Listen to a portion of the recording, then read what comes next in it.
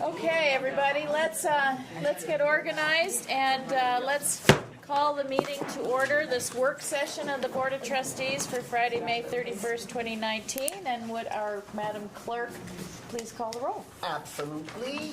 Trustee Calvert. Here. Trustee Caudill. Here. President Simon Holland. Here. Trustee Kelly. Here. Trustee Meadows. Here. Vice President Raymond. Here. And I am here. Our student is not expected to attend, and we have a quorum, Madam President. Thank you, Madam Clerk.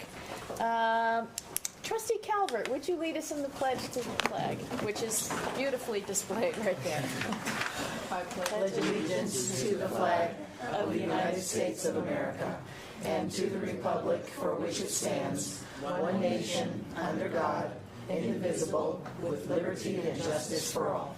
I called on you because of your great flag T-shirt you're wearing today. Okay. Do we have any public comment, JJ? No. Okay. I would like to make one comment of apology to everyone who received my request to go to Richard Clark's class at 7:30 next week.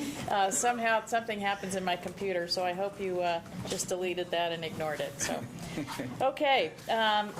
Do we have a motion to adopt the agenda? So moved. Thank you. Is there a second? Second. All right. Motion by Dr. Taylor, second by Trustee Calvert. Is there any further discussion? Hearing none, all those in favor, please signify by saying aye. Aye. Any opposed? Motion carries.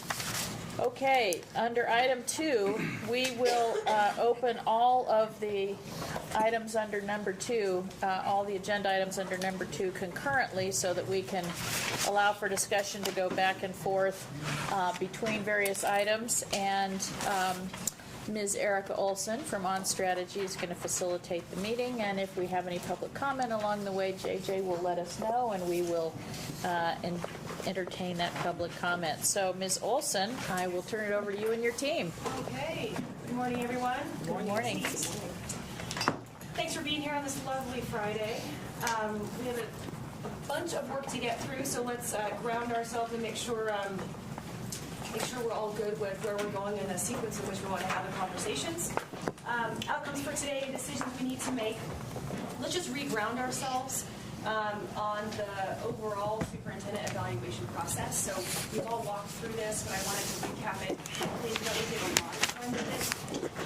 But, kind of impressed upon ourselves in this group that we have created a process that is intended to sustain and live as part of the standard in the organization, regardless of who's at this table.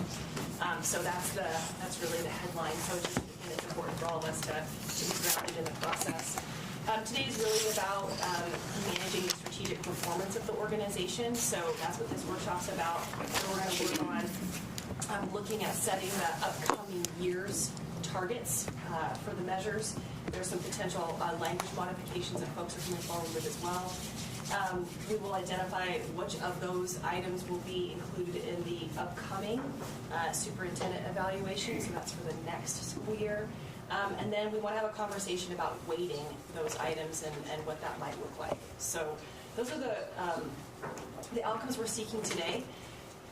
As a point of information, I'll just keep the decisions over here as well, and those basically say the same things. There are a couple of recommendations coming forward for modifications to the items that have impact on the current evaluation period. So let's together just make sure that we're really grounded in the majority of the time we're talking about the upcoming school year, 19-20, but there's a couple of questions about the current school year, 18-19. So I'll just ask for help from everybody on that, and just know we might be toggling back and forth on that just a little bit. So just as a heads up on that. A couple other things that are just worth noting, and I'm probably going to ask for David's help on a couple of these things because there's a lot of moving parts. But you'll notice a lot of times we're using fiscal year or SY, FY 18-19, and sometimes we just use a single year, in which case that year is the last year here. So when there's a single year used, it's the graduating class. So that helps us think about that. So when we use 2 years, we're referencing the last year. So these are simultaneous. These are the same references to years. So again, I'm just saying that because today is pretty heavy. It's a heavy data day. And there's a lot of different ways that we have the data in front of us, whether it's from an academic perspective or from a financial perspective, whatever it might possibly be. So just making sure we're really, really grounded in what we're looking at and what year we're talking about is pretty helpful. So, okay. A couple of other things just to kind of ground us. Let's make sure we're clear about what we have in front of us in our packet. So this is really the document we're going to be using and referencing and working through. Pretty much 80% of the day is going to be walking through this doc, pretty well line by line. Okay, so this is really your source material. There's a couple of times we'll be digging deeper into the data, so I'll have slides up on this, but that's what this is. This is a bigger look at the data. Thank you for the large print. Yes, for the team that did that. Dr. McNeil, you can help me with this too. We have this document. And we're not going to be returning to those because more is historical. Okay, so we can maybe put that off to the side. This document, we can put off to the side. This document replaces that, correct? So again, just to help ourselves out, some important things to look at. Which one goes to the side? This guy goes to the side. This one? Okay. Yeah. So if we kind of just want to set that off to the side, that would be a helpful idea. Digging further, we have a couple of charts like this, which are just proportionality data. These are relevant and correct, right? Correct. Okay, awesome. We're going through this for a reason. There's some additional memos with some modifications. We will talk about these as we go. We're going to keep those in our stack. And we have probably made it to the Superintendent Evaluation Handbook, which is what we're going to start with. And I don't have one of those. It's up on the bottom of the stack there. And this paper check to it. Yeah, I didn't have one of that. Thank you. And if you not have this document, Oh, there it is. This one. Okay, I got it. There we go. I got it. Yes. cool. Okay. Again, just a couple of points as you saw, kind of even as we're working through the data here. I have slides put together to help us visually walk through all of this. That will be our reference point. I'll use these to capture our decisions and our conversations today. I'll ask in a minute how we want to work through that information. But just as a kind of a side note, there's just an inordinate amount of information and data and work that's gone into where we are here today. That's why the whole team is here. So I would just ask for help and clarification if something isn't making sense. Let's take the time to make it make sense. That's why we're in a workshop format. It's open forum for us to be able to dig deeper and really get grounded. And there's probably a couple of times where we'll be moving through the data and we'll get a little bit lost. We'll come back around. So just acknowledge that and let that happen. And then, like I said, the team's here to help us understand the information and the data that we're looking at. So that's why they've taken the time. Which is great. A couple of discussion guidelines for today.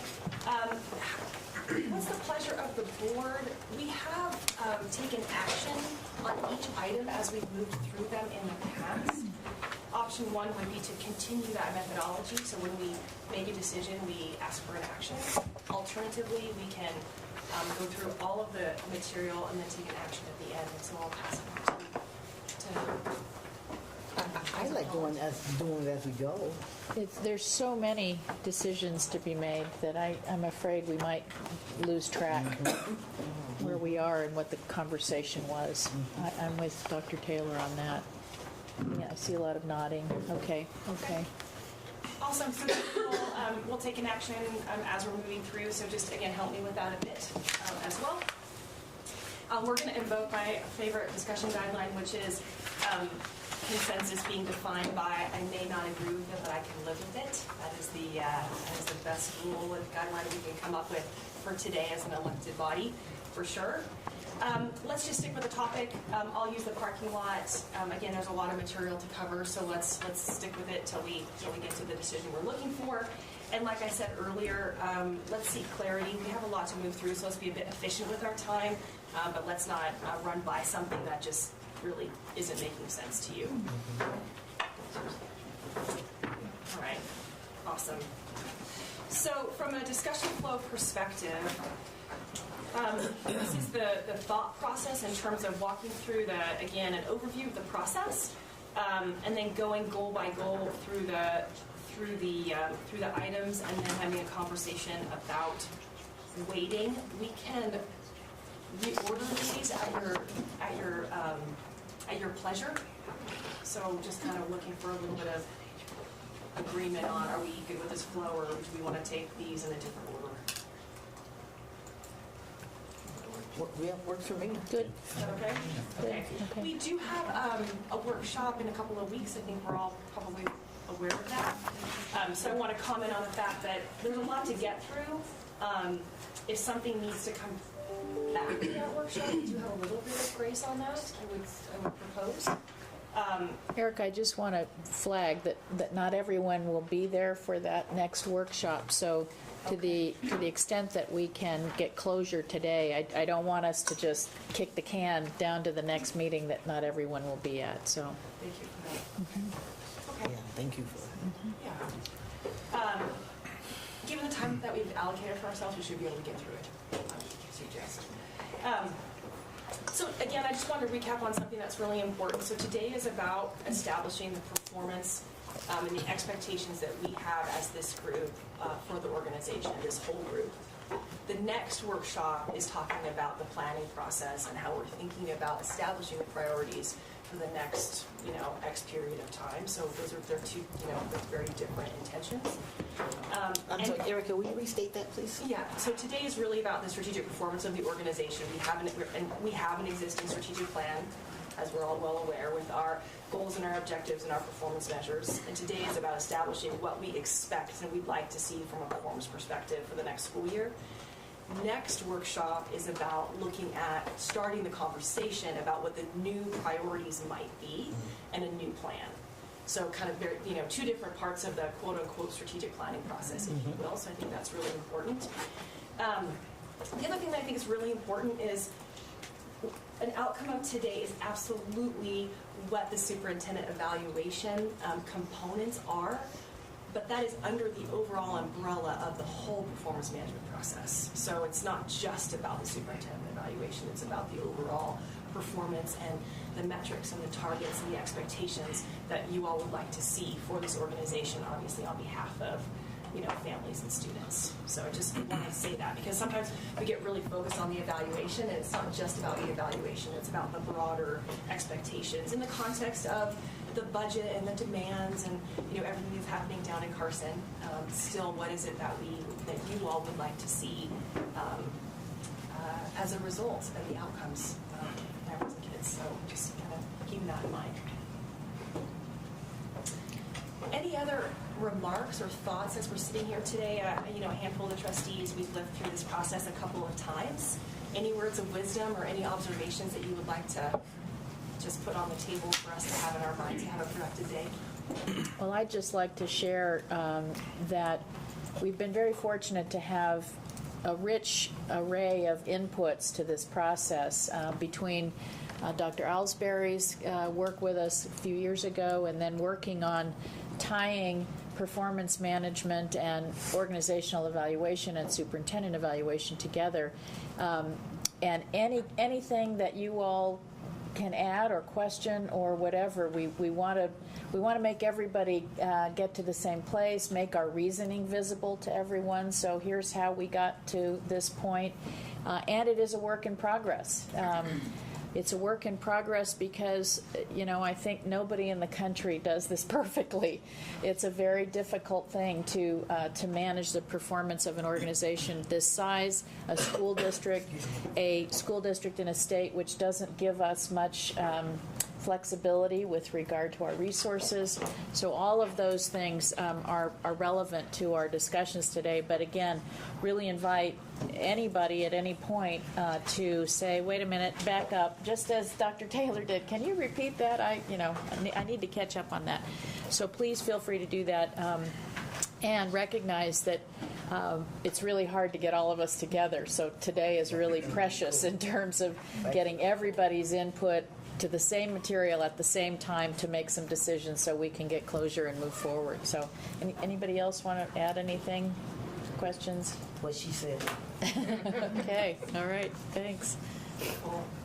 Yeah, just echoing that, it's, we've been working on this iteration of this process for a couple of years now, and obviously, we have the honor to be able to do this with a lot of organizations. It takes a long time to get to a place where we've got some consistency. And so we have some nice consistency. And even with that consistency, there's still some things to dial in and check in with and think about. So it's just really worth noting that, and it's a really cool place to be. So, all right, that doesn't mean it's not without a lot of detail, so off we go. Let's jump into it. Anything else to add? Tracy? Nope, I'm good. I will add that for any of you that have gone to any of the sessions at the national conference on strategic planning and organizational performance and superintendent evaluation, I have to say we are way ahead of most of the school districts that we hear from, light years ahead. So thanks to everybody who's helped make that possible. Okay, so let's just recap on our process for a minute. This is on page 2 of this document. We're just going to reference this doc for a quick second. This, again, we did an onboarding with the new trustees, but also for those of us that have helped, been through this process a couple of times. This is the guiding document for this process, for the evaluation component of the process. So it's important. I think the other thing that I really want to impress upon the group about this timeline is, again, this is intended to be agnostic of the players. So just to again reinforce that. The other thing that's important is this was co-created with the board as well as the executive team over the past couple of years. So that's how we got to this process. Erica, what is agnostic? Agnostic. I'm sorry, as I'm eating my oatmeal. Agnostic according to the players. What is that? I mean, Neutral. Whether it's myself or another person that is helping guide through this Or process, another whether trustee or another staff member. Yeah, no, I get it. I get it. Yeah. When I think of agnostic, I think from a religious standpoint. So Oh, I had to make that leap. I figured I wasn't the only one there, so I was going to put it out there. So. yeah, perfect. Thank you. All right. So step 1, and I'm just looking at the timeline, right? So step 1 is identifying which of the strategic goals and metrics will be, and the annual targets will be included in the upcoming evaluation period. That's exactly what we're doing today. So that's why we're here. Again, we're in our current school year of 18-19. Those targets and those metrics that are included in the evaluation process were identified last time this year. There are a couple questions, like I said, a couple points of clarification that we have, but for the most part, last year, this time, that process occurred. We're here for the next school year. Step 2 is reporting on our performance. Obviously, we did that in April. We'll have another one in July. August, July. Sorry, I'm just checking in on my dates right now. Thank you. And then the final report. What's that? So July, August-ish. Summer. We'll call it summer. Right? In between all the school openings and all the good stuff, right? And then the final performance report is in October. And again, that as we're going through those reporting points, that is for the school year 18-19. Within that process, and I'm going to skip the community survey for a second, there's an employee engagement survey that is conducted. The community survey, and we'll talk about this at the next workshop, given the upcoming strategic planning process, the suggestion is that is part of that discussion, and so we will not have community survey data for the 18-19 evaluation. We won't? For 18-19. We won't have any community survey before the evaluation that gets done in November, December of next year? That's currently well, let's talk about it. That's what's, it's not contemplated. So that would mean we didn't get one for the prior year, and then we wouldn't have one for this year. That's right. I was hoping that we would have that, and I was hoping that that would be the front end of our strategic planning process, would be gathering that community survey date. I don't know how other trustees feel about that. I agree. We need to hear from the community. The other challenge is that if we wait until the following year, we're going to be surveying during a presidential election cycle, and I would prefer that, anyway, what does everybody else? Keep talking. I'm just trying to think through how, what the timeline has been. When was our last one? It had to have been Just prior to 2 last year. years. Yeah, it wasn't last year, it was the year before. Yeah. It was, yeah, so to evaluate, right, that's correct. I don't remember what month we did it. It was, We did it, at the same time we did the staff survey, which was in August. Yeah. it was right before. Right before school. Right before the school year. One of the things I remember we did talk about was in terms of surveying, whether it's whether it's the community or the staff or the teachers. We did talk about doing that in the spring. To gather that and doing it, and I'm not saying any particular year, I don't remember that, but I do remember talking about when we do it, let's do it in the spring, like towards the end of the school year, as opposed to towards the beginning of the new year. And part of that was to gather the data for all that we can get out of it and utilize it and really separate it from a timing standpoint from the superintendent evaluation. In particular, because when it's done in that context, it could skew one way or the other. Right. And it really should be done overall. How are people feeling about the district and yada yada yada, as well as leadership and whatnot. I do remember having that. I remember having that conversation. But we missed it this year. Yeah, That was the problem. Yeah, I do We were remember supposed to having do that it this spring. So we should have done it this spring. Yeah. And I think that's what last year we didn't do it because we weren't. Yeah. And we had that in the context of the community survey. So part of the challenge has been, and I'm going to ask for some help on this, has just been the timing of that and the timing with the climate surveys, the budget surveys. We just had a hard time getting the cadence figured out. And so our current thinking at the next workshop is to come back with, here are all the surveys and here are all the times that these occur. Where does this all work? But I pass the mic. Yeah, I mean, I've worked to kind of do that already and gather, I think there's survey fatigue a little bit in the system, and we hear that. I think as far as you mentioned the strategic plan, so there is a community feedback process and surveys and all of that stuff, but we're not there yet. That's the next meeting, kind of, so.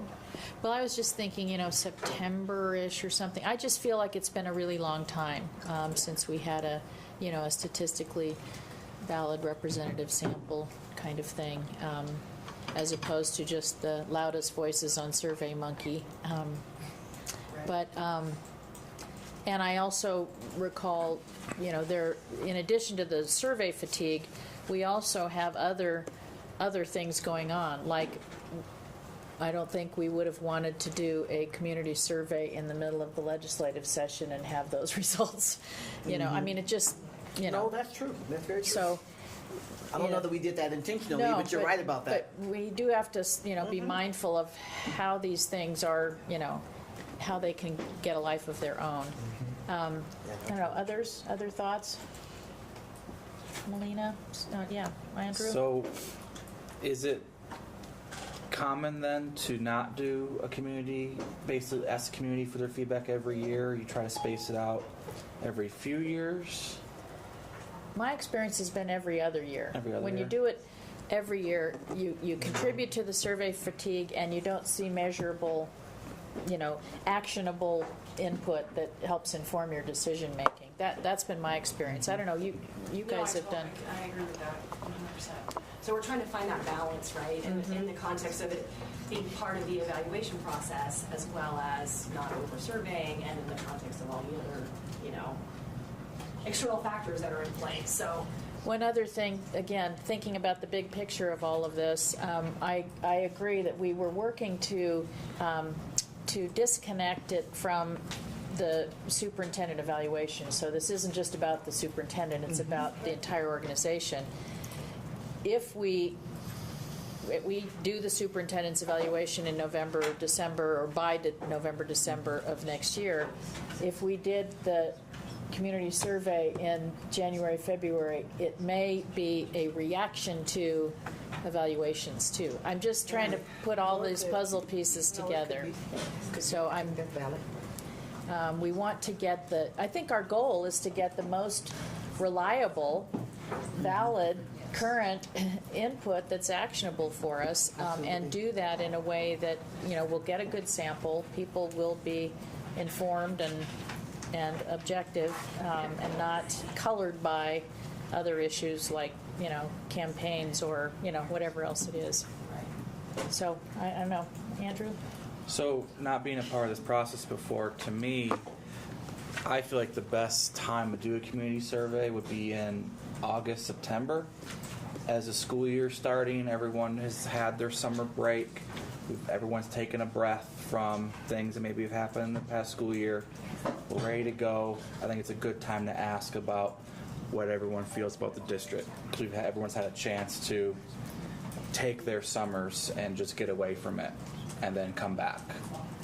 The flip side of that is that it's a really busy time for parents, and it's a really busy time for the staff. I don't know, Ellen, I'm sorry. I Well, interrupted you. I was thinking kind of different, that like right after school's out might keep things fresh in their minds. And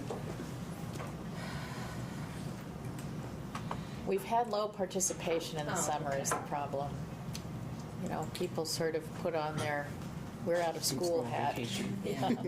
Yeah, Check the it out. vacation hat. The vacation I would just hat. add the climate Yes. surveys around September as well. So, again, So When we is could the climate survey? It's November? November for staff and students, and it's in the field Right now. for parents. Yes. And we don't do it. Which is When's the parent one? May.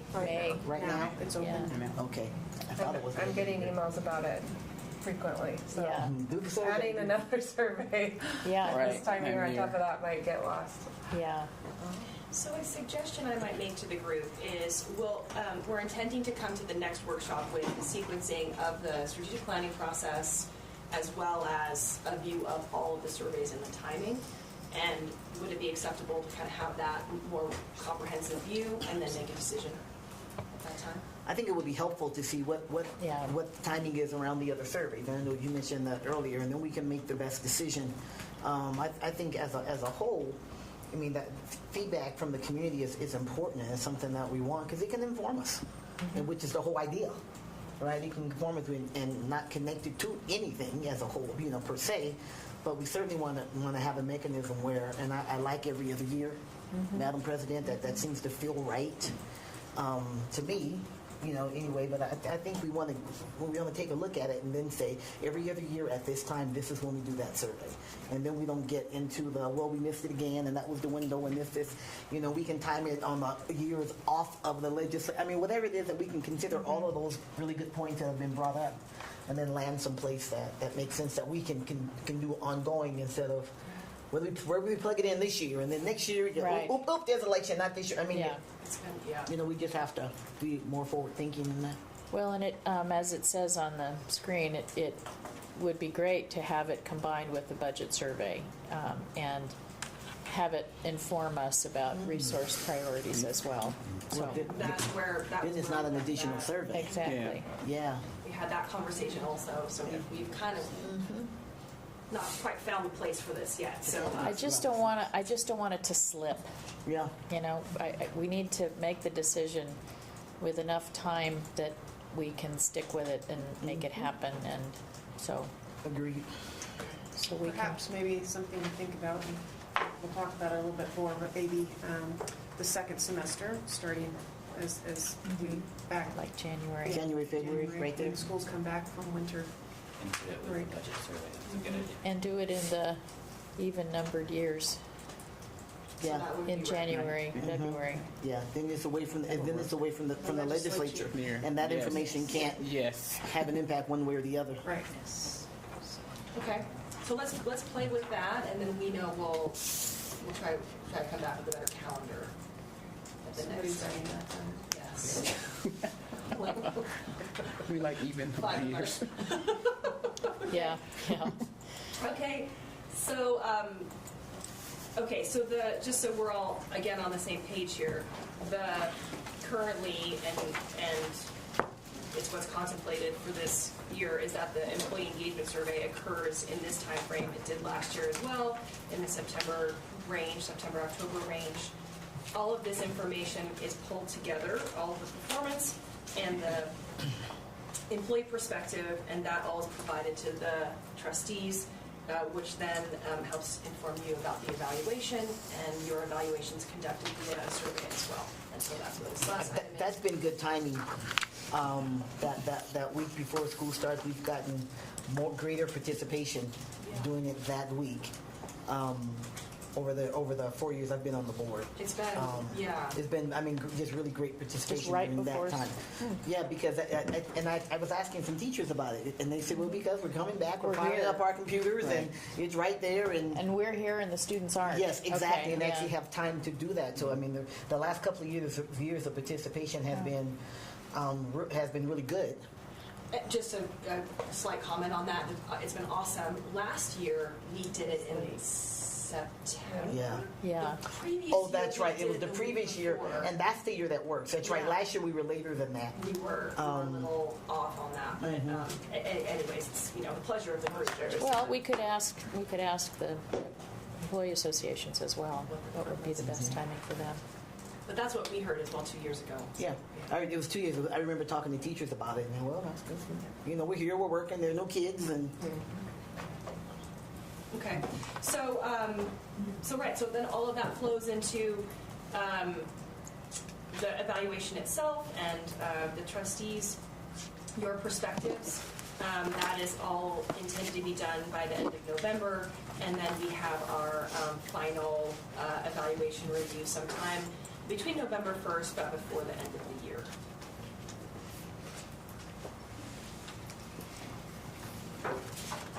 And that's in the contract, superintendent's contract, that it will be done before the end of the calendar year.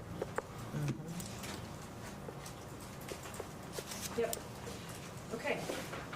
So that is the grounding on that. Any questions on process? Yeah, I do have one. Please. So going back to the budget survey, so we do the budget survey annually. So we're saying we're only going to add the organizational evaluation to the community every other year on even number years. So, but the budget survey remains intact every year. Okay. Sure. That's it. Thanks. And let's agree, just for a quick sec, that's a working thought, and we'll come back with a full kind of survey landscape and see if we still like that.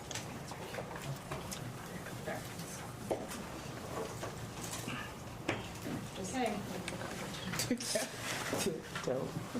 Did you get a hall pass for that, Matt? oh, and she's chewing gum too. Oh, detention.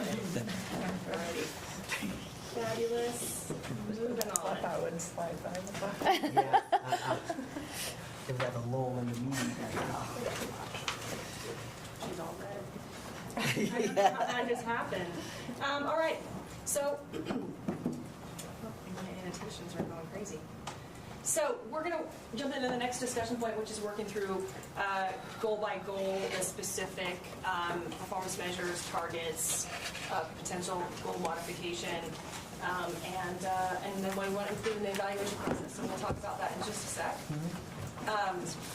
But before we do, I kind of wanted to just throw this question out to the group because just from where I sit, we're struggling a little bit with how do we continue to deliver results and live in this continual conversation around resources and challenges with not enough, frankly.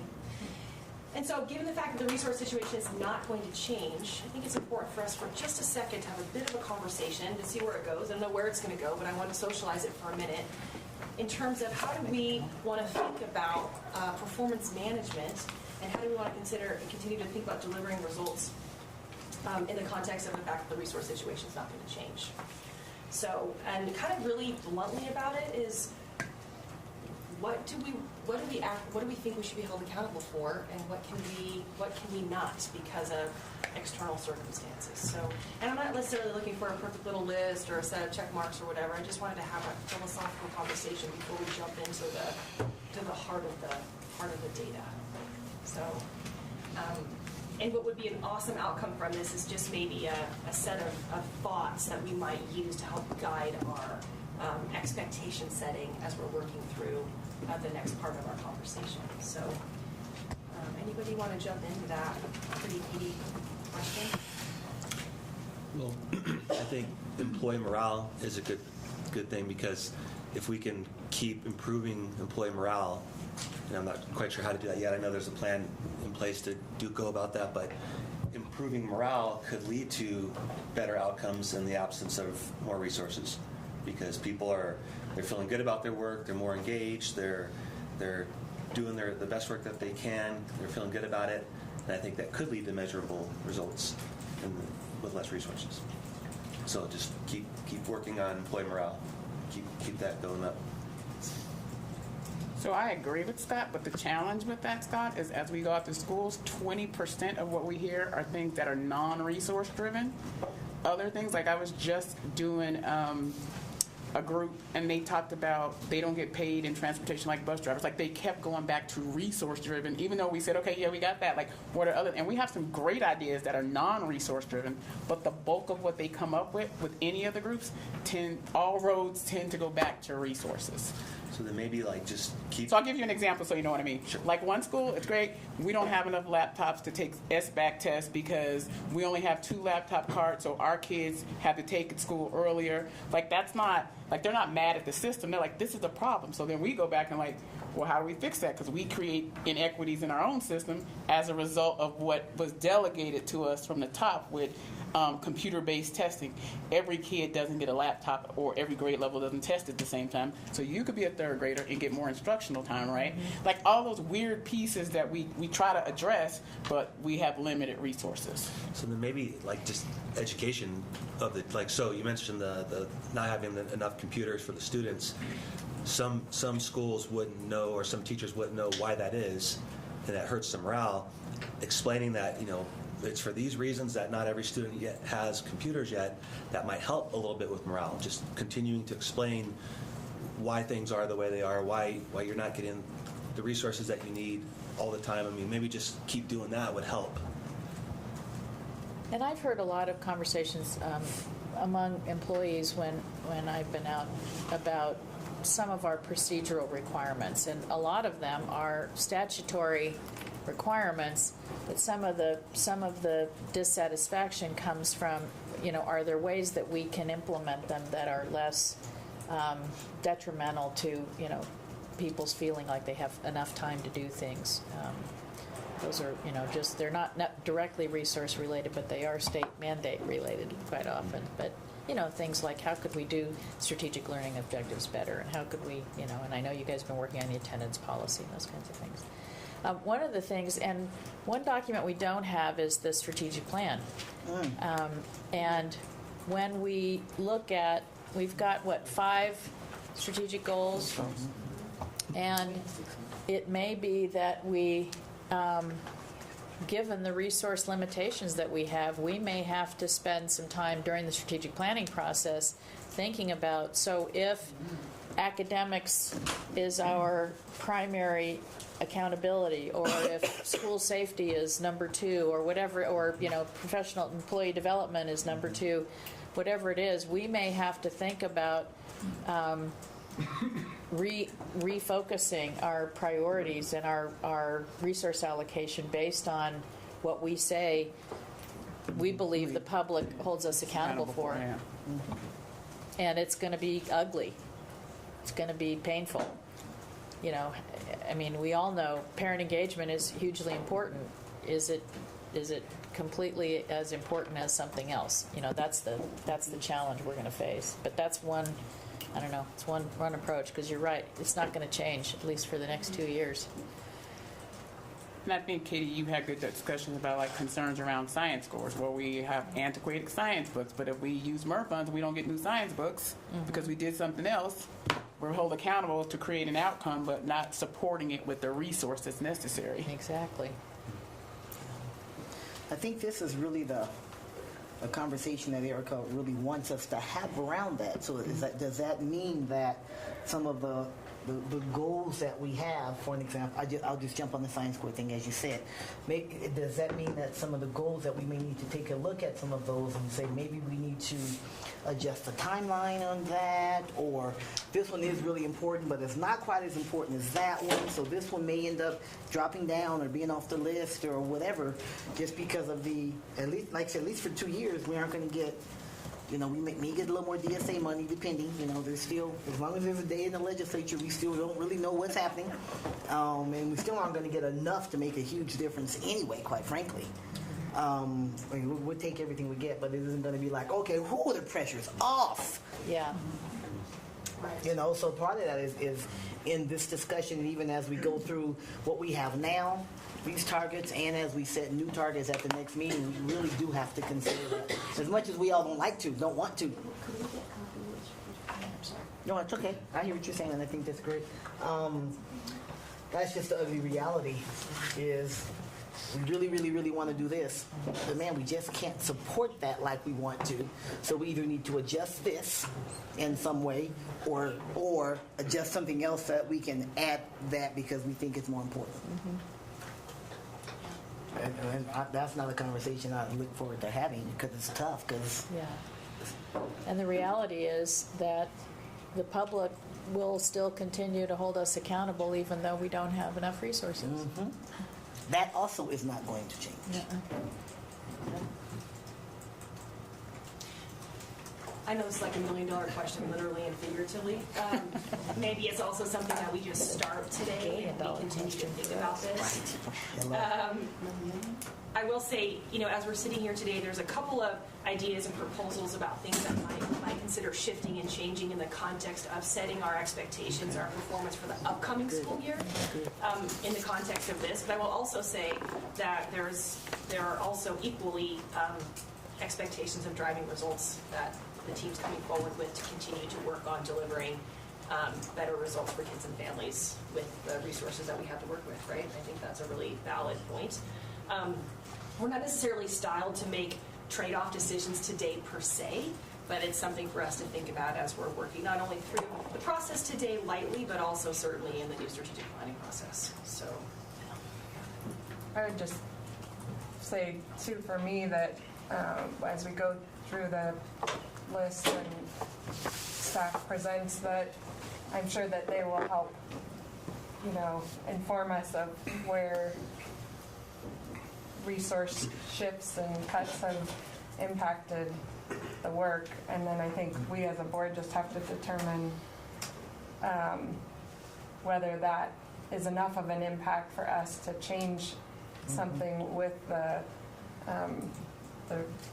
scorecard, or whether we just have to continue forward knowing that we don't have the resources, but that we're not willing to change the expectation, I guess, if it's important enough, or if it's, I mean, I think, and not to say that we're making all those decisions today, but just that we're thinking about them, I guess, as we're going along. That there's a lot to remember for me personally as I go through the list, and so the point of all this is, I guess, that if there can be little reminders as we're going along of when those resource impacts really feel more substantial, I guess.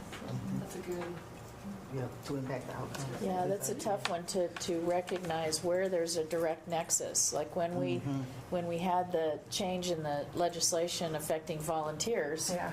we knew we got to change that target around volunteers. But some of these are so indirect, it's really, really tough to judge. Andrew? Yeah, I'm going to agree with what Trustee Kelly was saying. One thing that I've heard talking with staff is a big point of emphasis has been include us in the process. What decisions are being made, include us.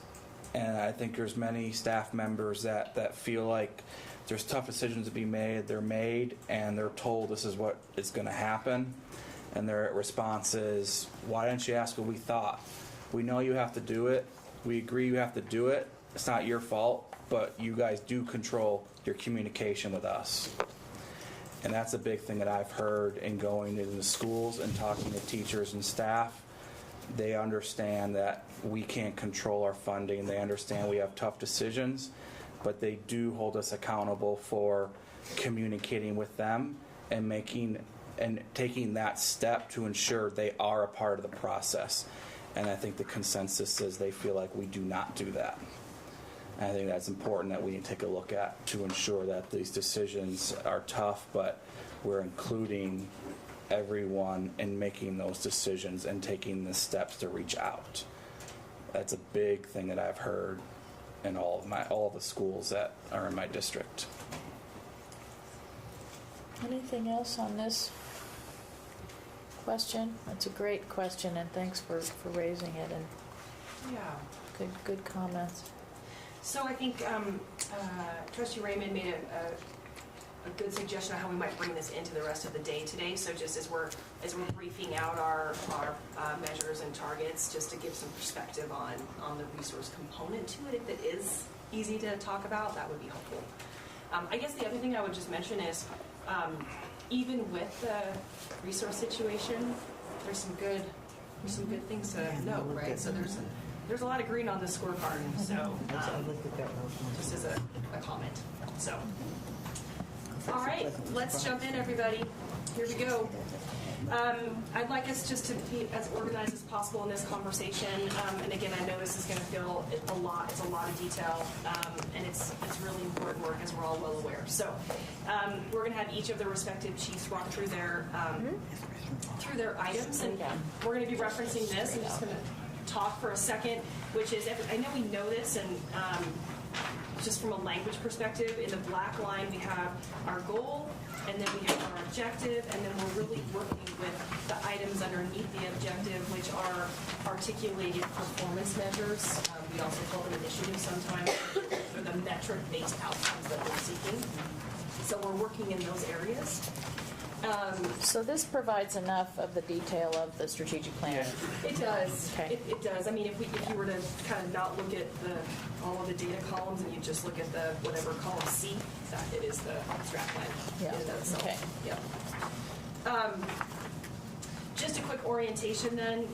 What I'd like to do is just to say, let's make sure that we're clear on the language. So just taking 111, for example, graduation rate's great, pretty obvious. If there's any language modification, let's call it out. And we're going to then talk about what our proposed target is, which is the far right-hand column for 1920. So the team's got recommendations on that. And then we'll determine whether it's something that the trustees would like included in the upcoming year superintendent evaluation. There's a couple, like I said, there's some suggestions of changes for this year. When we get there, we'll deal with it, but let's just kind of go through it in an orderly fashion. Okay? I'm going to document it up on the screen as well. And I think Ben was heading on up here to kick us off. When we go through the academic data, we are going to have a sister document. This is your sister document here, so just maybe have these side by side. I'd like to also just point out for a second,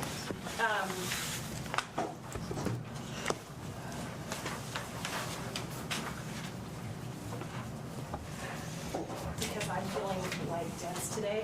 So when we're talking about target setting using this document, it's the far right-hand column, SY20, right? And the academic team has proposed stretch targets as well. We're really just approving the actual target. The stretch is the stretch. Okay, stretch is the stretch. The stretch is the stretch. All right. Super.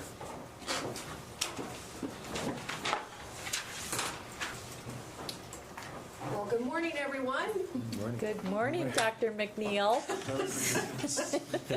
Yeah, we did that fire. Okay, so for the documents that would be very helpful for you to use, so this, put face down, because this one, back away from that document. This one actually, just for historical reference, this one had targets, and we had stretched them out to 2022. And remember, we're going to be looking at just for 2020 at this point in time. And we're going to be giving you recommendations for those targets within each one of our initiatives. So this would be a very helpful document to have in front of you, at least for the academic side. So we will start with our 111 initiative, which is kind of our North Star as far as our graduation rate.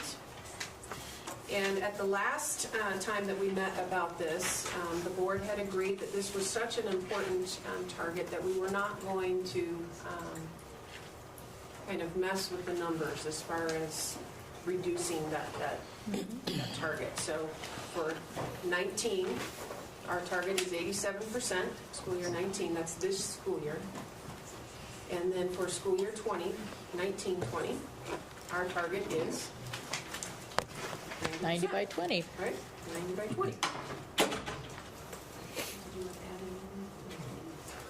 No, it speaks for itself.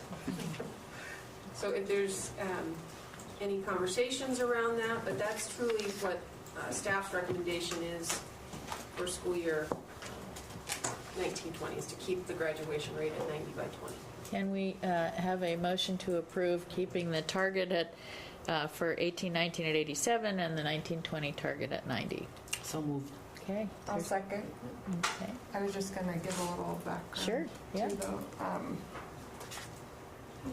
Kristen referred to, we decided to keep it, and that was, and it, for me, links to a presentation that Ben has given, and I'm not sure that the new trustees have seen, about the Everest and our graduation rates, and that we're at a little bit of a plateau. And so there was some conversation about kind of that 90 is going to be a challenge based on where we are right now, right?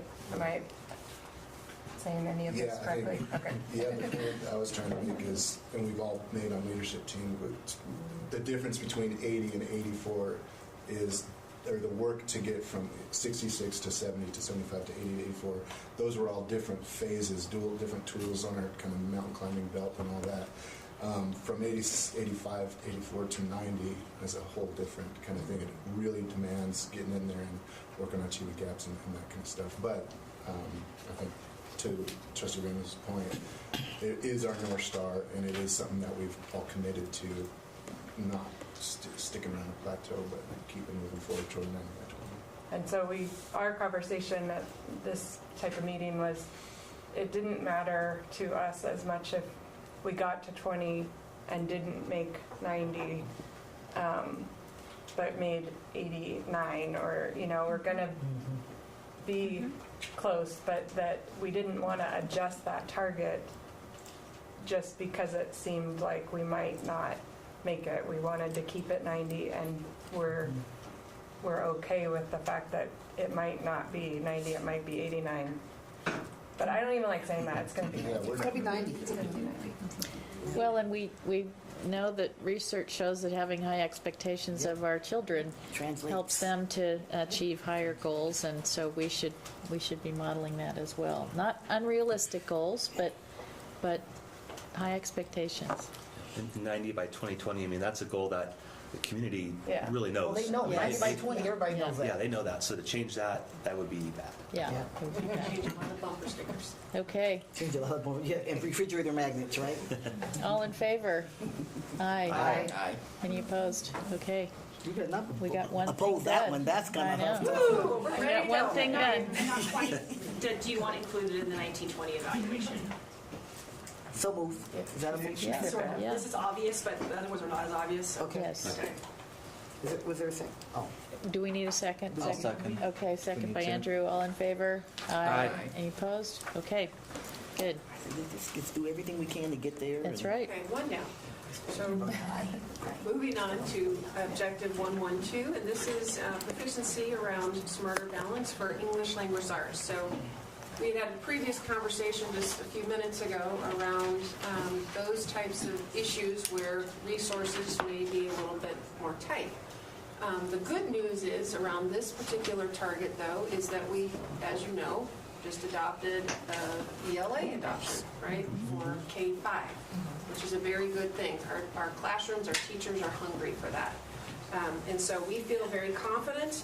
We understand, our teachers understand, our principals understand, we need to get this target increased, and we are feeling very comfortable right now setting a target at 49% for this school year. And moving into next school year, that target would be at 50%. Can I just clarify the language? We're not proposing a target for the school year, we're just completing. We're confirming, if you will. Yeah. Yes. Okay. Right. That's actually really important. Yeah. Okay, is there Do we need a motion for discussion? that? I think we do. Okay. So there's actually three actions. One is to confirm the 18-19 target. One is to confirm the 19-20 target, and then the third action is to determine whether that is in the superintendent evaluation metrics. Is that correct? Yes. Okay. Do we do those individually or all together? I think we can do it all together. Okay, so move. I move that we confirm ELA 1819 at 49%, and that we confirm 1920 at 50%, and that this metric remains a part or becomes a part of the superintendent evaluation for that year. Second. All right. Second by Vice President Raymond. Is there further discussion? Hearing none, all those in favor, please signify by saying aye. Aye. Any opposed? Motion carries. Great. 2. Woohoo! All right, we're moving. So for math, as you know, we do have an adoption that's been in the schools now for 2 years, and we're seeing the benefits of that adoption. Our teachers are starting to see the actual benefits, and we feel confident in having a target for this school year of 42%, and going into next year, 43%. It says 45. And, yes, so I'm going to get to that. Okay. So if you look at your scorecard, that 45 is not correct. So it was an error on our part. Oh, And that has There's a lot of moving. and that had been set a while back ago. So it Ah. should be 42 for this year, and then you just move across, and that one is correct for a 1920 target of 43. Okay. Do we have an 1819 stretch? A stretch is 43, Okay. and the stretch for 20 going into next year would be 44. Yeah, we don't have that column here. You do not have a stretch Oh, on column this one. on your, Make sure to look at this. on your scorecard, but you do have the stretch on your gray and the blue. Yep, got it.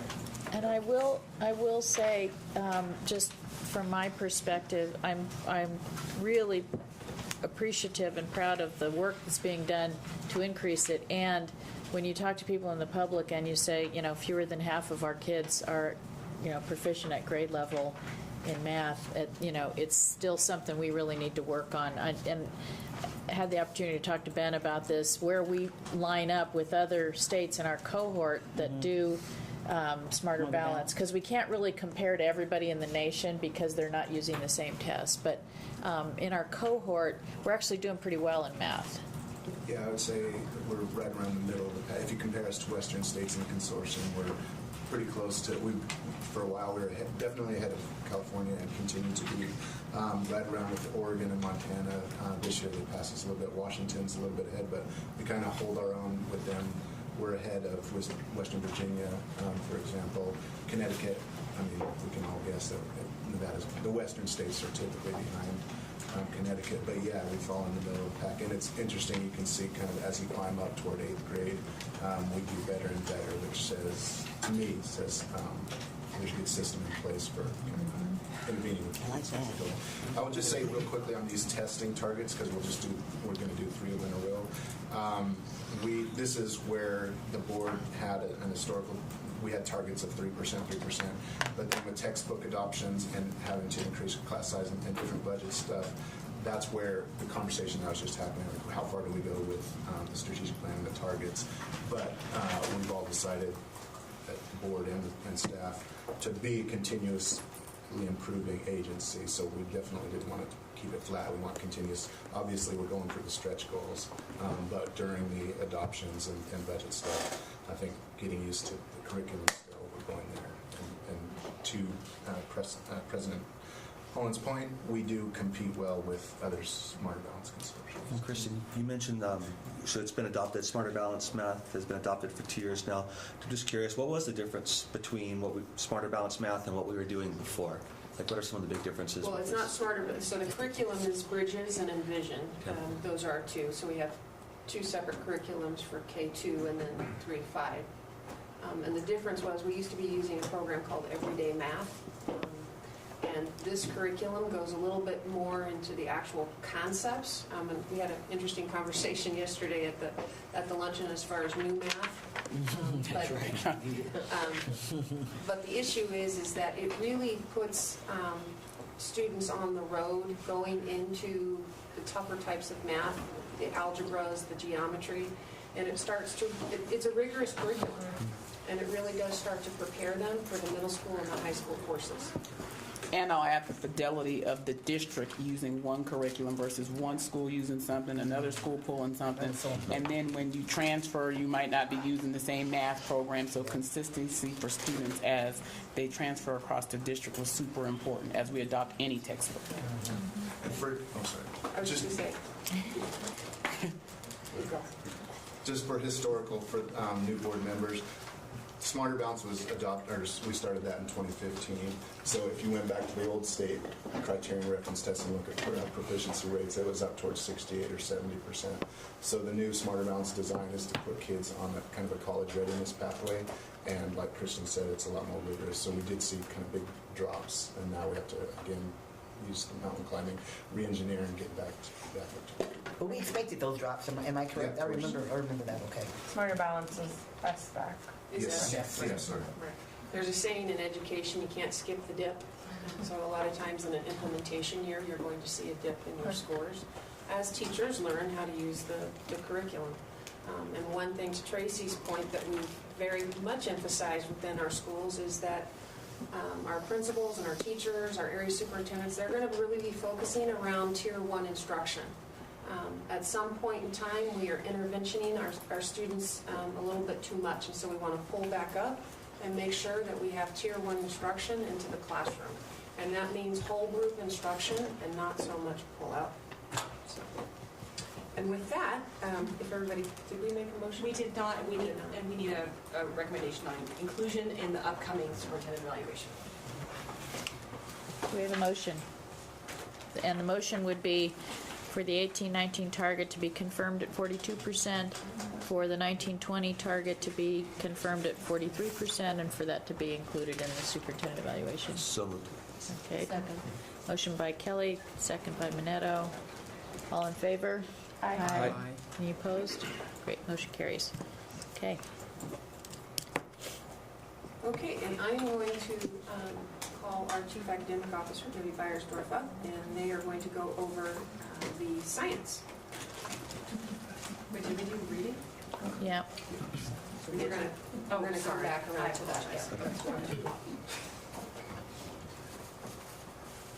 So as Debbie gets up here, we're going, as Kristen said, we're going into science. And just a reminder, science is only tested in 5th and 8th grade in Nevada. So that's why we selected out 5th and 8th. So what we do is combine 5th and 8th scores, and that's how you see the targets. And again, like the last one, the goal is 1 percentage point increase and a stretch of 2. Good morning, everyone. Good morning. Hi, Debbie. Good morning, Superintendent Davis. And I appreciated the comments, I should say, a little earlier in your meeting about science and our materials being 23, 24 years old now. And perhaps you might remember me talking to you in the past as well about the close partnership we have with Northwest Regional Professional Development Program and the science support that they give us with the Next Generation Science Standards, NGSS, that were recently released by Nevada Department of Education. One thing I wanted to point out as well, that even though the materials are old, our teachers work and our principals work really hard to find supplementary materials that are standards-based. And we have to do that because we can't be teaching out of those old textbooks now. And then also, I wanted to also let you know, I think I've mentioned this in the past as well, that at the beginning of this year, we implemented a required instructional minutes document for our elementary schools on how much time would be allotted through the day and then through the week as well for science instruction, mathematics instruction, ELA instruction, and social studies instruction.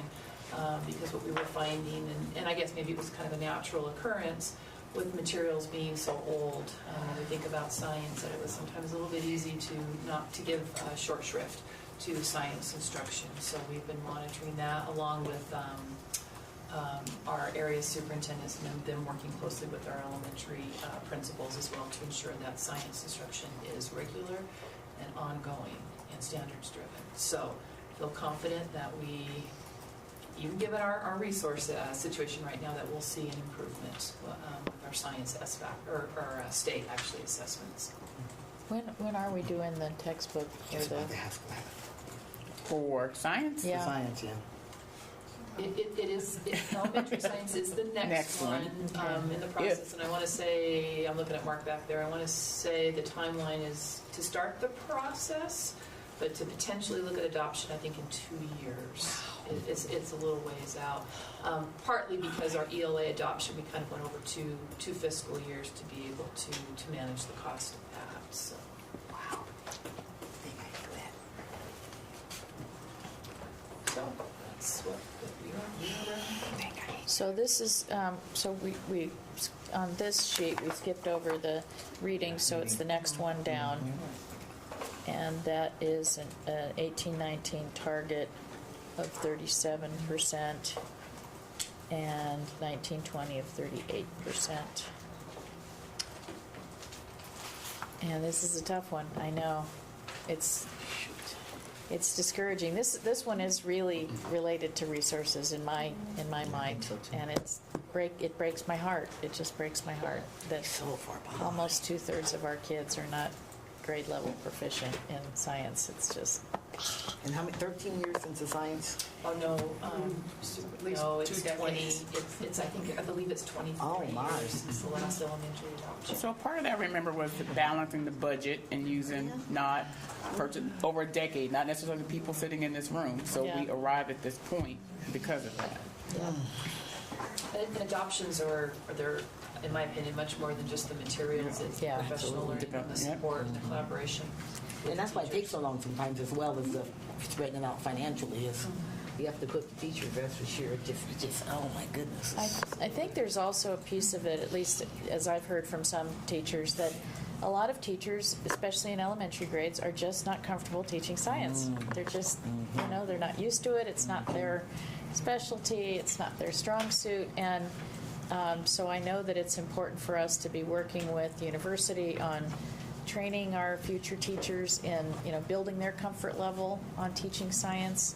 It's not only up to us, but a lot of professional development that needs to take place. And I know the Northwest, whatever the regional, I know they do a great job, and the FOSS kits and all of that, but I know everybody's just not comfortable with teaching science, and we've got to get them more comfortable with it.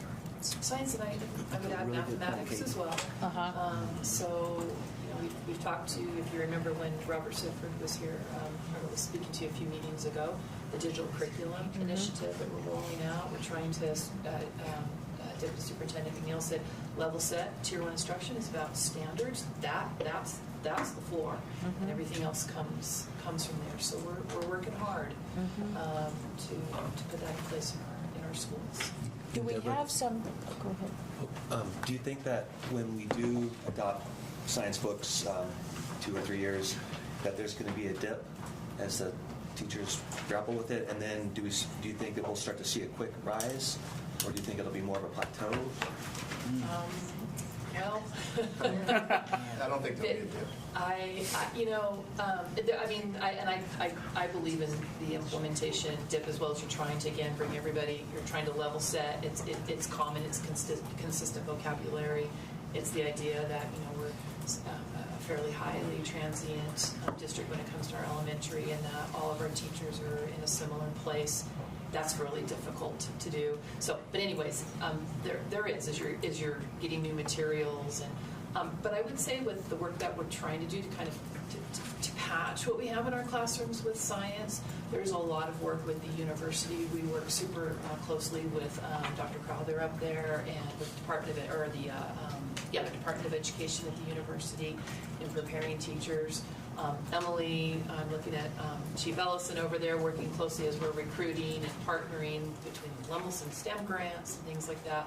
There's a lot of moving parts to support our teachers around science instruction. So absolutely would hope there would not be a dip or even a plateau, that we would just take off. And science is so hands-on, and kids get so excited about it. Our partnership with Tesla and robotics, there's a lot of work going on. So I would hope not, Trustee Kelly, that there would be a dip or even a plateau. And I think if you combine it with reading, we all know it's a science test, but it is a reading test too, because you got to be able to read to take the science test, right? So as we see increased achievements in reading comprehension, if they understand those concepts, I think kids are better able to take the test, because as hands-on as the projects start to obtain knowledge, you take the test, it's a reading test.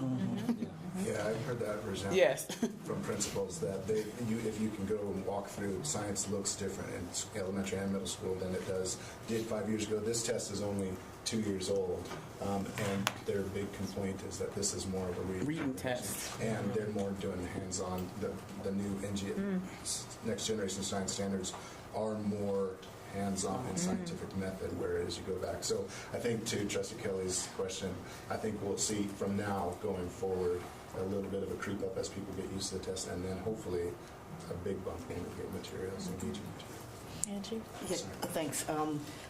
Any information, Ben, on how we compare with other SBAC states?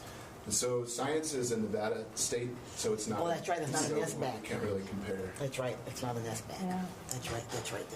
Is this a place where we can actively recruit businesses that have a scientific basis to, have folks come into the classroom and talk to kids, and, because we have laboratories, we have all kinds of scientific industries here. Especially with the tech. And maybe it's something that the Washoe K-12 Foundation or Ed Alliance could help us with. Right, and a lot of the businesses that were represented at the luncheon yesterday. Yes, that's what made me think of it, actively yeah. Involved, throughout our entire system. But really make it a focus. Right. Yeah, absolutely. And as new businesses are coming into the community, and that they're reaching out. There was a meeting not too long ago with the new drone company, Flirty. And they had done a presentation, an assembly at, I want to say it was Westergaard Elementary School. Peavine. They were showing, was Peavine? They were showing The us kids using all invited the at Peavine. kids, and yeah, so there's a lot of hooks for kids into science, and we're working hard to find as many of those hooks and then to get them into Great. schools. And then also too, our CTE department. It's not just high school, it's not just middle school. We heard yesterday, it's elementary as well, and getting kids to think about, not just about careers and that for when they leave us after graduation, but bringing those businesses into our elementary schools as well. Great, okay. Do we have a motion on that one? Again, target of 37% for 18-19 and 19-20 of 38%, and to include in the evaluation. Okay, motion by Dr. Taylor. Second? Second by Trustee Minetto. Any other discussion? Hearing none. All those in favor, please signify by saying aye. Aye. Any opposed? Motion carries. Okay, man, halfway through one page. Flying. Only an hour and 20 minutes. Eek. Well, you know, Yeah. even faster than we have. Yeah, let's get it. Where do we want to go next, everybody? We skipped one, we're going to come back to it, right? Okay.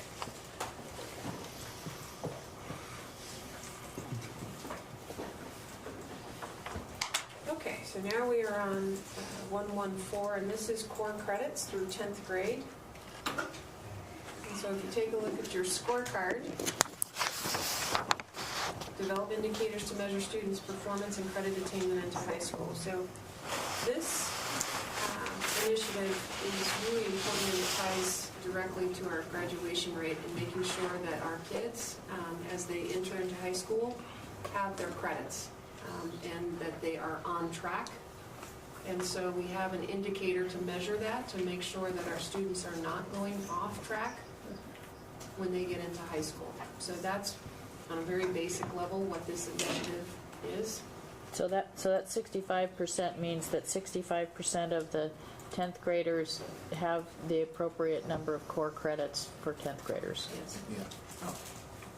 It would And this seem is like a it would be lot. higher than that when we get an 85%, 84% graduation rate. But some schools let kids take classes out because they have band, AP, they try to do so many things that they can't take the core credits. Like Oh, they might take gotcha. them their junior year so they can, Gotcha. so it becomes kind of, These are core. Then at the end of the year, you have Yeah. all these core classes to take so you can graduate. Yeah, okay. I mean, end of your career. Just a suggestion, you might just tweak a couple of the verbs at the beginning of that, because the metrics, you've developed indicators.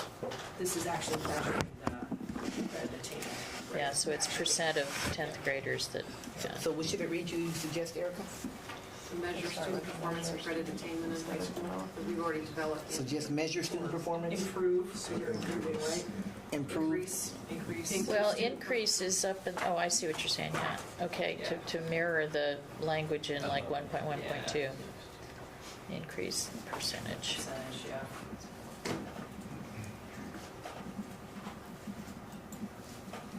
In 10th, in core credit attainment, correct? Yeah. Okay. So your proposed target for 1920 is 65, and then in school year 2020, 67 for the target. So you'll notice that this one is a little bit different than the last three, is that we have a 2% gain. Instead of a 1%. So what do you think ideal would be? I mean, if we were amazing and optimal, given that kids can't necessarily get their schedule to align with their elective interest. I mean, ideally, 100%. Yeah, I was gonna say. So this is yeah. what this is kind of a best predictor of an honors advanced diploma or a college career ready diploma.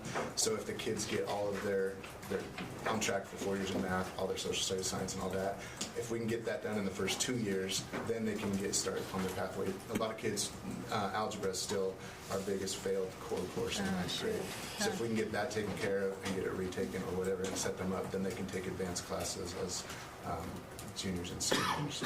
So yeah, ideally that would match up with our graduation rate, and our graduation rate would be kind of mostly CCR, but there's still noise in there around scheduling and different Okay. And it has to do also, is the number of courses that a high school would be able to carry, and that goes Yeah. back to a resource allocation I was issue going to as well. say, yeah, because didn't we eliminate math specialists? And algebra is our biggest problem, and we cut the math specialists. Bummer. Andrew. Oh, sorry, Andrew, yep. What might be helpful to answer President Simon Holland's question is the measure is core credit attainment, and how many students are not attaining the core credits because they aren't passing, versus they just are taking a different schedule. If we're taking a different schedule, that's different, but the students just aren't passing, and we correct that, we'll have a better idea of where a good target is. You don't want to penalize students that want to take band, but if students aren't passing math, that's why they're not attaining. So there's a difference, and that could be helpful for the district to know where is a good place to land. as far as for remediation Or as far as, what the target should be, because you're going up 2 every year, it seems like, but at some point, you're going to go above what's going to be feasible, because we are going to have students that are going to take band, and so it's probably never going to be 100. So, you see what I'm saying? Yeah, and this may be one, again, kind of going back in and looking at if we revise the strategic plan going forward out of 2020, then that may be something that we want to take a look at, kind of on the inverse is what I'm hearing you say from that. Yeah, because they may take band, but the students in that cohort may have let's say, for example, a 92% graduation rate. So they're getting it done, but they may not fit this metric. But the students that aren't passing the classes obviously aren't on track then to graduate. They're more at risk of not graduating than the student who decides to take band. That's the approach we take in the early warning system. So I think what you're saying is decrease the number of course failures in core classes the first 2 years. To be that's what we do for the early warning system. We could change it. I still like this one because it implies kind of that opened up space in junior and senior year. And to be really honest, most of this is due. There's 90% of this is due to course failures and not taking band. So the counselors are really good about setting up a pathway for kids. So we can change it to course failures, and that would kind of be more online with it.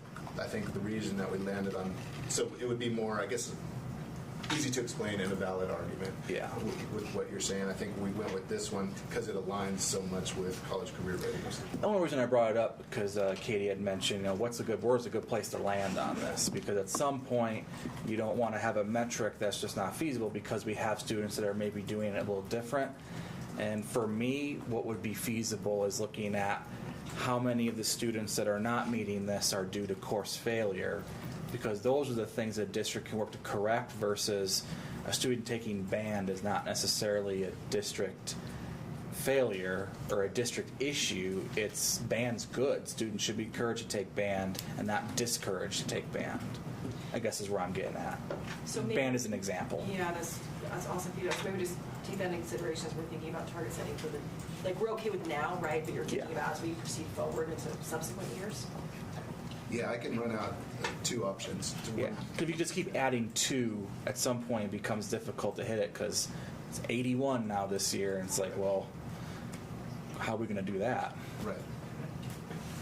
And it's something, I think when this particular metric was developed, it was really around making sure that our kids have the credits as they come into their junior and senior years, and that they're not falling further and further behind. Absolutely. And our principals and our schools have worked really hard over the last couple of years to be more proactive on that stance so that they're not behind and that we have kids that are 6 or 7 credits deficient, and now we're trying to catch them up. It's harder to graduate. You have to take all these credits in your senior year. Right. And I think that the measure is a good one. What we're talking about is maybe different strategies of moving that needle. Yes, the dial. So, do we have any other discussion on that or a motion to accept that at 65% for 18-19? 67% for 19-20, and include that in the evaluation. And then also change the wording so it says increase And change the wording. credits. Yep. Yep. So moved. Okay. Motion by Trustee Kelly, second by Trustee Cottle. Is there further discussion? Hearing none, all those in favor, signify by saying aye. Aye. Any opposed? Motion carries. This is That's what it sounded like. And just by way of reference, obviously these are the most important. They're all really important. There's a lot to talk about with the academic numbers, but we probably need to move a little faster. A little bit, yeah. You can just be direct with us. It's okay. That's easy to Cool. We're having so much fun. Okay, so we're going to move back up onto the gray and blue sheet, and we're going to take a look right now where on your score sheet it has 3rd grade reading SBAC rates, where you see C. And staff is recommending that we move this metric into the metric of 1-2-1 under achievement gaps, because that's really where we should be measuring our 3rd grade reading. So strategic plan-wise, the ELA and the math take care of SBAC as a whole. And then the reason we had landed on, and this seems like it's a record-keeping issue that it was bounced up here, because originally it was proposed as an achievement gap measure. If we can eliminate achievement gaps by third grade, then the rest of the pathway becomes that much easier to keep the achievement gaps lower. So at the strategic plan, if you look at the document itself, I know we don't have it in front of us, but it was always ELA and math and science as 1.1.2 goals, and then the achievement third grade reading came up originally in the achievement gap goals. So that, again, if the rationale, if we can eliminate the achievement gap, at least narrow it by third grade, then the rest of the pathway becomes that much easier. What grade is the ELA measure referencing? The ELA measure combines 3rd through 8th, as does math, and science is 3rd and 5th, and then again, 3rd grade reading would be one of the achievement gap measures in 1-2-1. So can I just ask a question? If we move that, the way that we've been measuring a 1-2-1 is by movement on the subpopulation, so we would not be keeping these targets, or you just say move it and keep the targets? No, I'm saying we would remove the overall target and go to the achievement gap. So on the subpopulations. Yes. Exactly. Yep. Okay. So more than 50% of the subpops. Okay. So we would take the third grade reading SBAC. We take that one, C. We would put this is what staff's proposing. We would include it as a D. Under 1.2.1. Under 1.2.1? Exactly. So we wouldn't lose the measure. We measure it in the context of what it is that we're really trying to do is close the gap. Yes. But their scores would still be included in ELA. Right. In B. Yeah. And so their scores are still included, their reading scores. Yeah, in A and B. Yes. So it's really kind of repetitive. It's redundant kind of in a way where it is now. Yes. Okay. I just had to talk through it a little bit. Good. I'm good with that. I'm just wondering if is that something where we would have to do some sort of communications campaign to let teachers know we're making this change, or is this something that because we're just putting it in a different spot in our objectives that we don't have to do anything like that? Does this require a rollout of some sort to let people know? Okay. And I think we have read by grade 3. I think there's an importance on getting kids to read at grade level in third grade across the state, so they already know that. And then we have a campaign in the Friday Minute to talk about strategic initiatives where we are as a group and how we put that information out in the universe now. And third grade reading takes extra weight in the performance framework, the STAR system. So that's teachers are already aligned. they're very much aware of where that sits. Okay. So, if I'm hearing you right, when you move it, what's currently under 1.21 ABC, how we have the yellow box that talks about the overall, and then the C appendix, that would be a similar setup? Yes. Okay. So our motion is not establishing any targets right now, it's just approving the move, or, because you need to look at the subgroups to get the target? Yeah, so I would recommend moving, a motion to move it. And then when you include it in 1-2-1, then it already, that sets the new target. I think what Angie said is that is the target already, is the 50% up top. So if you move it in that, then that's how it'll be measured. Okay. I see. So it's really just a location issue. Yes. It just didn't make sense to have it in two places when it's already being measured. There. Under A. In the ELA. And seems to fit better under 1.2.1. So I move, is it ready? Yes, ready for that? Madam President, I move that we take 1.1.1C. 1.2. I mean, 1.1. no. She's right. Let me make my motion. We're going to take 1.1.1C. 1.2C. Oh, I'm sorry, 1.1. Okay, you're right. All right, I stand corrected. All right. It's the fifth egg I'm on. It's kind Punch of me cloudy. again. I know. I smell it. I know, sorry. Sorry. No, I'm kidding you. You know. I'm sure you smell it, though. I'm sorry. No. All right, so 1.1.2C, right, and move it to 1.2.1D. so that it becomes a part of the achievement gap measure With the corresponding targets. with the corresponding targets. Second. Okay. We have a motion by Dr. Taylor, second by Vice President Raymond. Is there any other discussion? Everybody understand what we're doing? Okay, hearing none. Oh, Sorry, I Erica. just want to clarify that for the current superintendent evaluation, 18-19, that would change the target. That changes the target from what's proposed here to a new target. I just want to be clear about that. And we also need to decide if it's in the next evaluation, so however you want to handle that. Good point. Okay. Would you like to? Yes, I have a friendly. I'm sorry. Go ahead. I'll have a friendly. I'll make it friendly. I guess amend my own stuff. It can be unfriendly. It can be unfriendly. You can be mad at yourself. All right. I would like to amend my motion, if it's okay with the seconder, to include it in that way in the 2018-19 evaluation, as well as and it becomes a part of the 19-20 superintendent evaluation. Okay. I accept that. Okay. That was friendly. Thank you. It was very friendly. It was actually quite gracious. It was beyond It was friendly. beyond friendly? Yeah. Okay. All those in favor, please signify by saying aye. Aye. Any opposed? Motion carries. I don't need that. Okay. Gracious amendment. Will you walk? You're going to walk us through what you want. We are going to walk you through what you want. Sorry about Will you just tell us on how this works? Populations, that would be awesome. Of course I can. Folks might want to look at that.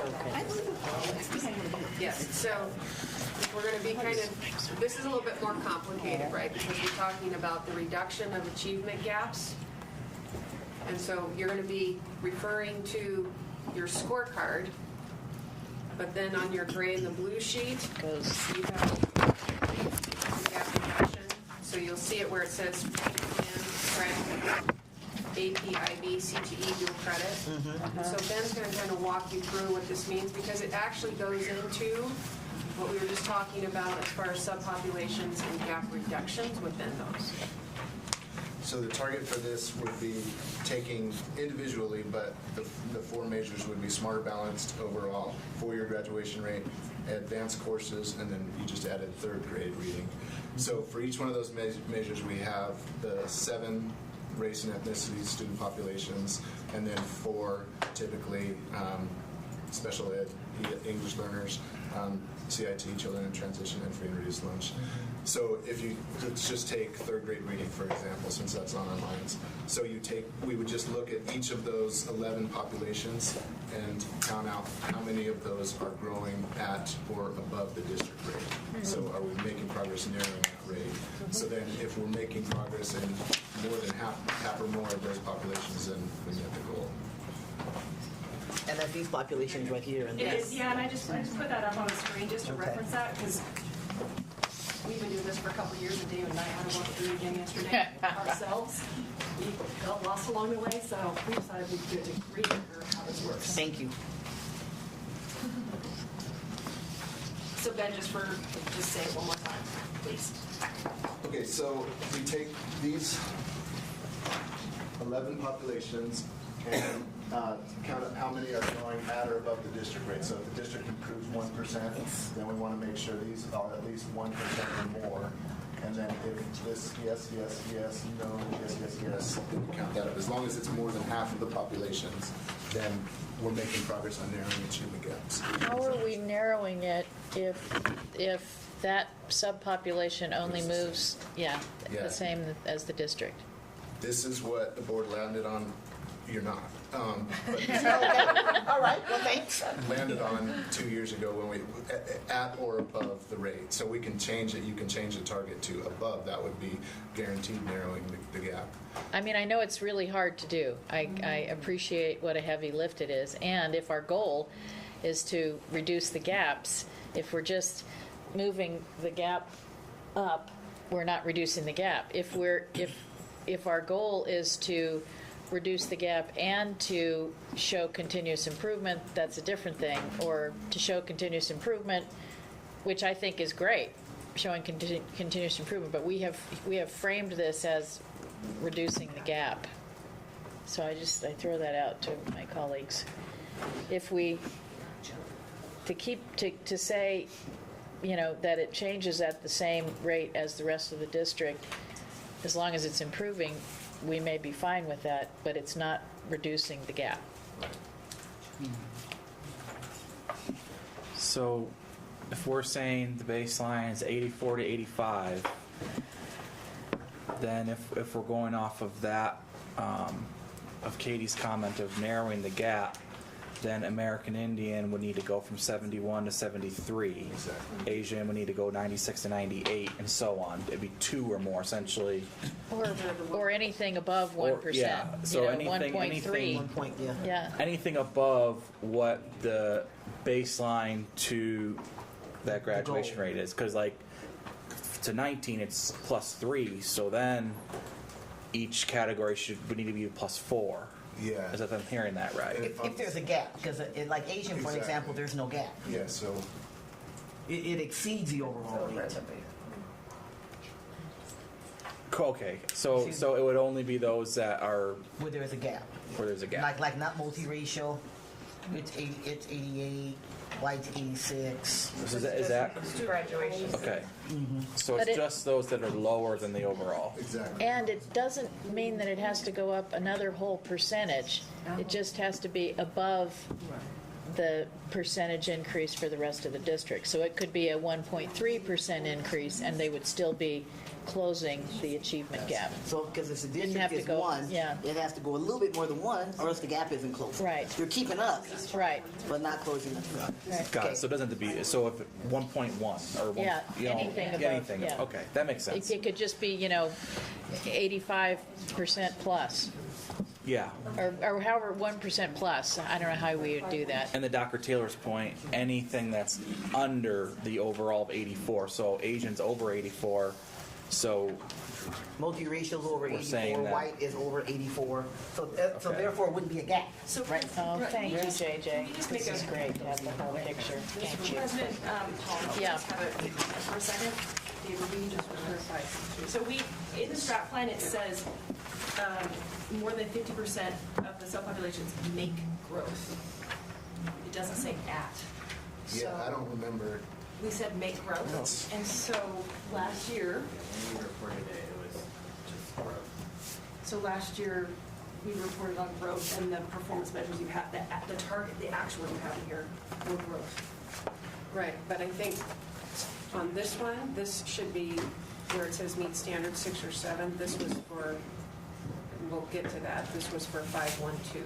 So let's Let's just work on this. we have it adopted for 18-19, which is to make growth. To make growth. So maybe our discussion point is, do we want to keep that for 19-20, or do we want to actually Like you said, reduce the gap. Yeah, the achievement gap.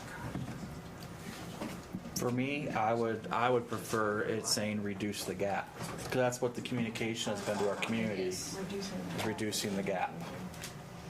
Because If the overall graduation rate goes up by 2%, here's my gap, and and I'm doing this. is here. And if you don't go around, which is you've kept up. That's 87 and 87. Makes sense. That's where I am. Yeah. That's the way I feel.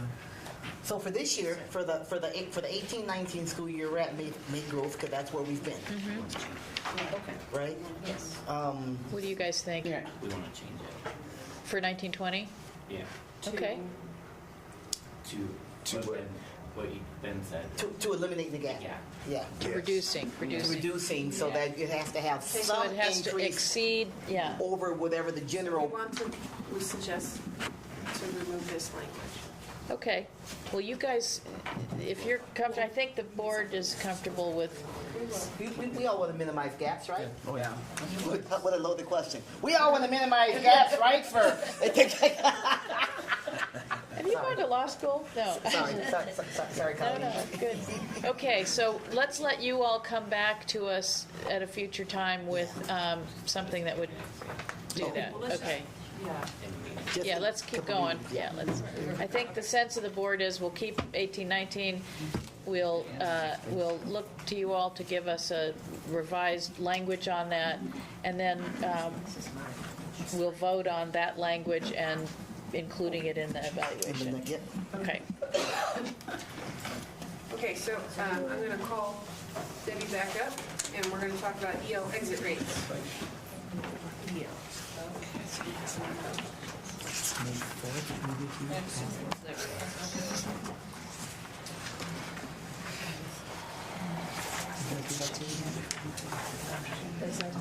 The Wi-Fi? Yeah, it just keeps bouncing.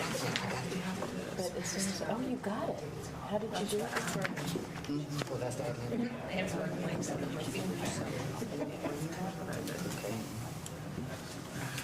I was going to say, I got what I got to do is forget the network. And then I can. We are back on track. Okay. Where are we going, everybody? So we are going to go to 122. I'm assuming that if people need to take a break, they're just going to go. Because, yeah, okay. We know how you run these boot camps. Well, you know what'll happen if we. No, I'm messing with you, right? Yeah, exactly. Okay. So I go to So that. this particular metric, Forget. or objective 1.2.2, measures how many students we exit from EL services. It's measured by a cohort at the end of 6th grade. So it's any student that is identified as EL, K through 6th grade, and for any given year, how many of those students we exited from services. Okay? So we have, this has been a target that back in the 17-18 school year, we set a target of 61% of those students being exited. We set a target of 56%. We came in at 61, which was a 5% increase that particular year. We saw, so based on that, we set ourselves a target of 63%. Am I saying this correctly? I think we're saying this correctly, right? With a stretch target of 64%. And for next school year, our recommendation is to set a 2% growth target with a stretch of 66%. So it would be 65. So it would be.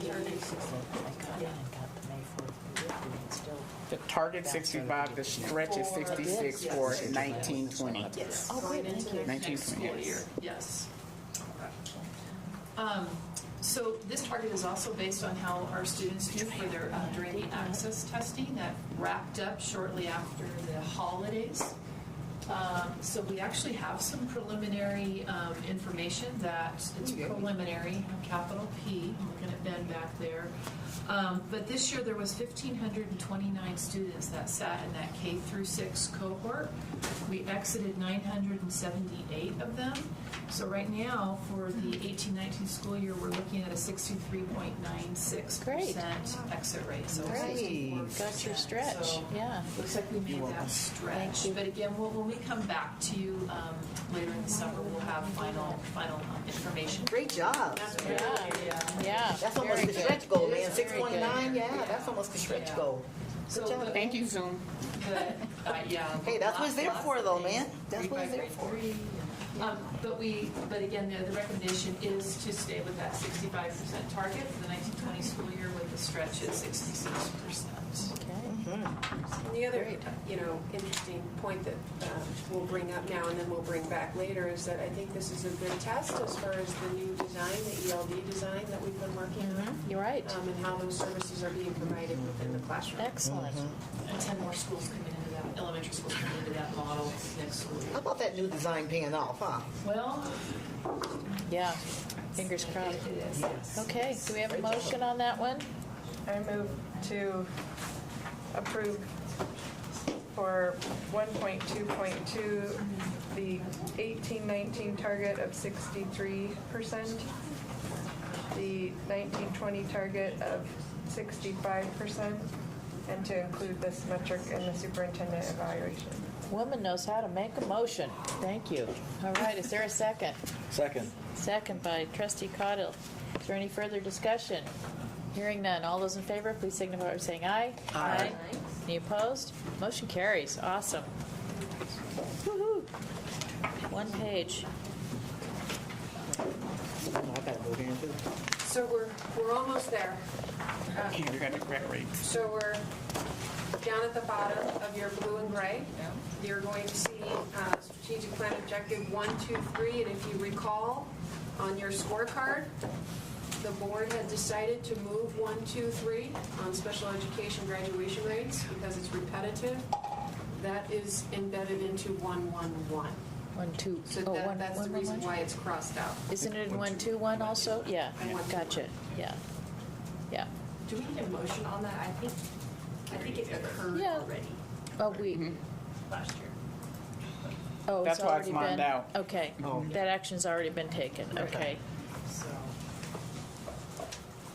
Okay, so Dr. Green is off the hook for that one. so before we move on, can we go back to 1, 2, 1, please? If we must. Yes. No, I don't know. I'm kidding you. Oh, yeah. I gotta stop being kidding around today. No, it's no, you don't. It's gonna be a long day. David has a language. Hold on 1 second. Let me go there. All right. Okay.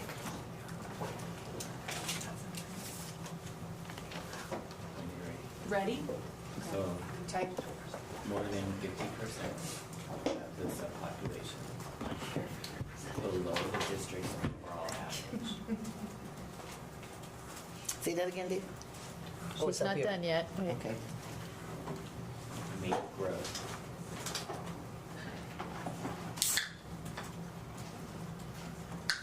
above the district's average growth rate.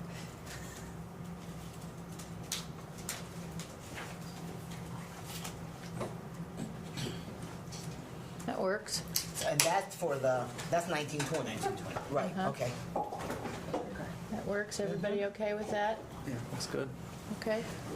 Good. Thank you. All right. We need a motion to that effect. So again, we're confirming 1819. We are replacing the language for 1920 and including it in the superintendent's evaluation. So moved. All right. Is there a second? Second by Trustee Minetto. Is there further discussion? Hearing none. All those in favor, please signify by saying aye. Aye. Any opposed? Motion carries. Thank you for getting that done so quickly. And that is for all 4, there are actually 4 measures there. Right. A through D. Yep. Okay. So I'm sorry, can I get who made the motion? Right, Taylor. And the second? Minetto. Thank you. So it was a Taynetto. It was a Tinetto motion. It was a Tinetto. Tinetto. Doctor. Dr. Tinetto motion. How about that?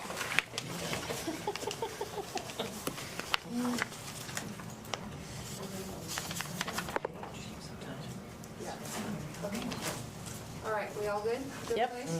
All right, so we're moving to 151, the INCHE remediation rates. That system of higher education. Our favorite.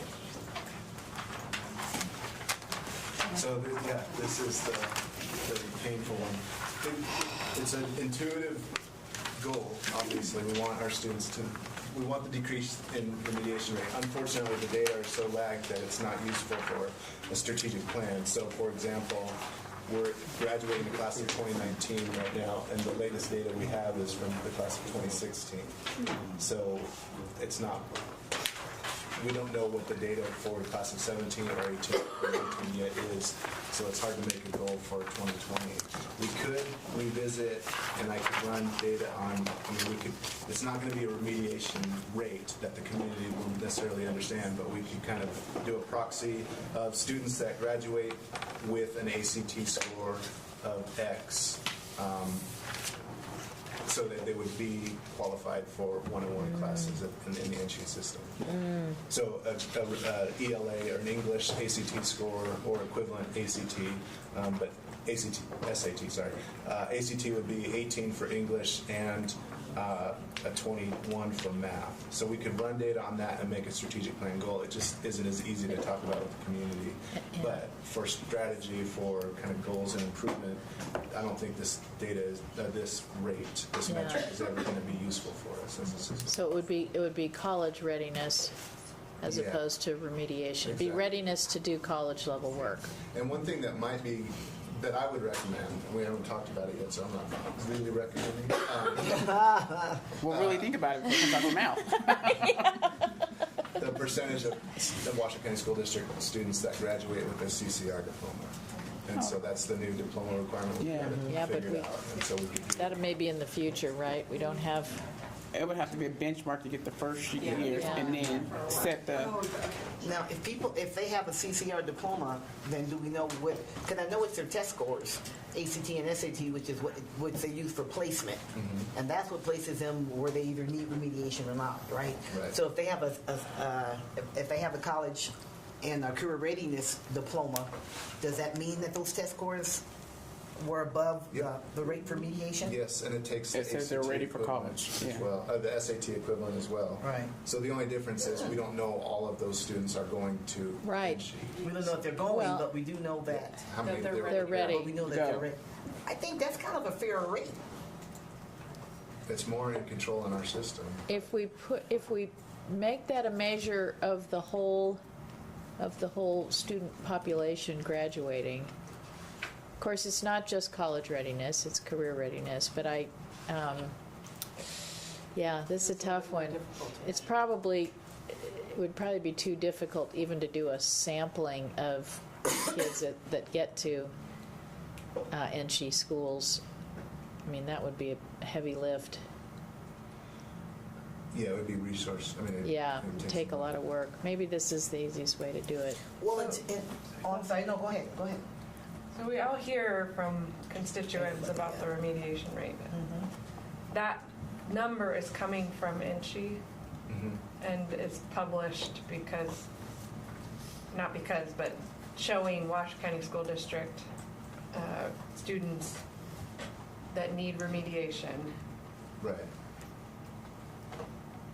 So do we feel confident that this diploma will help change that remediation number, or they just really aren't going to ever? I mean, I'm okay changing it if it helps, if we think that really is going to help get the remediation rate down. Yes, for sure it would, because it takes into account the test scores. So what we would be able to say with that, and there is, we can separate college-ready endorsement from career-ready endorsement if the board wanted to, so we could just go purely college. But what we would say to the community is this percentage of our graduates were ready to walk into college and not have to take Without remedial remediation. classes. See, and the part about it, a part of it that I think, one is I think it may be a truer reflection of the percentage of our grads that are ready. It doesn't say, whether they go, right? Or even whether they go to another institution, which isn't really, you begin with the end in mind. And our end is, at the end of the day, the reason why I believe this number gets so much attention is because we want our kids to leave here ready without having to go to remediation, no matter where they go to school, quite frankly. That's the end in mind. Not how many kids go to NSHE, and that's kind of reflective of it, but some of those kids are going to go out of state to college and do this and do that and so on. They may need remediation, they may not need remediation, but we're only counting the NSHE kids. That's not really the end in mind. Our objective is for our kids to leave here and be able to go into a college campus and not have to waste time and money taking remedial courses. Yeah, no matter where they go. Regardless of where they go. I think that's what we're concerned about. And we know more and more, we were at TMCC's graduation and our climate survey data, more and more kids are taking a gap year, and those kids would never show up in the remediation. Yeah. One way or the other. Yeah. So, No, so I guess we're probably kind of saying that we want to be able to say to our community, constituents not with it, but just to our community, man, our kids are doing a better job, our teachers are doing a better job, probably better stated, in helping to prepare our kids for those that, to be able to walk into a college classroom wherever and not need remediation. Yeah, and it'll align a lot better with Portrait of a Graduate. And that's something we can actually measure. Yeah. And it speaks to Ben's earlier point, exactly what resources, that's something that's within our control. Right. We were talking about the budget the other day, parts that are out of our control. Having the CCR as a metric is actually within our control. But it's not necessarily just grade related. It is objective test related. Yes. Because that's the other thing we get from people, well, you guys can Grade control the inflation. grade, yeah, Grade inflation. graduation. Yeah. But one thing I did want to mention, to Melina's point, that if NSHE is saying, gee, only, Yeah, we're still- 30% of the kids that come out of the Washington County School District are ready, and we're saying, oh no, 47% are ready because they, did this. Yeah. Yeah. Andrew? So I'm leaning towards Dr. Taylor's point of looking towards this new degree or this new diploma for two reasons. One, as you stated, NSHE is not really current in their data, so we're still missing 17, 18 actuals. And as we saw at TMCC's graduation, how many schools were listed when they announced where our students going before they even got to UNLV, UNR, or any other school. We heard Alaska, we heard Northwestern, if you're going Northwestern, chances are you're not going to remediate, and so you're not getting captured. And the district should get due credit for preparing that student to go to Northwestern. And so anything that we could do to capture the whole, I think that's what we should do. Because it is the true number. And Northwestern may have a different cutoff for remediation than TMCC does, But we have done our job to put a graduate out there that's ready to do college level work. Got to get a pretty good score to get to Northwestern. Exactly. One would think, right? Yeah. And if we're looking at this, the university is, it's tier one, it's a research one institution, so it's not like, you're going down the, Yeah. Angie's College in a garage. Yeah. Which we'll be taking and won't. No, I'm kidding. So we can feel good about that. Yeah. That's a good standard that we can feel proud of. So that's something we could consider. You guys can give us a little more research on that and look at it for 1920. I just think it's more reflective of the entire class and what we really want to see. Are we preparing our kids to walk into a college classroom?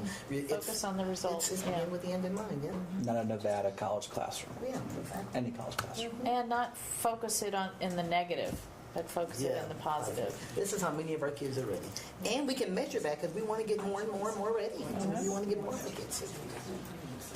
Yeah, it's sort of like measuring attendance versus absences. Right. You want to focus on the positive Right. behavior. Measure the positive behavior. Right, exactly. You get Okay. for perfect attendance, not for perfect in absences or whatever. Okay. So we'll keep going on that. Okay.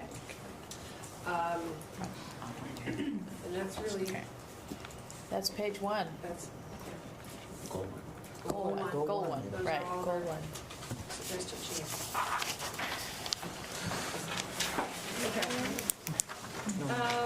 Let's, So, we need okay. to go back to 131. Right? So Wait a minute. we're done with this page. It's the strat plan, we're still at the top of page 2.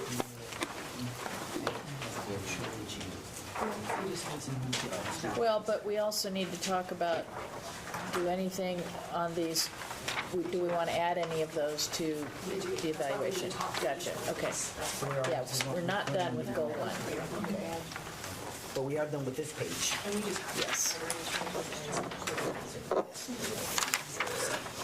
Okay, so that's right. So again, some of these are very quick. We're back to 131. The conversation here is, are there any changes the team is proposing? No. In this particular example, there was the target that we proposed, and is it included in the upcoming evaluation? Yes or no? Same drill. So whoever would like to walk us through 131, that'd be awesome.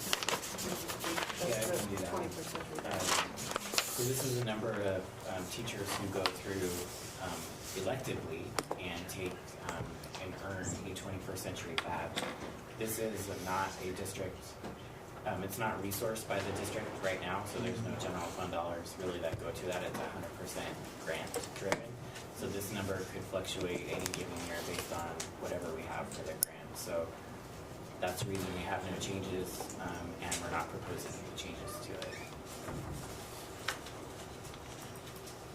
And we're we're not proposing that it be added as an evaluation metric. That's what the That's up to little the S. N's and Y's are. Actually, just to be clear, the furthest left-hand column N is last year. The next column over is this year. There is not a column for the upcoming year. Right, but you're proposing that we still not. We stay with the end. Right. Yeah, sure. Do we need a motion? Yeah, I would take a motion to confirm staff's recommendation. Madam President, I move that we confirm staff's recommendation to for objective 1.3.1 that it is not reflected, is not become a part of the 1920 superintendent evaluation. And that the targets are affirmed. Oh, and the targets are absolutely affirmed. Okay, thank you. Is there a second? Second by Trustee Caudill. Absolutely. Motion by Dr. Taylor, second by Trustee Caudill. Is there any other discussion? Hearing none, all those in favor, proceed by saying aye. Aye. All opposed? All right, that one carries. What time do you want that one time?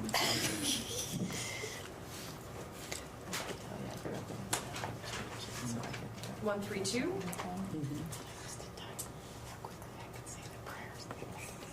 Are you doing that one, David? Yeah. It's actually really helpful for the context. Put them next to each other. I know, I'm sorry. I was talking about growing up. I'm sorry, wait for the kids. Yeah. What happened here? The VP? I know, I don't know how I got in the middle I'm gonna here. have to get in the middle of you guys and just like in the back seat of the car. Oh, that's right. Okay. So this is of those who took the one above, then how many of those are implementing? So of those who took the 21st century badge and completed the course, then how many of those teachers are implementing the 21st century practices? That's purely subjective because it's grant-funded staff, really, and area superintendents, sort of. But when they do classroom walkthroughs and curriculum and instruction, when they do it together, it's part of the walkthrough checklist. So it's an observational practice. But if we're not going to have that be part of the evaluation, we should, if the actual number of teachers isn't part of the evaluation, this shouldn't be either. Depending on grant funding. And it looks like that maybe our targets are too low if we achieved 37%, but as you say, it's can fluctuate wildly based on Who's observing and when they're observing. Right. And what day it is, maybe this day I'm not using them. Yeah. maybe it's not a good, I don't know. It's not a From a good teacher perspective. in my opinion, but I mean, I think when we look to It's not what redo this in the future. Okay. back to Well, would you guys recommend that we take it out for 1920? I would, I mean, for me, it's not an effective measure of 21st century what Yeah. we're doing in the classroom. And so I think, you know, as we look to the next iteration of the strategic plan, we'll have better goals. And it's more of an internal measure in academics rather than a strategic plan It doesn't really measure. tell the story of what's actually. Yeah. Right. Yeah, we do want to know the story in that, but this doesn't get us there. No. So would we entertain a motion to remove this as a strategic plan? That's 1.3.2. Remove 1.3.2 as a strategic plan metric for 1920. Is that the recommendation? Okay. That's a motion. Is there a motion to that effect? Scott's nodding. Yeah, I'll make that motion. Motion by Trustee Kelly. Is there a second? Second by Dr. Taylor. Is there any other discussion on that? Hearing none, all's in favor, signify by saying aye.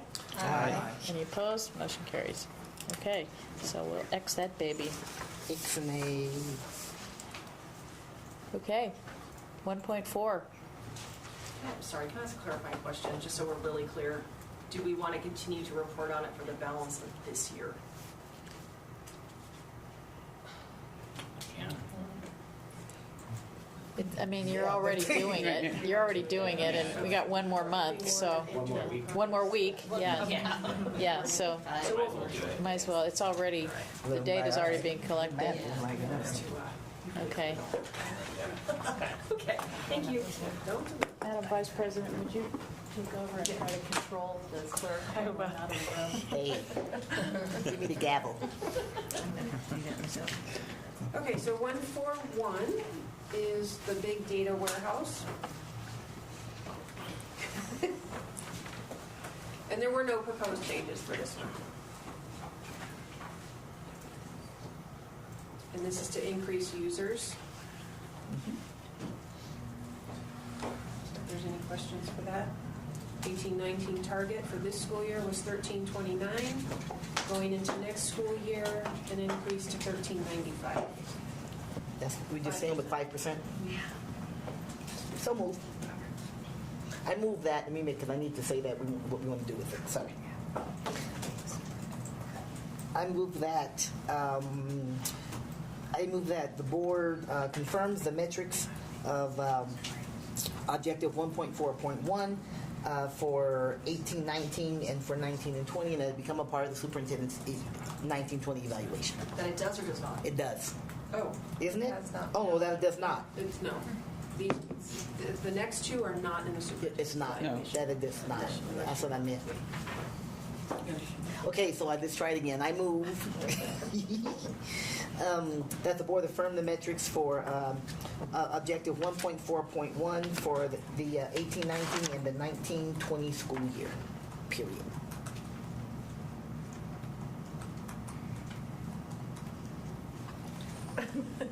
Oh, second. I'm like, look, I did my part. Motion and a second. All those in favor? Aye. Opposed? Guys left me out there, man. Mm-hmm. Jackie sort of nodded. I wasn't sure if that was a second or not. All right. You good? Yep. Moving on to the next one. So 142 is another increase by 5%, but instead of the users, this is actually the number of monthly reports run through BIG. What are some examples of those reports? So my favorite example is a student profile page or a graduate profile page. It shows kind of the student's data story, what classes they're doing, how they're doing in the class, how their credit attainment is going, how their core credit attainment is going. But some other reports are how is my school going on track for graduation as an overall, or how is my map this year compared to last year, or a new one we did this year is attendance, chronic absenteeism. How's my chronic absenteeism right now? How's it compared to last year? So an increase in reports would be good then, because it's informing, or our teachers are being more informed about their students' progress? Exactly. Yeah. Our goals for these two metrics are kind of make the reports as relevant as possible, so that they kind of suck teachers and educators into the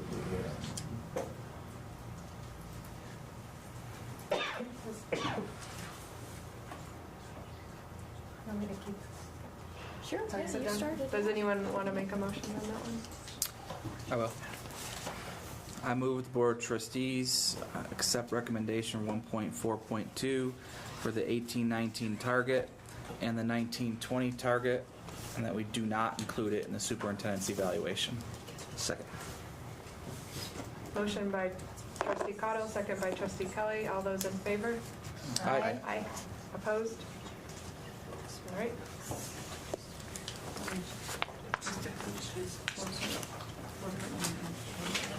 Thank you. Nice job.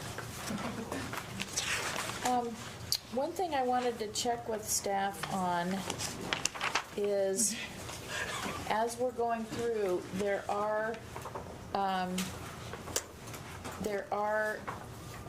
is there anything in the strategic plan that's not listed here? So, Well, no, it's the other way around. no? I'm wondering if there's anything here that are, objectives 1.2.1. They're all here. They're all here. Okay, good. Okay.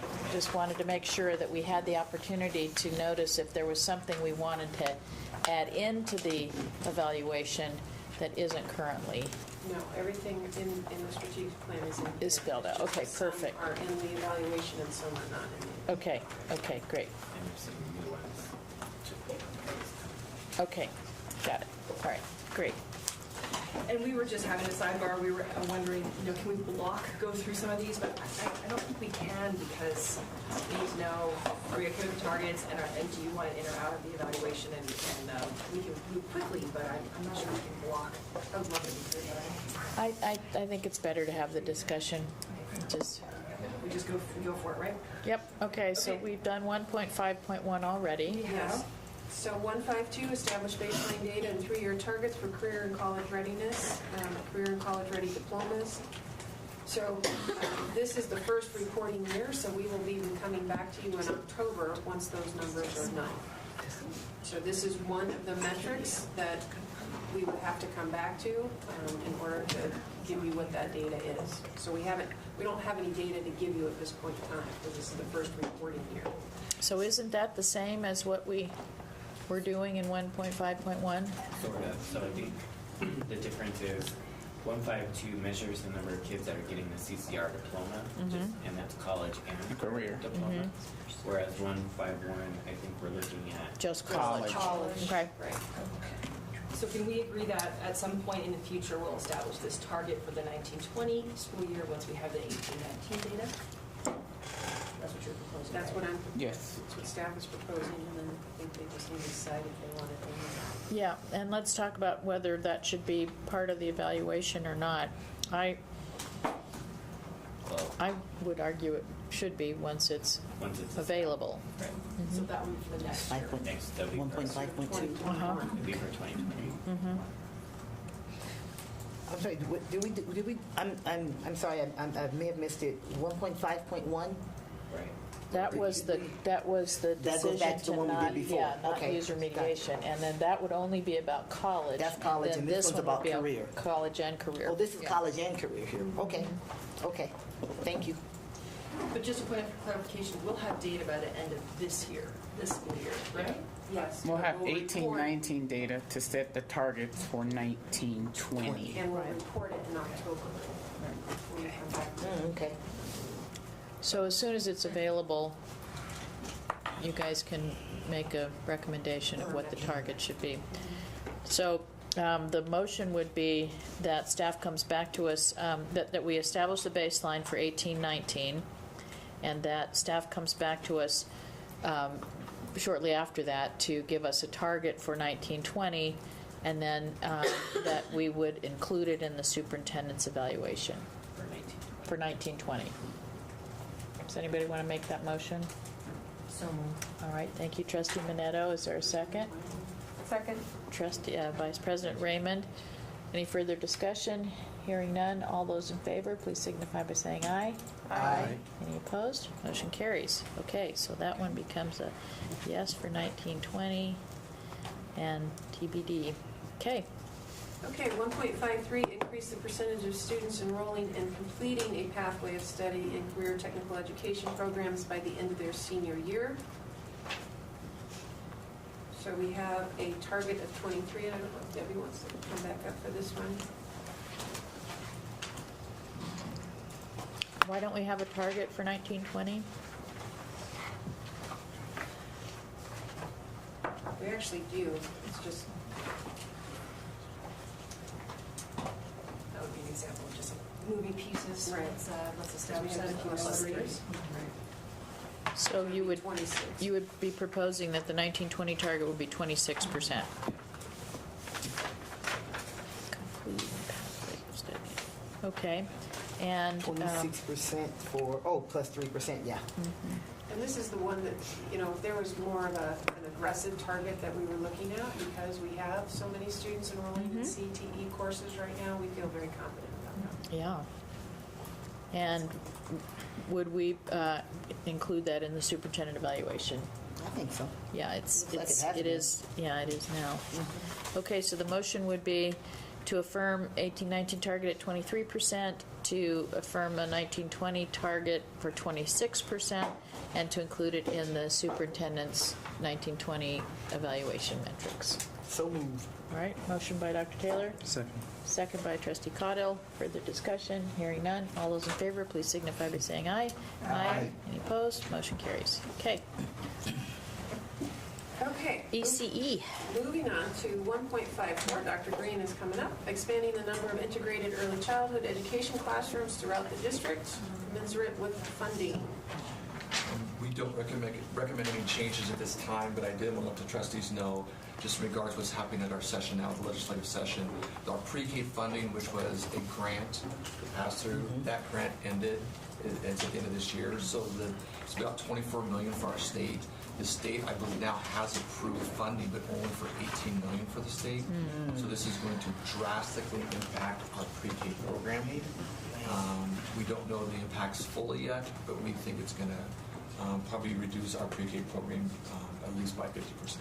And the alternative was that the legislature said that the county commissions could raise the sales tax to help fund that, and that's not going to happen. Right, that's not going to happen. So, here, anyway. Obviously, even with this impact, we're still wanting to keep this whole because of the importance of our integrated. And to just remind the trustees, we have special education pre-K, which is half day. The grant funded was full day, and that was for students who met the grant criteria, typically 200% poverty or more. The integrated, which we're referring to for this metric, is the integration. We want more classrooms for students with disabilities and without disabilities. So they have that typical peer models. We are likely going to come back to the trustees, hopefully sometime this fall, we're exploring the idea of a pay for pre-K. We don't know what that'll look like. We're looking at the models now for, to offset obviously funding, but also provide more access. Because typically right now, about 85% of our kindergartners who do come in do not have early childhood programming. So we believe the more we can expand that programming, maybe make it cheaper for families, it's going to benefit our outcomes for the students. I hate that, especially the poor families, man. That's when they need it the most. Exactly.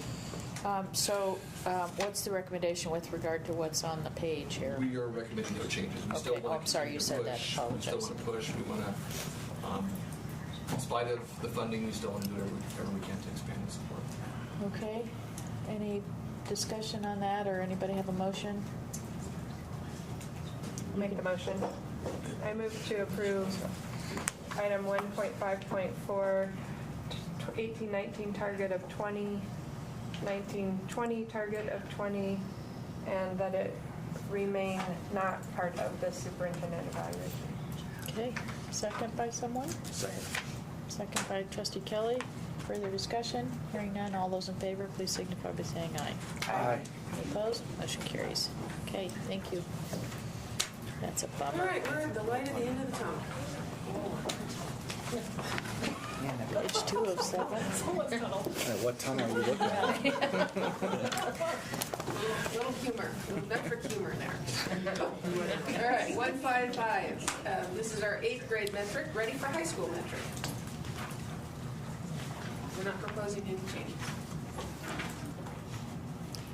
So And this was ensuring, so that's when students leave 8th grade and head into high school, they're able to access the curriculum. So at least level 2 on Smarter Balance Reading, Smarter Balance Math, and science, and progressing so that you're at least making adequate growth to, if you haven't already exited English Language Services, you're making adequate growth in order to do that.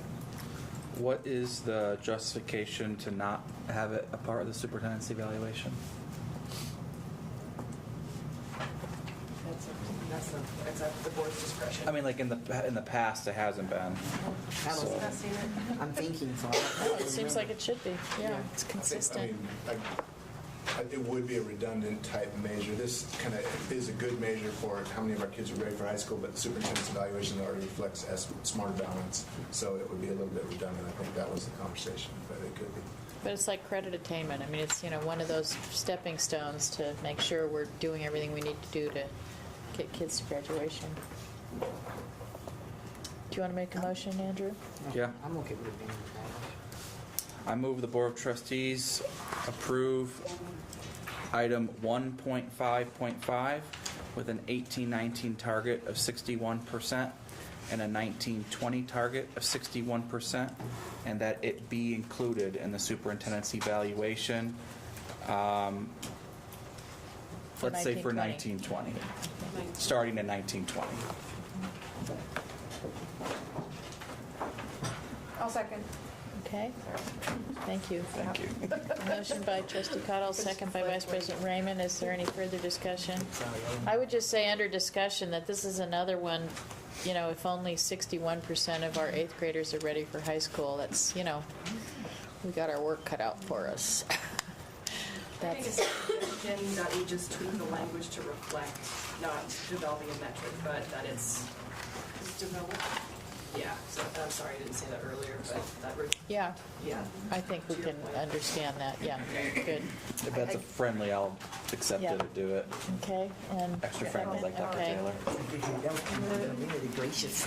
Is there any other discussion on that item? Can you repeat what the amendment was? I didn't. The amendment was that the metric should not be, the language should not say develop an 8th grade metric because it's already developed. So it would be, increase the percentage of 8th graders ready for high school. Defined by academic or passing and. Yeah. I would say, also, it's 61 for 2 years. Should we have a little bit of increase in that? Yeah, I think that might be. That's a good point. You know, I mean, it's. Do you want to We can withdraw your always just, I motion? can just withdraw my motion, we can just start over. Yeah, No, yeah, just go ahead and say it again, because I didn't. Yeah. Well, I'll withdraw the current motion. Okay. yeah. So once we're good. And the seconder isn't here, so we'll ask her. Yeah, she's when- right here. Oh, there you are, Approved. okay, okay.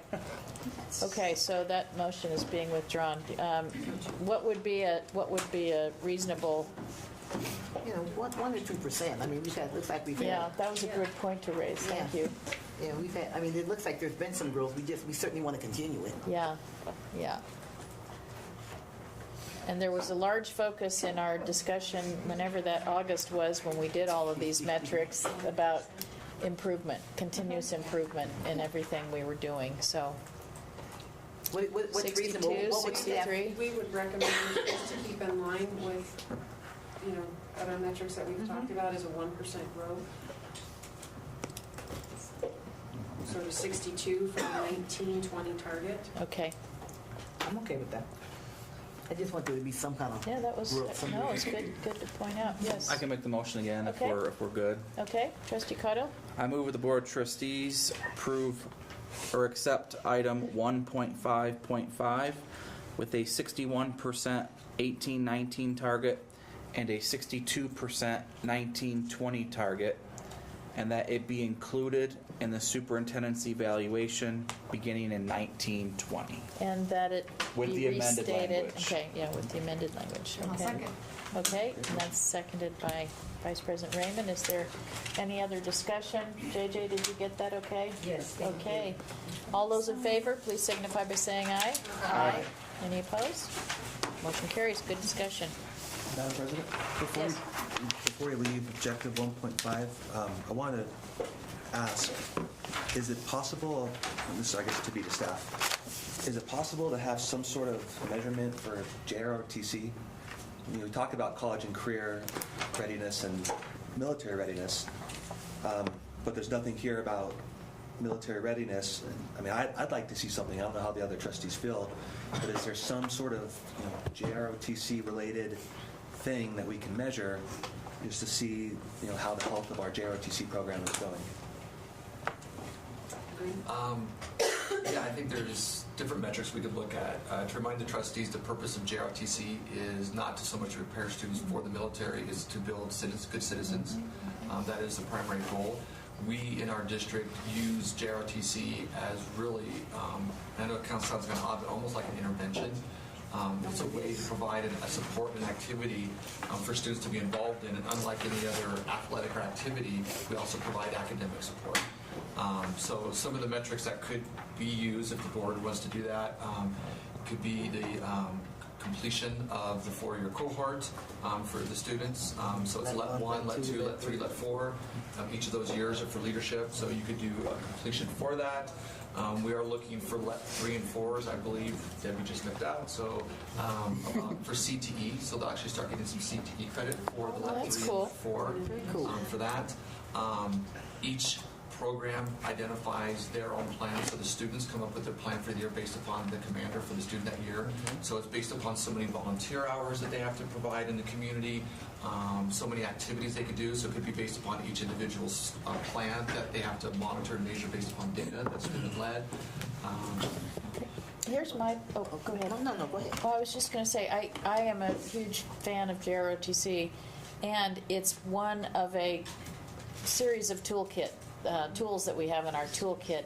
I think readiness for military, I think, doesn't the military decide based on your high school graduation and that sort of thing? It's not, you know, as Byron said, JROTC isn't to prepare them for the military. I think it's a great point to raise. I think JROTC is an amazing program. I'm not sure it belongs in the strategic plan, but I welcome everybody else's thoughts on that. Well, my comments were going to be, I mean, I didn't know very much about JROTC, you know, other than just the real surface level stuff until I got on the board, and I'm actually really impressed by it and their grad rates and the leadership that those young men and women display. What I'd like to suggest is maybe have staff take a look at it and see if they think there is a measure that makes sense, because it may not belong here. But if there is something that makes sense, when we go back to, we have a couple others that we're going to come back to because it wouldn't be in this one anyway. It'd be for 1920, and then maybe there isn't anything that makes sense, because it's just another great tool that we have that works really well and that we support, and you know, then that's for us as a board to say great, but maybe have, because you said there's several metrics that you could look at, maybe give an idea. What about? Oh, go ahead, Andrew. Oh, I was going to say it could even go further to extracurriculars in general. Go with it, yeah. Because to me, without seeing data, I would venture to guess students that are involved in extracurriculars perform better in school, and they probably graduate at a higher rate. And looking at how we can encourage more involvement in extracurriculars, whether it be athletics, JROTC, music, band, the different clubs, theater, debate. And that goes with our profile of a graduate too. It does. Yeah, that actually fit. I like that better than JROTC. I will just throw out JROTC is half grant funded. So the whole entire program is half funded by the military. So it is a resource issue.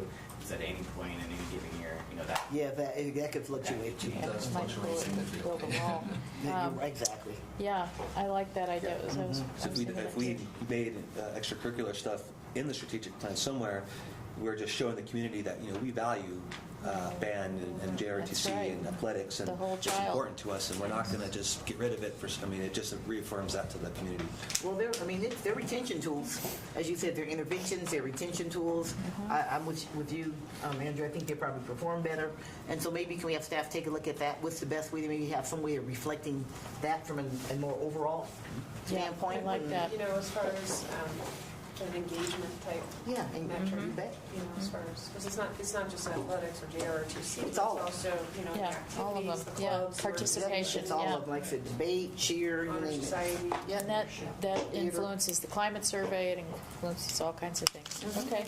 I do just add, I take Trustee Kelly's point that we do frequently say in the community, college, career, and military readiness. And we are right now measuring college and career on this, and military isn't part of it. I don't think, as hearing all these different opinions, that JROTC is right, but it would be interesting to see if there, I don't know what it would be, and just something to keep all of us thinking about, because it, you know, if it's something we do feel strongly enough to be mentioning in much of our, you know, public conversations, that it'd be interesting to see how it might fit into this in the future at some point. So.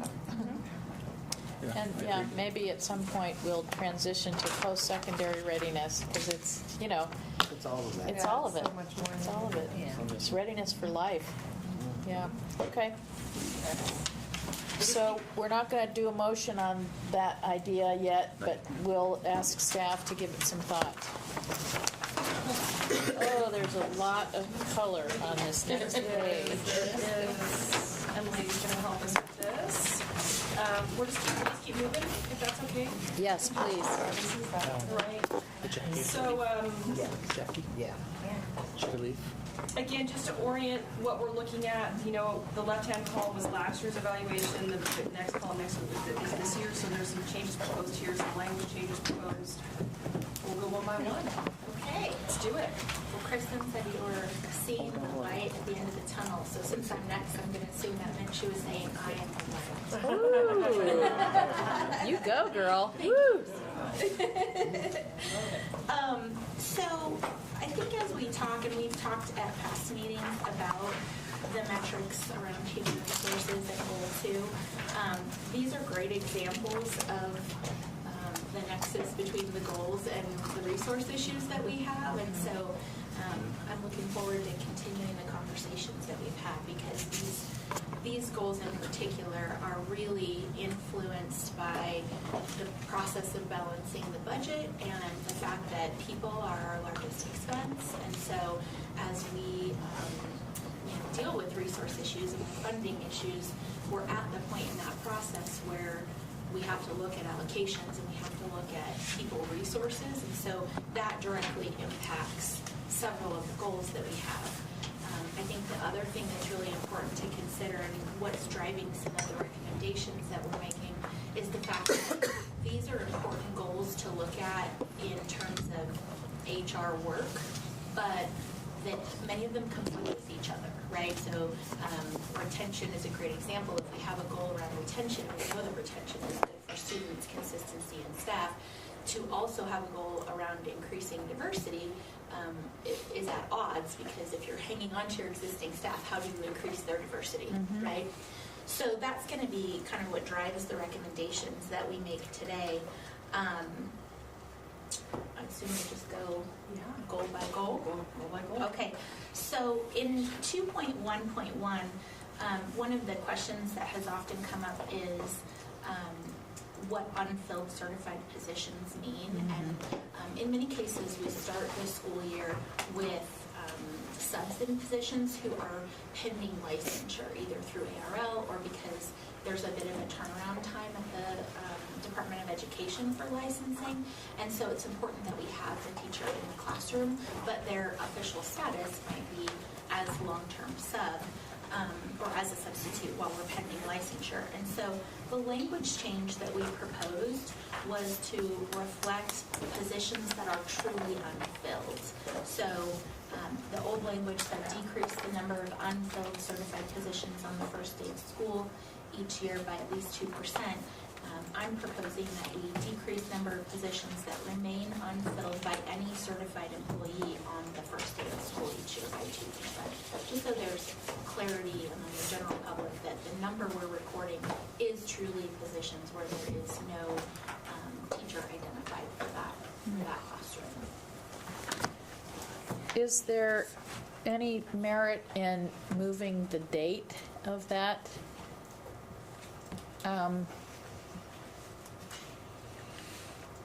Just addressing your comment that these are people who are going to be certified, they're pending, but they aren't technically certified the first day of school. They're a long-term sub. Yeah, I mean, you could look at that. I think one of the challenges, though, is that when you have a certified workforce of 4,000 people, there's always going to be some fluctuation throughout the school year. And so whatever date and time it is that we pick, I think we might still run into the same thing, right? So if a teacher hits their 30 years in PERS in mid-September, that creates a vacancy, and then filling it with a new teacher, which is likely who we're going to be drawing from, they could be facing the same licensing issues depending on when they apply for licensing, right? So we work with our colleges to really promote the notion of as soon as you're eligible to apply so that you're in the queue.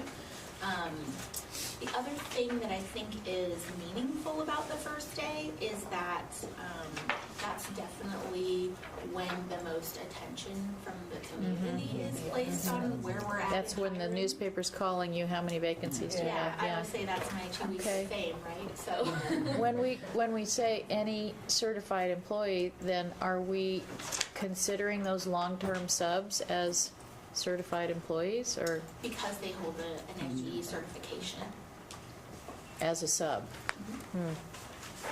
I was just thinking, what's the difference? Yeah. That just helped me explain. That explanation helped me understand the difference. So if the position is filled, it would not count. Correct. Right, if by a certified sub. Yes. So what we're looking at will be positions that are not filled teaching positions. that are truly unfilled, where we That- have not identified any placement for that Okay. position. But we do have a sub in it anyway when school opens, right? Well, not necessarily. I mean, they move students around as necessary. There Okay. are times that this number includes positions where the principal is still waiting for student counts to come in, and they think they might not have enough Okay. to justify. So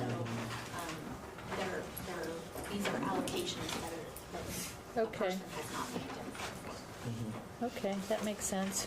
And Emily, just a clarification, this is a language cleanup, the actual numbers, not Correct. changing the metric. We wouldn't change Just the goals, cleaning up the just metric, cleaning or up the cleaning up the language language. so that there's clarity around what the goal truly means. And Now- this is a yes. Oh, I'm sorry. It's okay. Go ahead. No, go ahead. I was just going to say, this is included in the superintendent's metrics. I would say so because I mean I've been impressed these last couple of years in particular at the number. I mean the job that you've done, you and your team, to really just get that number down. So with that, because right now when we report, do we include those subs or we don't?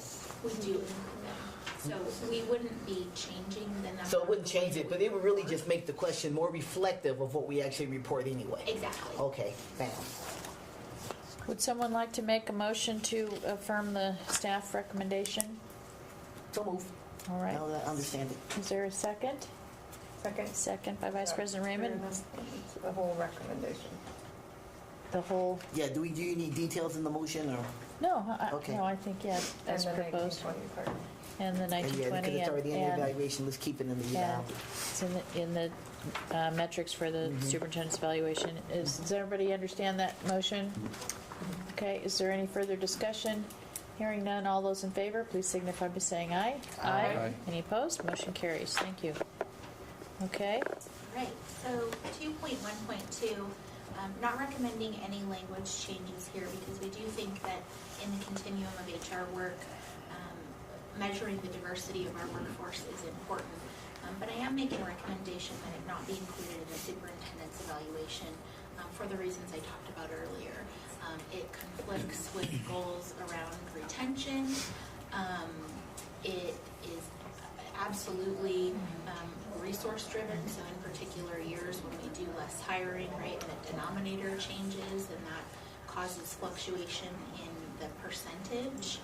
And it's also a bit at odds with the decentralized nature of hiring in our district. So I recommended that we keep 2.1.1 because that is a goal that is absolutely within our control, right? My team and I have a lot of influence over that particular outcome in terms of recruiting, making sure we have sufficient pools, and connecting those candidates with the schools that we work with.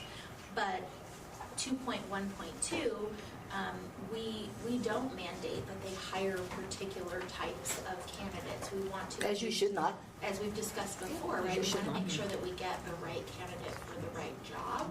And so those are the reasons that I'm recommending that it not be included in the superintendent's evaluation because it's not reflective of our general practices, and it's also heavily influenced by factors outside of our control.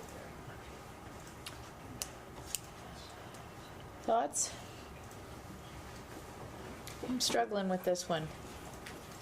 I also want to acknowledge that this is not an accountability of HR. It's an accountability of the whole organization. And even though it's decentralized and people are making decisions throughout the organization, we've talked a lot about how people need to see what they can become. And I don't know, I'm struggling with this one. Which is why I think it's something we should continue to measure, right? It's so an important component not only of HR work, but of what we're trying to accomplish as a system. I just don't know that it's necessarily fair to hold the superintendent's evaluation, or include in the superintendent's evaluation, because there are so many competing influences or factors. So let me tell you my challenge with 1.2, and it will be the same for 2.13. principals, people hire people that they think are best fits. I don't get into their groups of who they hire when they fit. And if we're going to do that, part of that also says to the largest group of people we hire in this country are white women to teach. Are we telling you and our graduates, are we going to put a cap on them so we can meet another criteria? Because the only way to achieve that is to cap it and say, we will hire this person, this person, this person. And I don't think that's fair to building people. Because you want to hire the right person. Sure. Our job is to create a pool of a variety of people in which they get to interview. When we start getting so specific, then we got to talk about how do I find my success, and then are we okay with capping people and telling them what pots they need to hire from?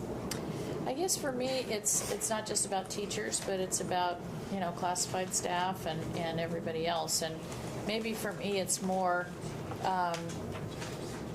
the goal of having our entire workforce reflect. And it's not, maybe we don't have to increase the diversity, but that we have to be accountable. I feel that the organization needs to be accountable to have our workforce reflect and be representative of the community. But I welcome, everybody else's thoughts on that. One other thing to consider is that this, in terms of being able to capture this data, because we talked a bit about the pools, this is a lagging indicator in many ways, because while we can capture data during the application process, there is a huge disconnect between what people disclose in the application on the voluntary EEO form and what they disclose post-hire.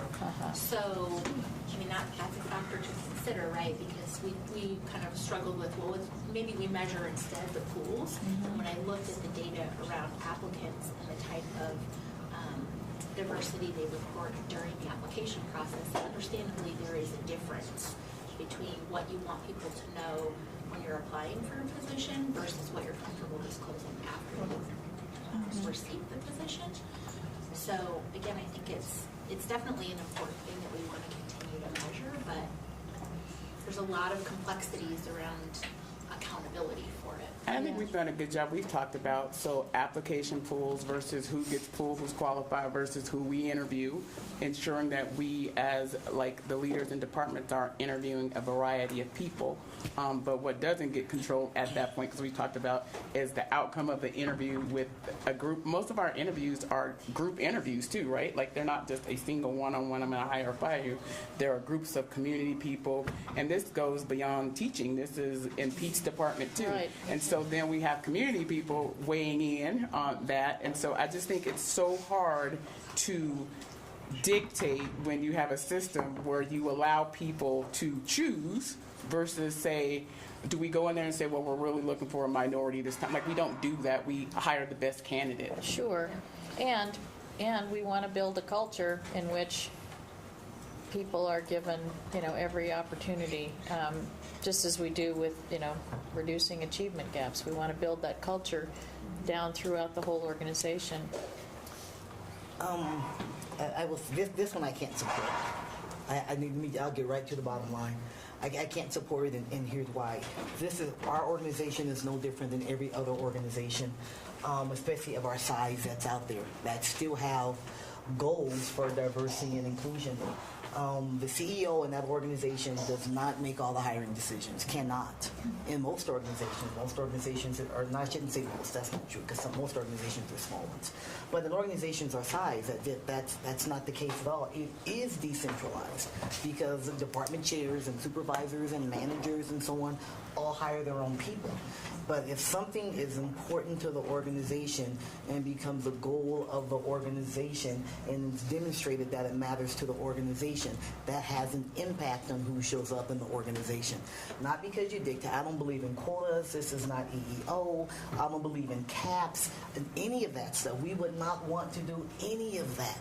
And you guys know this is something that I'm really passionate about. Okay, this is an area that I work in, and I've never, ever, ever told a client. Matter of fact, I tell clients if somebody comes in here and tells you to hire somebody because of how they look, live, or love, that's the wrong consultant. I can feel differently than that here. You don't hire people because of that. But if we don't say that this is really important, and not just because it's in our goals, right? But here's the reality of it, because everybody's human. When something is important to what gets measured gets done, and it gets measured because there's accountability. And when something is important to her, it's important to everybody else in the organization. That's what happens when you're the CEO. I know equity is important to Tracy. This is not about that. Diversity, I know it's important to Tracy. That's not what I'm saying at all. She demonstrates that over and over and over again. But it is not an HR issue. Our principals and our teachers and our other licensed staff and our support professionals, everybody needs to understand the value that's added to an organization when you bring in people with different perspectives. And this is not just women. It's also veterans. It's also levels of ability. It's also language. I mean, it's all of those. We aren't saying go out and find people of color. We aren't saying go out and find again and don't just hire women. I mean, it's a broad look, as it should be. So I'm in agreement with all of the things that have been said. I really truly am. But I think if we back away from this, then that means that we're saying, well, we're going to count it, but you know what? If we don't get there, aside. I'm trying to understand. So you're saying you think it should be in the superintendent's evaluation? Yes. Yeah. Okay. I was yes. lost. Okay. I think it should. Yeah. Yeah, I do, and I think, and trust me, I know it is. I am not saying it's easy, but when we have the smallest increase you could possibly have on this, you can have 0.1 and meet this metric. I remember that conversation we had in a room very similar to this last time when we did this. Okay, and we said new hires, so it doesn't impact retention. It's not opposite of retention, it's new hires. But if you're retaining your employees, And you may Then only we have, don't have new okay, hires. then you don't have any new hires. This is a passionate discussion, so I'm going to go on record saying I disagree with it being in my evaluation. We have hired over how many principals? Not one Hispanic, not one black, not one Asian, and not one that even applied. We have a bigger situation in the community. If you talk to Microsoft, if you talk to different people in the community, we do not get the diverse population of applicants. So it becomes so much harder for people to even hire, even if they wanted to. We've done a good job of like, can we get more people in? Can we put more people in front? And then we also have an issue. We use community to also sit on some of our panels who have not been trained in their own implicit biases, right? So now we're trying to control some external factors. Do we think it's important? Absolutely. Should I have to be held accountable for hiring unless I can sign off on every hire? I think that's tough. Well, I mean, we're just, I know, we're passionate about this, saying, like, we go at it about this is not that. the first time that we disagree on Right. stuff, contrary to what a lot of people seem to think.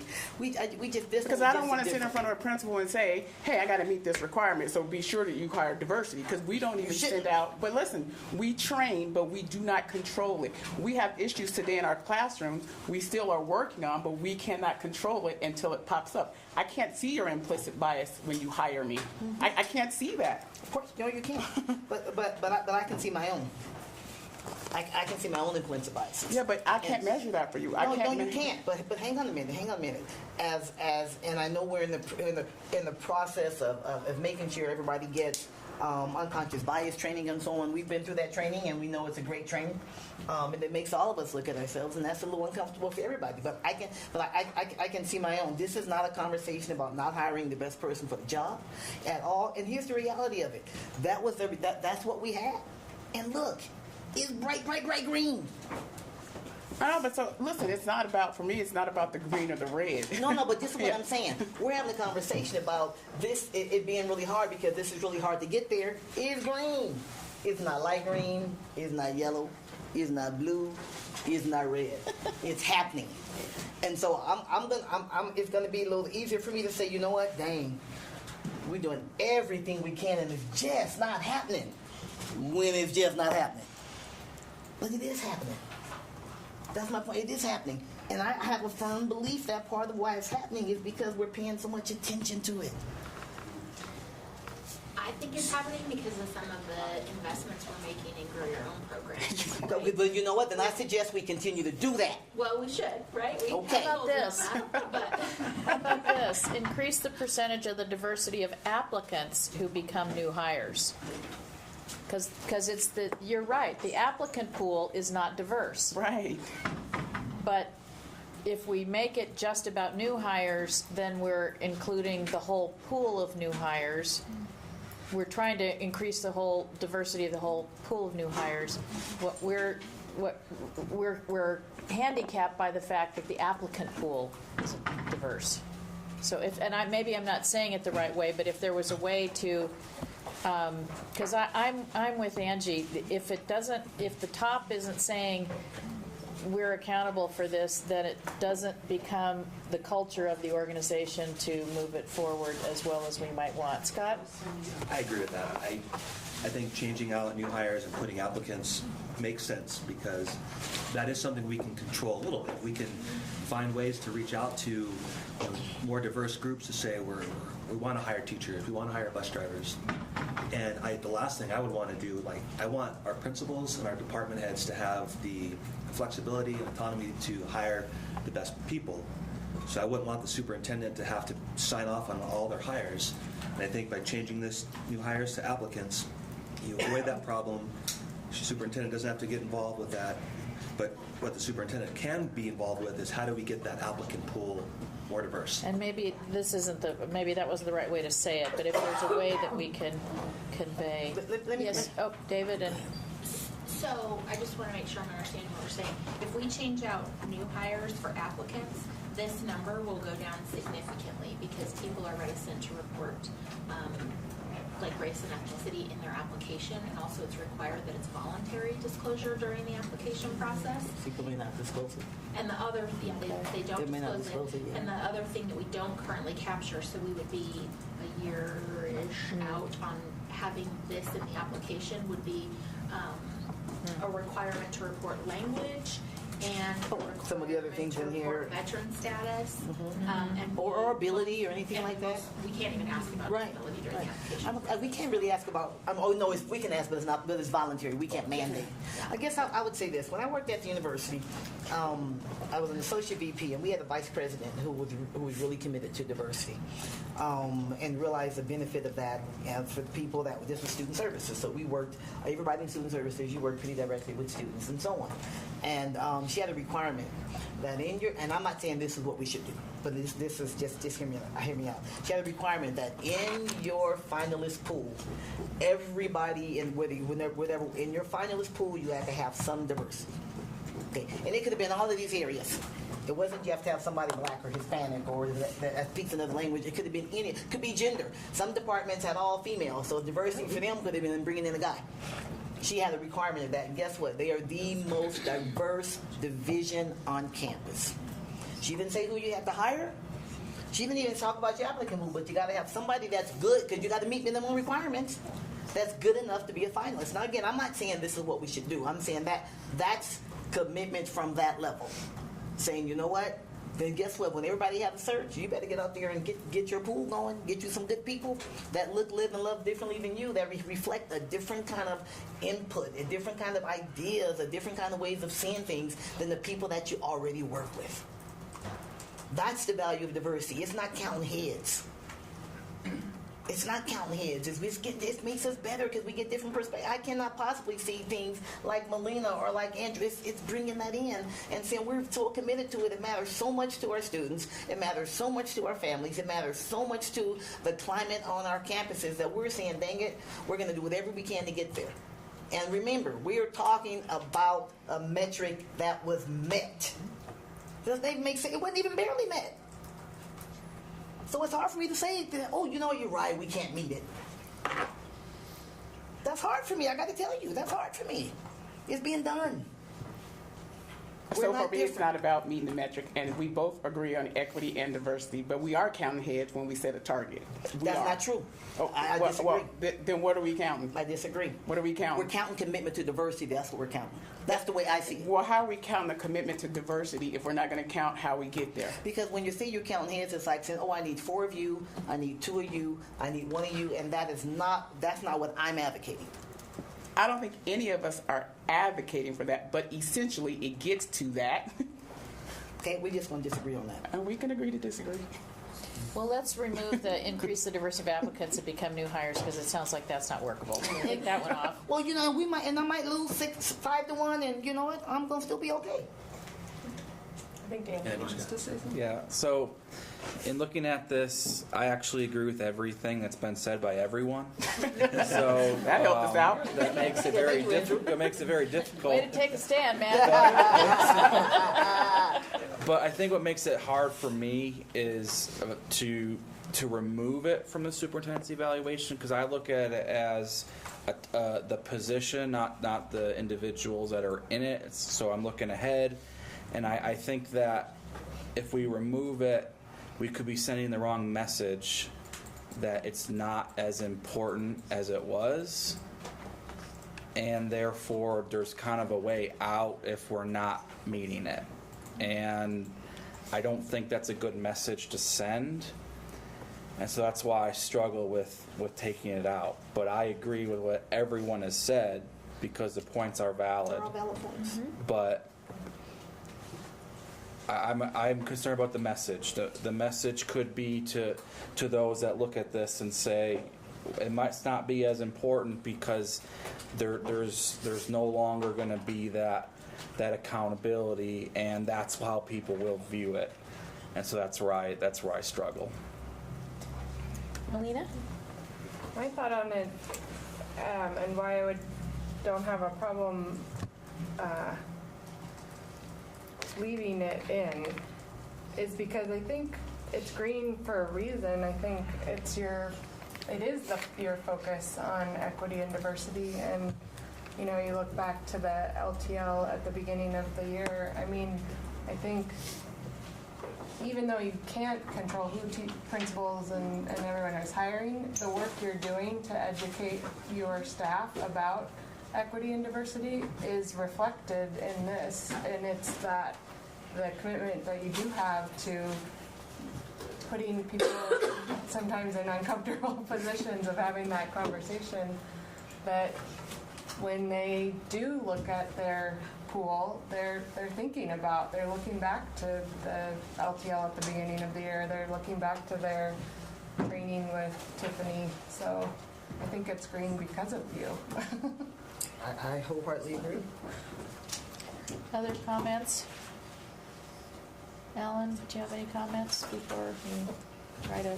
I'm just kind of agreeing with everybody. Yeah, no, I absolutely see both components of it. I tend to lean with Trustee Taylor that we have to set the tone at the top and be accountable at the top, and it's not an HR accountability, it's an organizational accountability for the board and for the superintendent to move the culture of the organization. Do you guys have a suggestion? No? Okay. Well, why don't we have a motion? I'll make a motion.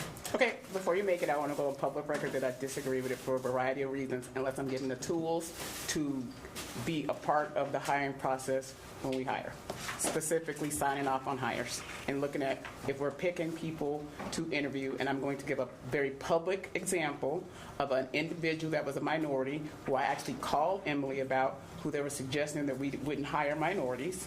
Emily looked into it. That employee was on the list. That person did get interviewed and was not selected. And that, which is right, but we don't even have a mechanism for understanding, like if we're allowing community people to help vet this process who have implicit biases. So I'm okay with the vote, but I'm going on public record saying that it is for both of those two, right? It's not just one, and it's green, so it's not like I could be like, oh, it's green, I'm going to keep it, right? It's not about that for me. Understood. I think everybody understands that, and I think those are the kinds of things that it's very tough because it's a deeply embedded in the organization, and as you say, there are community people that are also involved. But so's the reduction in achievement gaps. That has to be embedded in the organization to help make sure we change those too. So, okay, did we have a motion? No, I'll make one. Okay. Okay, I move that. All right, I move that, what are we on, 2.1.2? Yep.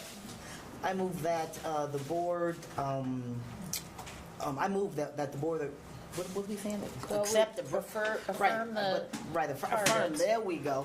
Objective 2.1.2 with the 18-19 target of, do we have a target? It was 46.4. The target is 1%. Oh yeah, that the increase in increased diversity of new hires among all employee groups as listed. That the goal of an increase of anything greater than 0 meets, and anything over 1% exceeds it. That's for the 18-19 school year and for the 19-20 school year, and that it is a part of the superintendent's evaluation for 19-20. And that we recognize the superintendent's disagreement. Absolutely, and that we recognize and understand the superintendent's disagreement. Trustee Cotto? Point of clarification, Dr. Taylor. Our sheet changes the 18-19 from a yes to a no on the superintendent's evaluation. So we're putting it back in for 18-19, then we'll be in for 19-20. Yes, I said that in my motion, did I not? I think Andrew's clarifying that it's not just about 19-20. Right. It's in 18-19. It's in 18-19, and this is suggesting that it's removed from 19-20? 18-19. I mean, from That it be 18-19? removed from 18. That was a good Yes, so that it clarification. remains a part of the superintendent's. So I didn't get a second anyway, so. I can second it with that clarification. Let me fix it, and then you can second it, okay?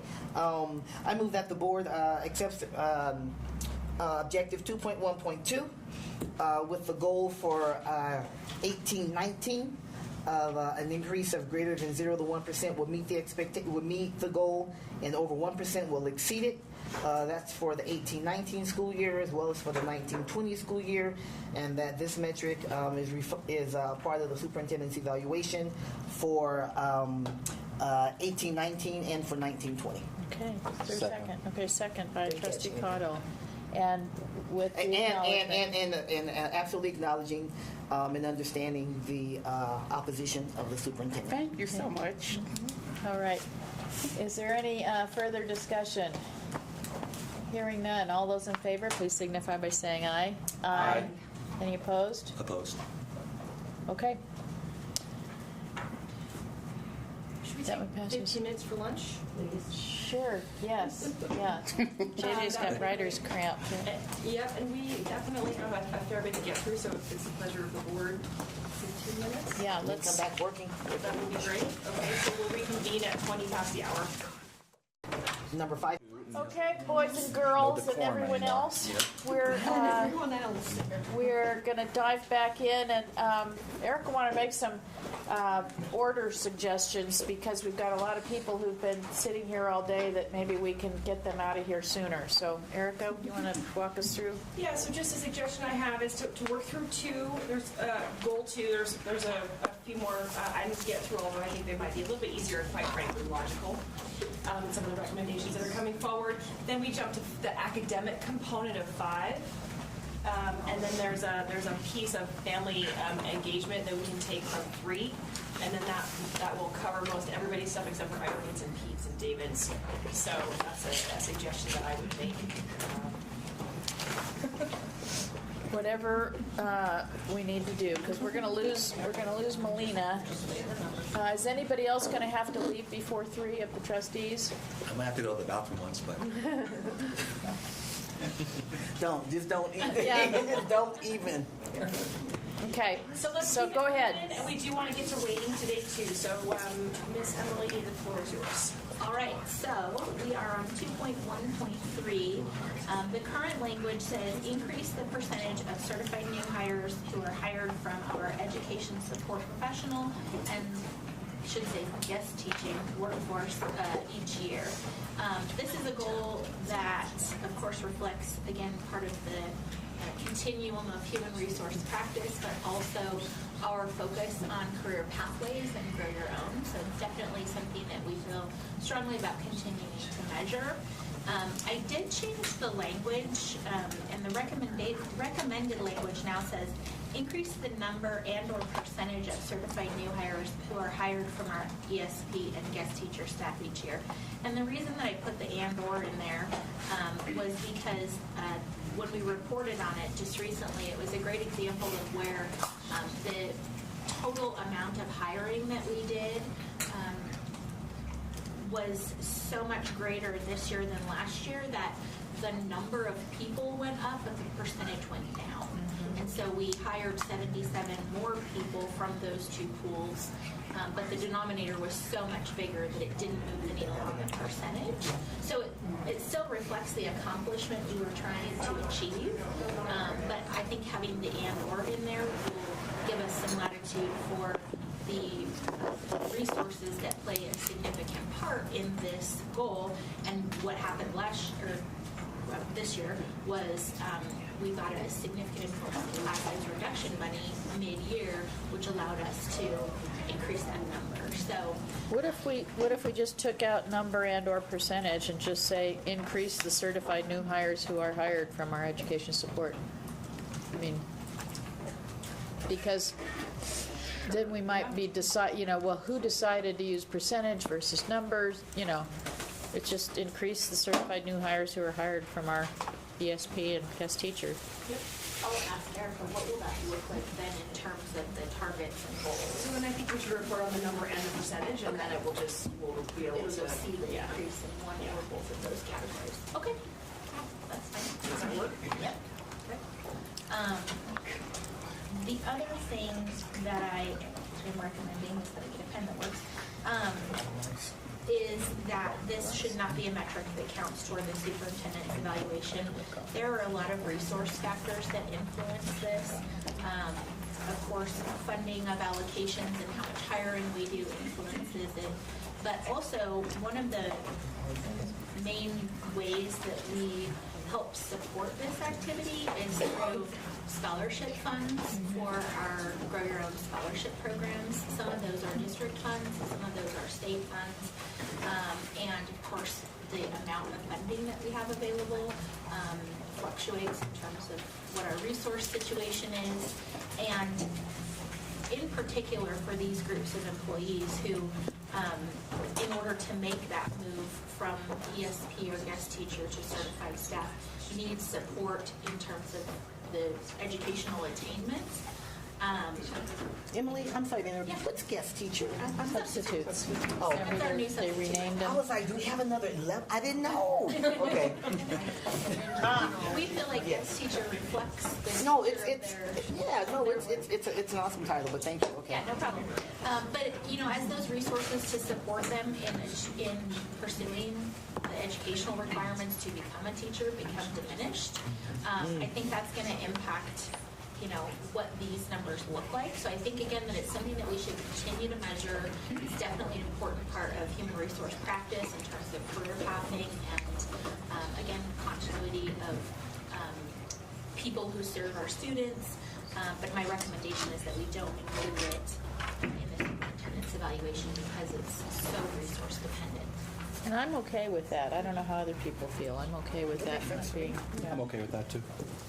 And I'd like to make a point of clarification on the target, which is where Emily's going to go right now. And just looking at the sheet here for a second, because I know we're going to make a motion. You're going to make a motion all at once. That might be mispopulated for the target for 1920. A proposal might be that the improvement is over where we ended the 18-19 actual, not to continue to add an increase over what the 18-19 target is.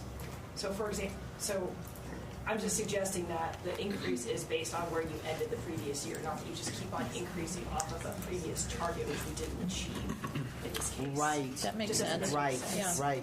Okay, so I just want to point that out in the context of the 57.5 is actually not correct. It would then be 0 to 1% over the 51. Over the 51, yeah. So just that's for the board to consider. Does that mean if you have a really good year and you're at 70%, that the target the next year is 71? But you might, the staff might recommend a different target, like on the one we just talked about on the diversity one. That was a really great year, but the target is still below that, because that was a really great year. And to have, otherwise it would be to go over 49%. I mean, that'd be a big increase. So the staff would still have the discretion to make the recommendation, and that recommendation is 46. It's like, yeah, because that was a really great year. Okay. I'm good with Which actually brings up the point what the staff's recommendation would be for the 1920 target. The one that's here is probably not. Not the 47 point, I mean, not the 57.3, right? What would you suggest? Over the last year's actual, so 1% over. 1% over the 51.4? Or we're going to change it to reflect the numbers too, so there will be. Or the numbers or the percentage? What's the percentage, David? I see you on the calculator. Oh, no, you're on the, I thought you were on the calculator, sir. It's 1% more, 0.05, right? Well, we've been doing percentage Yeah. points as opposed to percent, by the way, which is. Yeah, it's not a percent of the percent. Oh, it's percentage point. We commented 52, 52.4. Say. If that's what the board wants to do.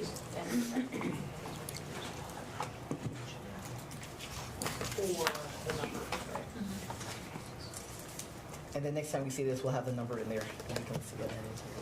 And you're proposing that it not only not be in the 1920 evaluation, but also be not part of the 1819 evaluation. That's the proposal, I do believe. Yes. I'll make a motion. Okay. I move to approve the proposed revision to 2.1.3, including the change in language, the 1819 target, the 1920 target of 52.4%, and that we remove this from the 1819 evaluation and it not be included in the 1920 evaluation. A second. Oh, Second by Dr. Taylor. And we changed the language slightly, and so, is everybody, oh, I'm sorry. Okay. Any other discussion? Hearing none, all those in favor, please signify by saying aye. Aye. Any opposed? Motion carries. Okay, thank you. Great. 2.1.4, we didn't recommend any changes to language or the goals. We think this is an important program and as is reflects what we're hoping to achieve and what we've been able to achieve so far. 2.2.1 and 2.2.2. One second. Do we need an approval on? Yeah, we just need to confirm the staff recommendation. Can we get a motion to confirm the staff recommendation on 2.1.4? so moved. Okay, is there a second? Second. Second by Trustee Kelly, motion by Dr. Taylor. And we'll note that's a 2% increase in the target, and that is not a part of the superintendent's evaluation. All those in favor, please signify by saying aye. Aye. Any opposed? Motion carries. Thank you.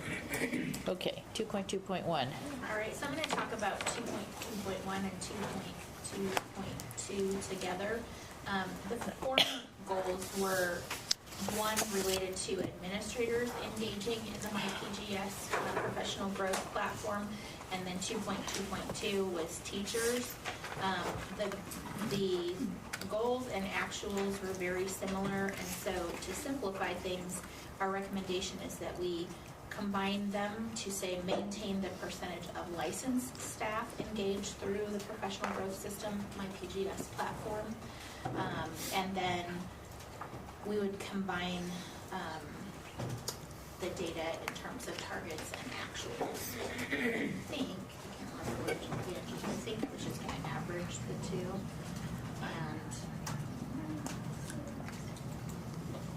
propose that the 18-19 target be 97. And then what for 1920? Same? Yes. And the reason that we think we should keep it the same is that, again, professional learning is definitely influenced by resources, but also the state is making some changes to what is required for license renewal, and we don't have an indication yet of exactly what that looks like, credits versus hours, and how that will be tracked. And so until we have some greater clarity, I think the best way to approach it is to leave the goal the same for 1920. Okay.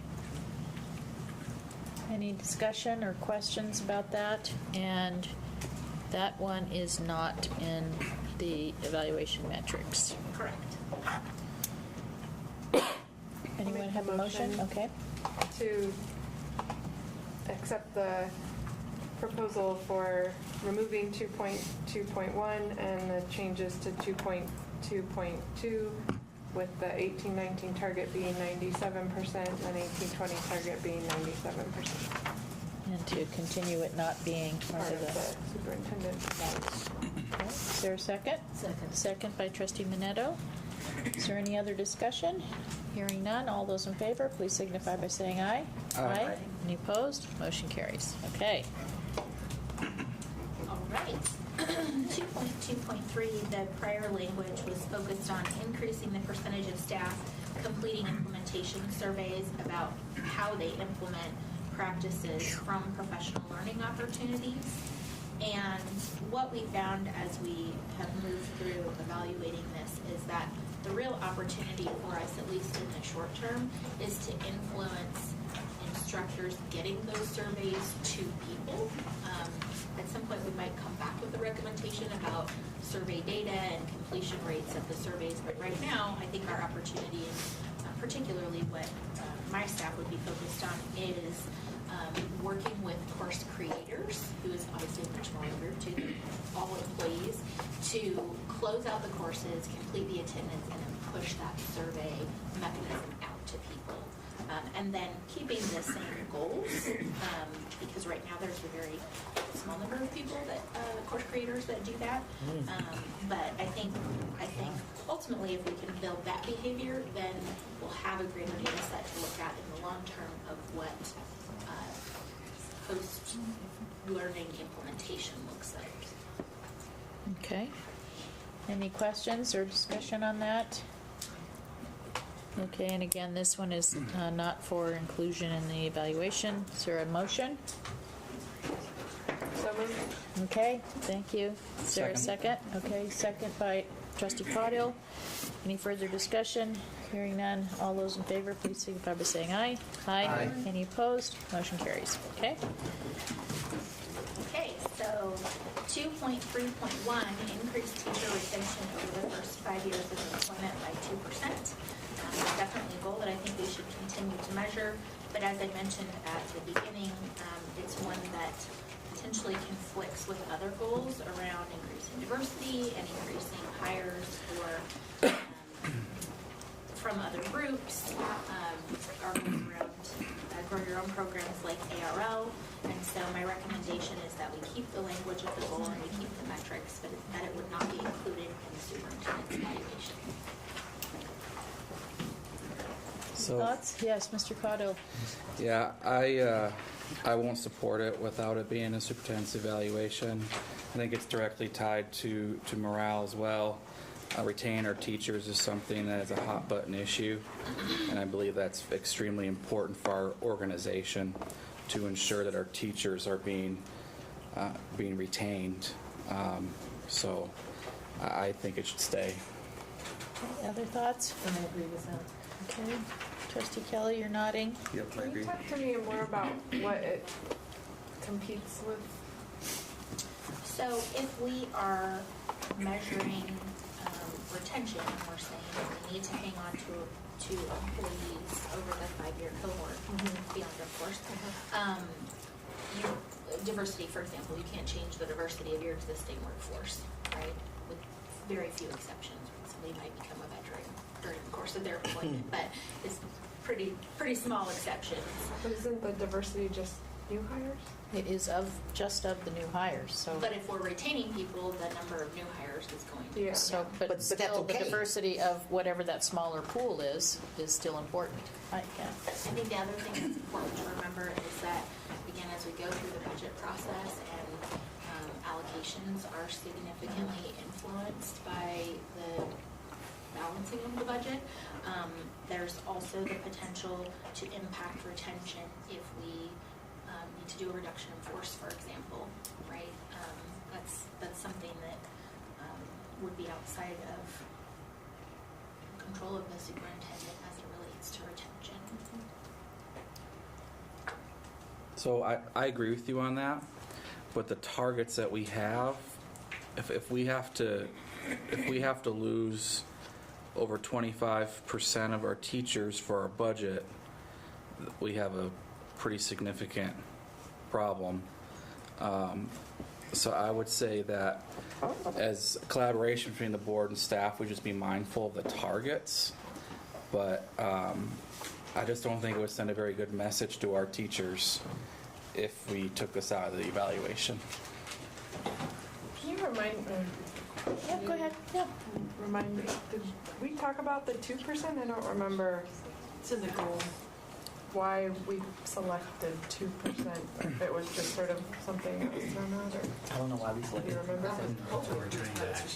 Yeah, it was. 2% seems high when some of our other things are less. I think, There's a lot of 2%ers. is there? Okay. In of fairness, but I believe walking down history lane is part of the strat plan approval. This has been in the language, right? Right, and so at some point, it's sort of like graduation rates. When we get to 85, getting to 87 is going to be a lot harder. So we might want to think about taking out the 2% and setting a target, but increase teacher retention over the first 5 years of employment.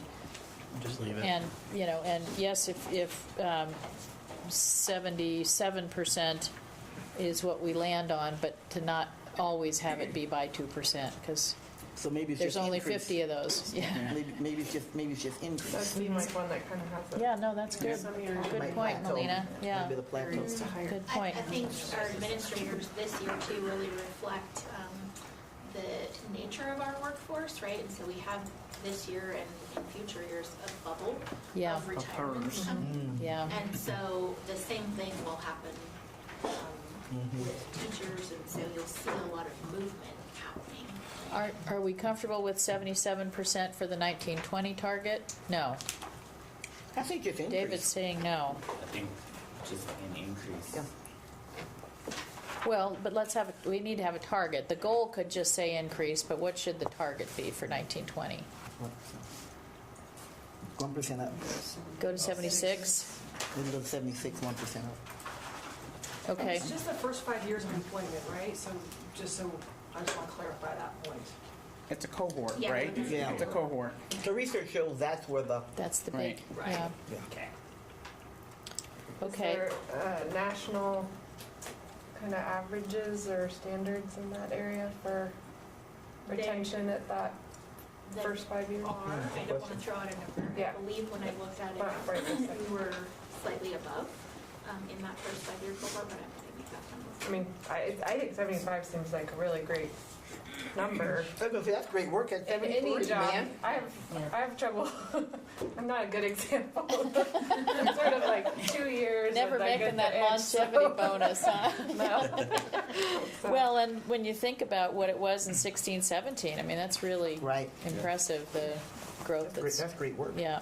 So we would have, and this one is also recommended to not be in the superintendent's evaluation. Again, I think it's an important message, and I would support it staying in the superintendent's evaluation. But we don't have a motion yet, but maybe the motion would include modifying the language to take out the by 2% in the objective statement,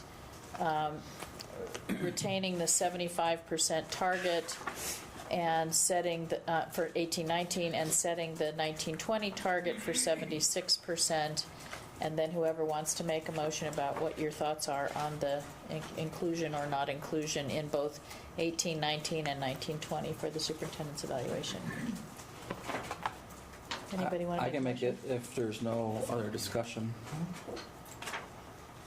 Yeah. Can I just ask a couple? Yeah. There before or after, but it does say 2% in our strategic plan. Does that matter for the Well, goals on? we're going to be reviewing it anyway. Okay. Yeah. And then does the superintendent feel more comfortable with the change in language, or do you still feel? I'm okay. Like, I still think we have competing measures, but I think we should retain employees. Teachers need to be in school, so the 1% is good. I think we need to be cognizant in what's happening with our financial situation. And so if there's some turn, I will say, as a result of X, Y, and Z, we did not support, so I feel that this shouldn't happen. But globally speaking, I think retention is okay. Or the bubble that Emily talks about. I mean, I think that's, you have a particular year where there are a whole bunch of people that reach that 30-year PERS mark, like our girl over here.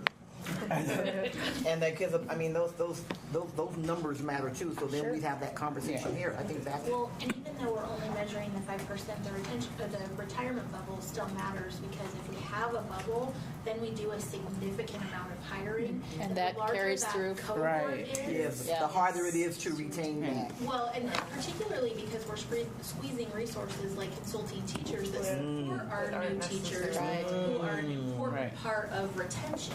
Yeah. So we don't have enough of them to. Yeah. And we follow it for 5 years. Yep. Okay, Trustee Caudill, did you want to make a motion? Yeah, are we comfortable? All right. I move the Board of Trustees accept item 2.3.1 with the new language to say increase teacher retention over the first 5 years of employment with a target of 18-19, 75%, and a target in 19-20 of 76%, with this item being included in the superintendent's evaluation for 18-19 and then in 19-20. Man can make a good motion. Do we have a second? Second. Second by Trustee Kelly. Is there any further discussion? Hearing none, all those in favor, please signify by saying aye. Aye. Any opposed? Motion carries. Okay. all right, 2.3.2. I'm recommending removal because of the confusion that it creates.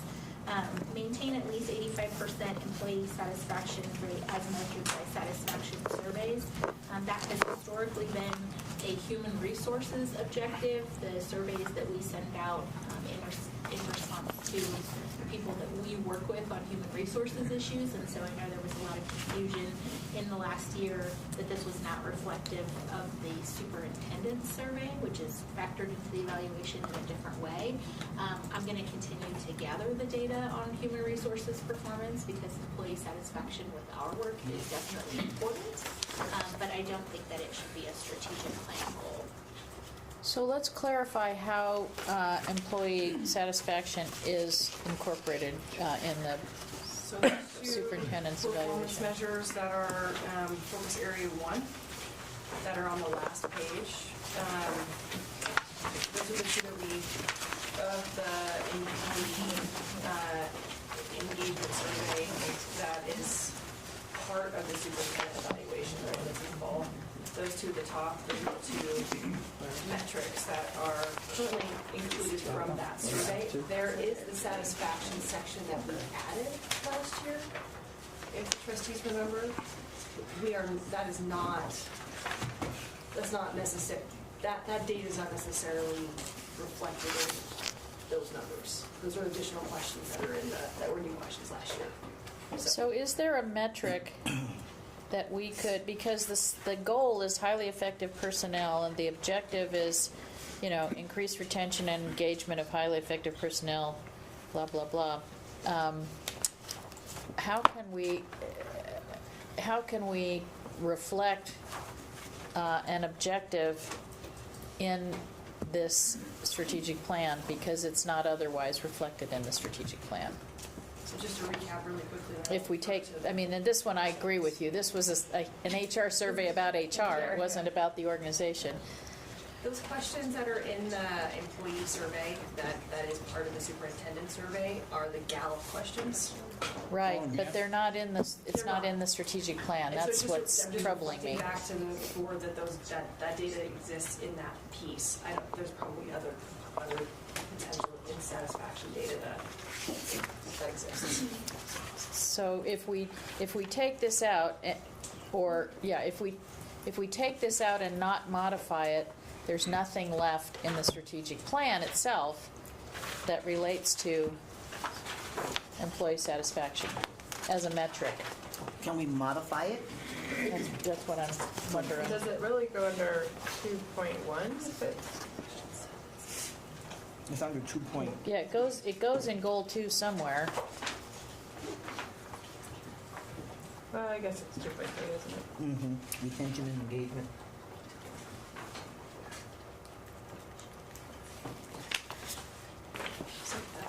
Yeah, I have going through here, but is there climate data reflected in the strategic plan that might speak to satisfaction and engagement? But not specific to climate survey. staff. Climate survey. So climate, they have engagement with the district overall, and then every 3 years we do a central office satisfaction. So how our school folks, how satisfied are they with different departments? But the employee survey is more generalized. I will say that, and I don't have any idea about the extent to which it reflects any kind of consensus, but I do hear from a lot of employees that they express concern about the climate survey not being totally confidential, and that their responses are somehow known by their site administrator and that sort of thing. Yeah, that's really true. We get it all, a lot, and we do everything we can to quell it and communicate it. I mean, it is anonymous, but yeah, we get the same thing. Is that happening, or what? Is data leaking out, so to speak, or? No. There's just people in the system are concerned that it's not really anonymous because they just don't trust that they are anonymous. We've done everything we can to quell that, but there's just some mistrust out there. Are there open-ended comments? Is there an open-ended comment section in the climate survey? Because I think that's where I've heard some of it comes from, that the site administrator figured out it was me, because I've made this comment and it's going back to the site administrator. And I think the climate survey has a specific role in addressing site-level issues. In terms of the broader employee satisfaction of the organization, I'm not sure it's the measure I would use. Yeah, I agree for several of those reasons. So to answer your first question, there is an open-ended, but we've never released like actual direct statements. We've always made themes out of it. So it could have been a case where a principal was guessing some language or something, but there was never attributed, certainly never attributed to any teachers, but we've also made it so there's no individual responses even trying to attribute. We wish, and this has been more of a problem the last few years, and I don't know where it's coming from, because there's never been any leaks. It's impossible for even me to see it. But I wouldn't make a strategic plan measure unless we got an external agency to do it. Agree. Right. Yeah, because it is an internal survey and people still have that. Yeah. Yeah. Would it be acceptable to the board for us to put our heads together on the fact that there is data that we're collecting from the employee satisfaction engagement survey that's part of the superintendent evaluation process? There are 2 items that are already in the evaluation they get at satisfaction. I defer to the expertise of Emily. I'm not an HR professional to see how you feel about that. There's also other questions in that particular survey, but perhaps we can come back with a stronger recommendation to the board. Well, it is in the strategic plan. It is in the plan. As measured by satisfaction surveys. So if you all can come back and tell us what's the tool by which we'll measure that. I just didn't want it to get dropped, as a measure that's tied in strategic planning, and I also don't want it to necessarily have a compound effect so that it's measured once here and once there, but it is so important. It is so important, so we want to make sure that we have a way to reflect it. Yeah. I was just thinking, Yeah. Okay. Is that all right with everybody? Yeah. Melina? Yeah. Yeah. Do we need a motion to remove the wording as it stands, or do we just wait for the new thing to come back? I would maybe make a motion to direct staff to provide some revised wording. Let's do that. I move that the staff come back to the trustees with a recommendation on how to measure employee engagement in objective 2.3 more accurately. Okay. A second. Okay, motion and a second. Okay, and once we see that wording, we'll have the discussion to vote on it being in the superintendent's evaluation or how. Okay.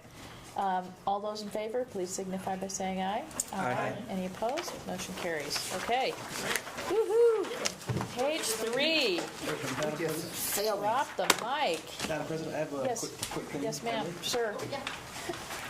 I was just curious, so under objective 2.3, we have continuously increase retention engagement of highly effective personnel, and then later on at the end it says for all employees.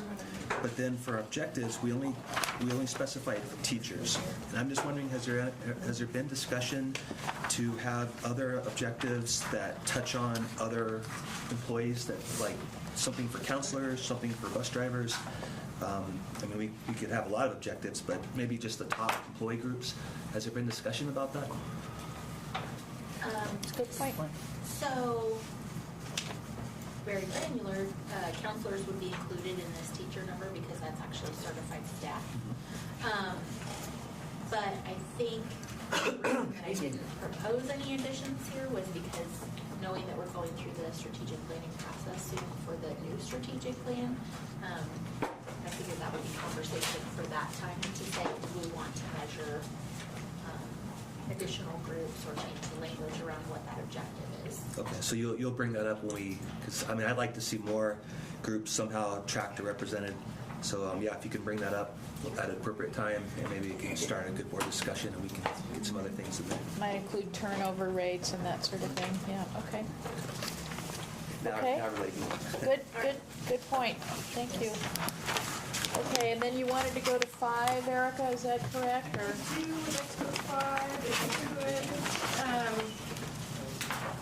Actually, sorry, whatever you is, going to page 4 for a second, there's 2 measures there that are pretty quick, and then the rest of them will do it later. 321 and 322. And again, I'm just being mindful of folks that are here and Things we can check, huh? What's that? Things we can check off? Yeah, they're pretty fast. And, I think so.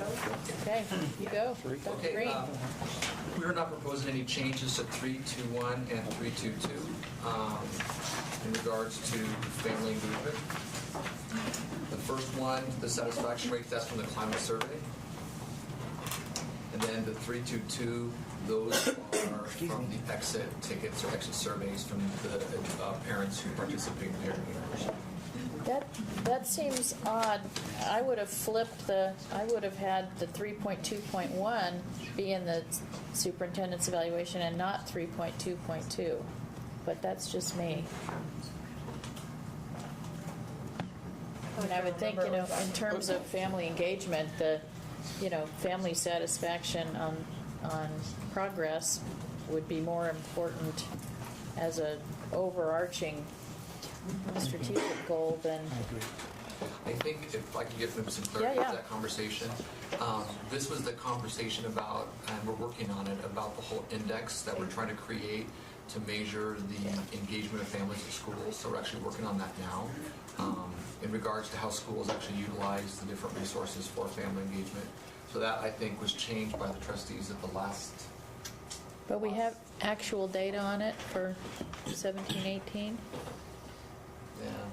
I kind of remember something like that. I don't remember exactly, but I remember a pretty lengthy conversation about how hard it is to measure access. Yeah. That's right. Yeah. Yeah. And the one thing we can very easily, is the parent university class survey. And so that was just at least to keep it on the radar that it's in the evaluation because it's important, but I think we should consider whenever we can making it a more actual kind of metric.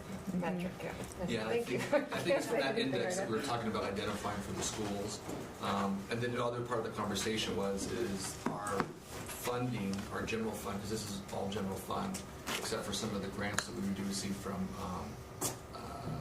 the foundation, the alliance, is because of the budget cuts this last several years, the funding has been reduced for parent engagement. But if we say that family engagement, is a priority, and this one is about, meaningful partnerships between the district and families, certainly, again, we may not be able to achieve the goal, but it's an important thing for us to state that and maybe it's not that particular language, family satisfaction rates on the ability to access information and resources and understand, that's a tough measure.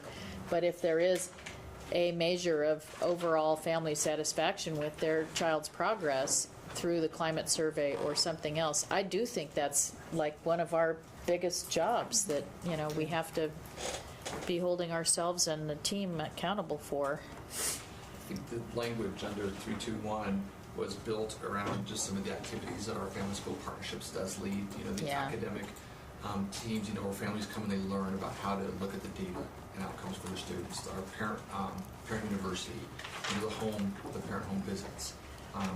What do we ask in the climate survey that could get at family satisfaction with student progress? So what was originally in the strategic plan as measures before we started going to the index last year, we did 3 different scales. One is engagement with school. So I'm happy with the communication and the relevant communication. That was 88% for family. Positive relationship with school community. So for families, that was treated with fairness and respect. My child is. And then the third one was feeling safe. How safe are my children at school? And so each of those were 88, 88, and 89% respectively. And just to tag that in, that's 513 in the plan. All of those things. Yeah, and last summer it was taken out because of the subjectivity of survey measures and because we wanted to build an index. 513. 3.321 is part of that is infinite campus access, right? That was one of the goals that we have looked at in the past, was how many parents were actually accessing Infinite Campus. I remember that. How often? Yeah, that was done in the past. That was one of the metrics. Because they actually, through Parent University and whatnot, they actually offer courses, and they're trying to get as much information. The idea was parents just didn't understand the access and what to do. So, because this objective is more specifically tied to academic success, or just as student success, but is that what we were thinking? I honestly don't recall. Back to your point, I think it was the conversation. The original one was about the index and how do we, as a district, largely, it's hard when really each school community is building your family engagement. And how do we use the district resources to support the schools? So 17-18 was supposed to be the baseline year. So did the index not get developed last year? We are still working on it, I think, with accountability. And that, yeah, there was a meeting 2 weeks ago. Because for me, goal 5 is the, safe, secure, supportive, and welcoming environment. But this is about student success, which is a little bit different question. It's sort of the, am I satisfied with my students' progress? And I don't know. I don't know that necessarily needs to be an index question. I think as a parent, it's a pretty fundamental piece of how we evaluate the school system. It's also about the partnership. Yeah. Too, that it's the parent-teacher home visits. It's the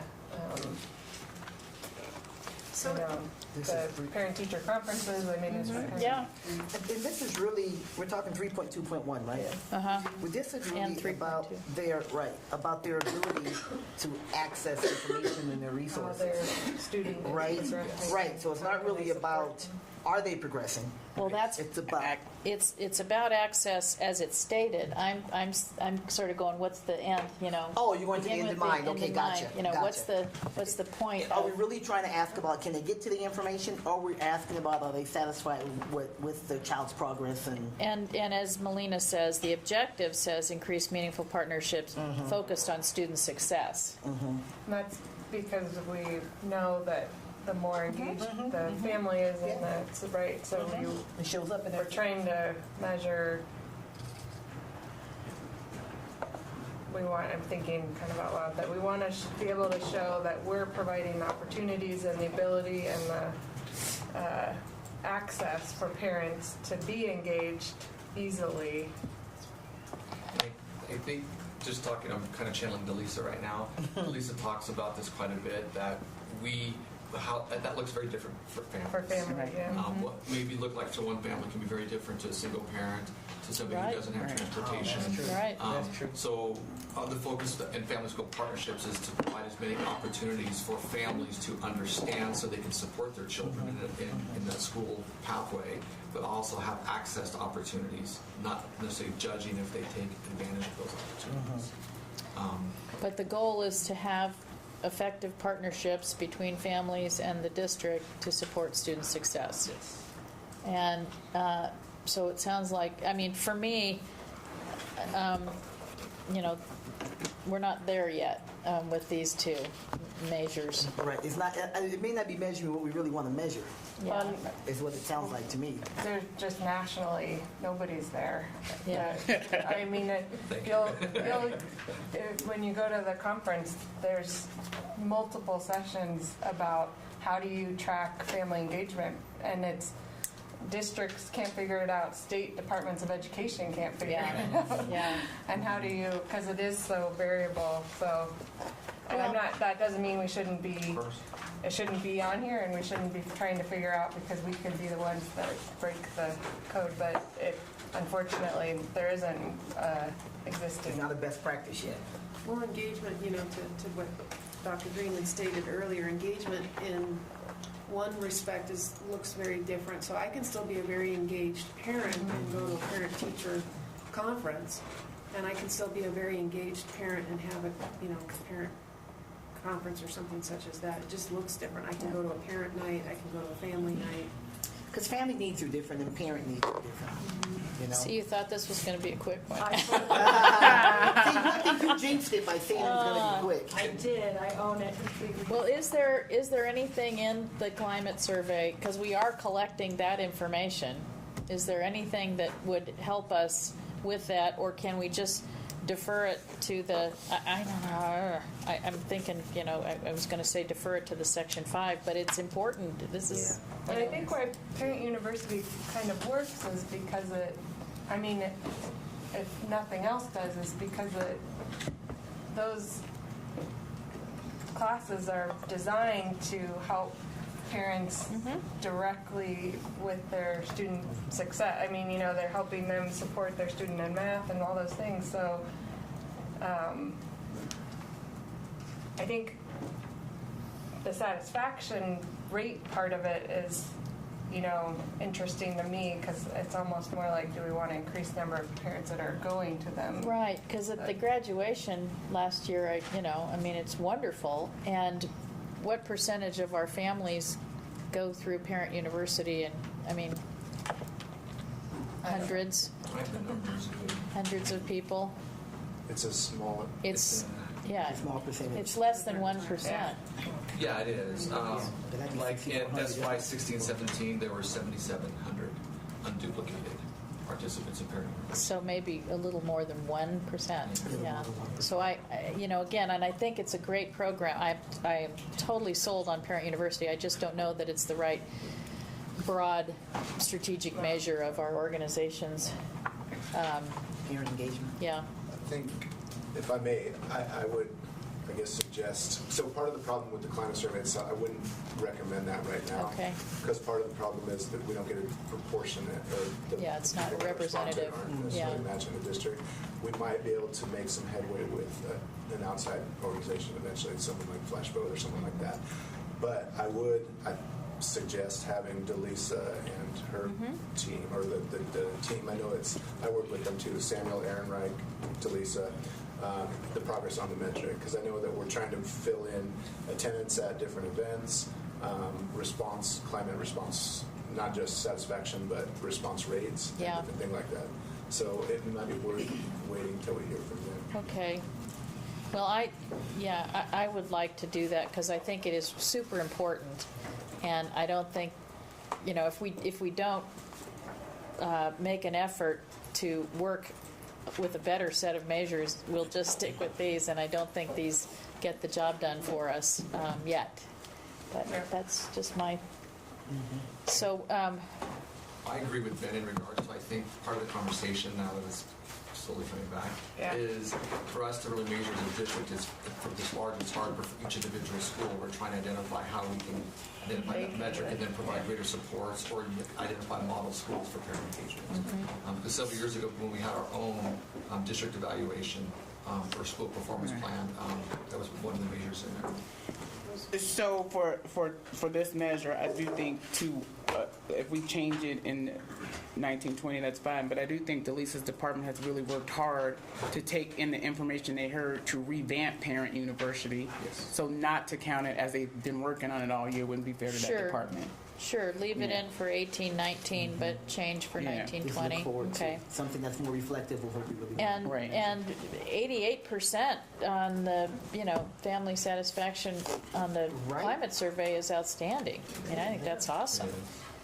And their ability to access. I mean, for those that are taking the survey, 88% of them feel like they have a good ability to access. I mean, that's good stuff. So let's keep them in for 18-19. But revise, have staff revise for 19-20, just come back with some proposed, something that would address family engagement. And then, looks like...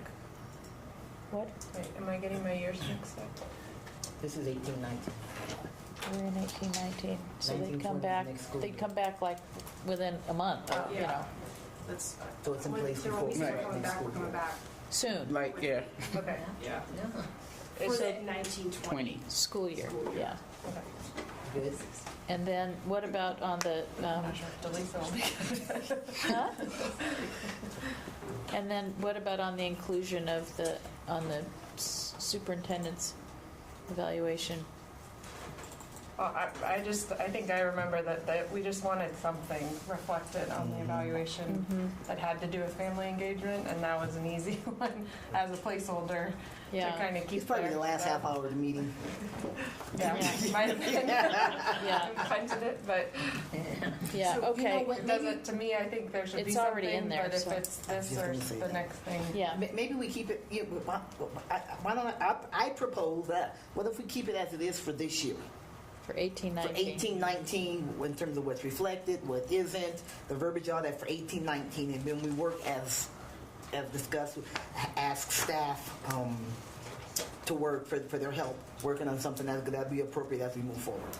For 19-20. For 19-20. Okay. And then would that be in the superintendent evaluation? Just as we stay as it is right now. Second. Okay. Any other discussion? All those in favor, please signify by saying aye. Aye. Opposed? Motion carries. And you guys are clear about, we're trying to get to the, end product. Yeah. Clear as mud. Okay. Okay, I would recommend, since we're in climate survey conversations, let's go to 5, if you could please. Let's just Page 6. page 6. Let's just start from the top, 511, and we'll work through everything on this page with 513 in due order. Starting with 511. Whoever would like to lead us through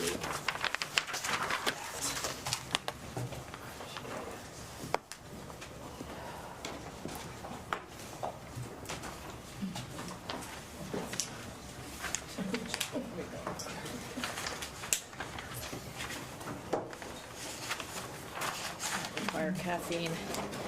I had to have some too. Their coffee next door would be better coffee. Okay, so we're going to skip around to 511. This is the chronic absenteeism rate. And the decrease in the chronic absenteeism rate. This is actually a pretty strong metric for us.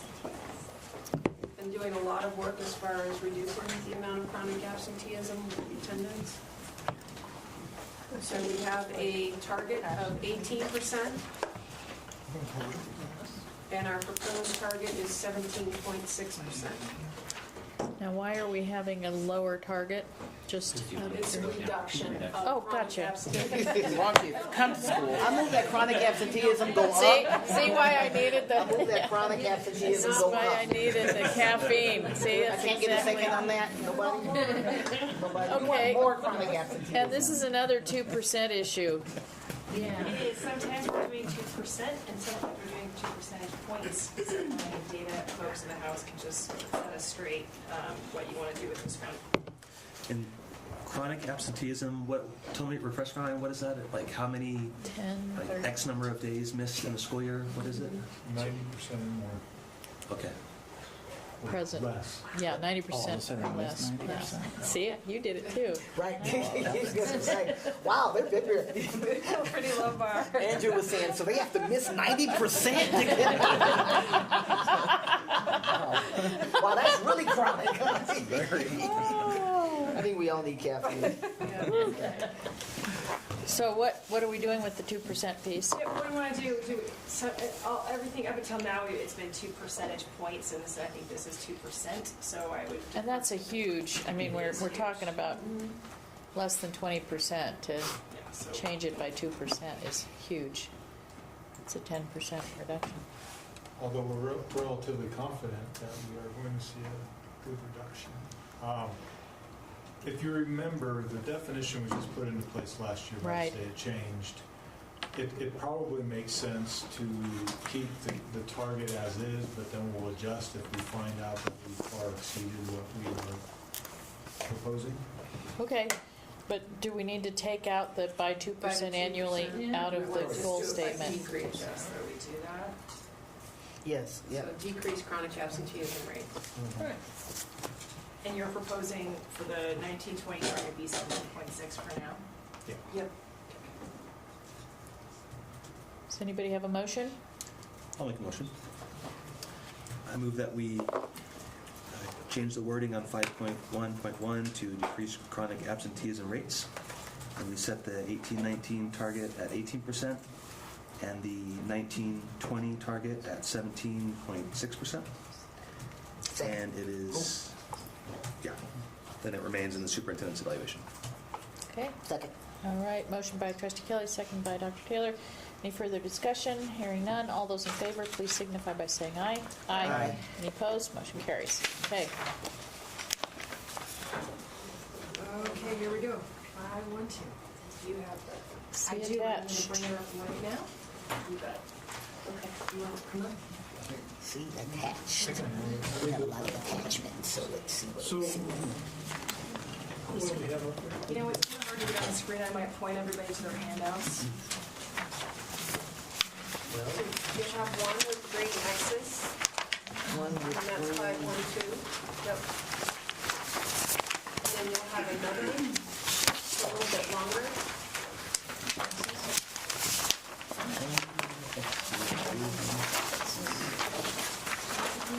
That's it. So if you recall, this metric is we're using the likelihood ratios. We had talked about those in the past. What we want to see are ones in all the cells. Okay, so I'm just going to try to walk you through this a little bit. You want to see ones in all the cells. We want to see ones in all the cells because one means proportional.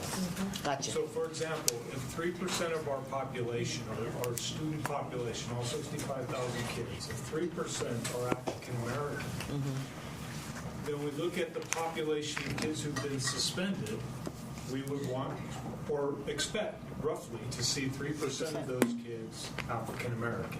All right. So when you look at African Americans under suspensions and you see a figure that's 2.26, there's a situation. Yeah, because instead of 3 kids out of say 100, it's saying more like 7 kids out of 100, and that's a problem. So the idea here is to move all the different groups towards proportionality or towards a 1. Now, once So that means you want to suspend more white kids. No, I'm kidding. No, and No, I know it doesn't mean. I get it.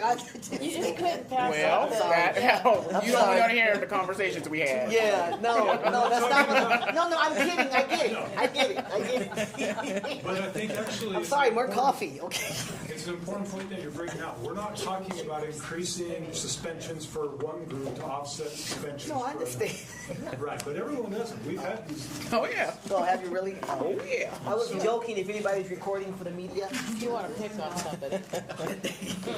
just get the Asian kids. So the other thing is that this is a very sensitive measure.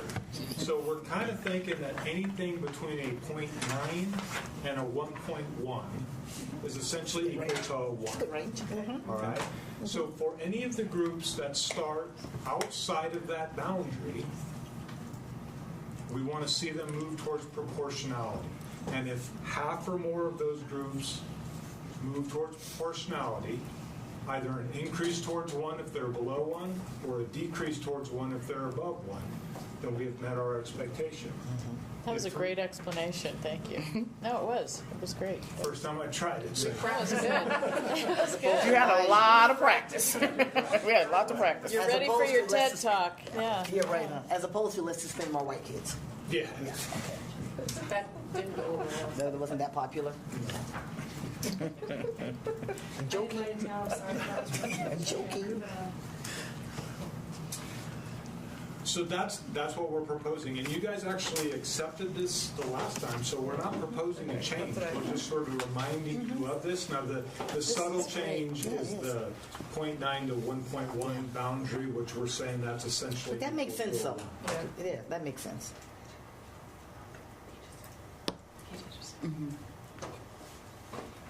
Now, one thing you do see on the sheet is that there's both suspensions and there's, again, we have the APIB dual CTE completion indicator. And so that indicator is actually showing up both in really 1.2.1 as well as in 5.1.2. Very impressive. It's really kind of the flip side. So we really think that academically, the more access we provide, and we're probably going to see less behavior. So if we're only going to keep this indicator in one spot, we would recommend that it is placed in 5.1.2 and taken out of 1.2.1. What's in 1.2.1? That would leave in 1.2.1 graduation rates, math performance, and ELA performance. Because we're kind of doubling up, is that what you're saying? Yeah, we're using the same indicators twice. And Okay. this is kind of an access. So no C, we would take it out of C. Yeah. Okay. And also just to clarify,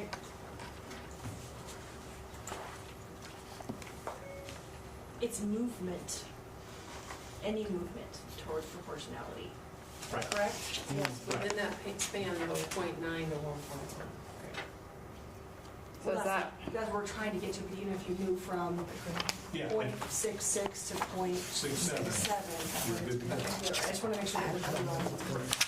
Any positive movement, that's either an increase towards 1 if you're below 1, or a decrease towards 1 if you're above 1. Is that the color coding? Yeah, and that's the So color if it's- That's coding. what we have movement. Green is the Movement. It's good. Yeah, we didn't apply that 0.9 to 1.1 range in this because you hadn't made that decision yet. Okay. And you haven't yet still. Because a couple of them would have been green. A couple others would have been green had we had that range, Right. if you will. Yeah. Right, and so it's actually, relative to these two indicators, we're doing pretty good. We're exceeding the expectation with respect Great. to access, and we're meeting the expectation with respect to reducing disproportionality and suspensions to date. We don't have the year-end data yet. We almost. This is a great sheet. Yeah. I like this one too. This is awesome. Yeah. Just showing our progress. Okay. Yep. So do we need to change the language of 5.1.2? Because you've got GATE and ELL and Special Ed Identification Program, extracurricular participation. There's your extracurricular participation. I think But- we need to Establish the targets too, right? Yeah, and I would take out the 3-year. Yes. So I would say reduction.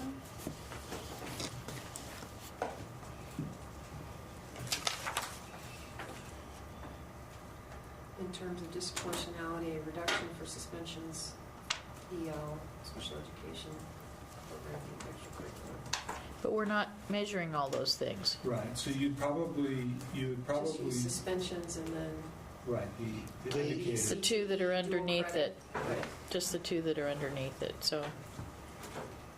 because we had taken out, when we had met earlier, we had taken out some of these before. Gate and ELL. The extracurricular participation we didn't include. So it should just be AP, IB, dual credit, and CTE. Can I It ask should be- about GATE? Right here? Sure. It should be this one instead. Why isn't it in here? Well, I think that the main reason, Okay, I see. maybe someone else, Debbie might want to respond, but because we use the assessments as a screener, it really makes it very difficult to sort of affect that indicator. It levels the playing field, in other words. In a sense. In a way. In a sense. Now, you can make arguments. You can still about argue whether against or that, not they're but- biased in the There's some measure, pretty Yeah. good but we arguments. do Yeah, have Yeah. because standardized tests, that's a whole, Right. And we are talking about They are such a biased. rare They are, part absolutely. of our population. Okay. But those are the tests that we have to deal with that's all we have at to this do. point. That's why the ACT and SAT is still in business. Everybody Yeah. knows they're culturally biased, but Yeah. that's the best we got. Yeah. And just to be clear, it's not that we're not tracking that internally. It's just not in there. Right, it's just not in here. So do we have new language for that Have it up on the screen. 5.1.2? Disproportionality in ABIB, to do that in suspensions. Okay. Is that right?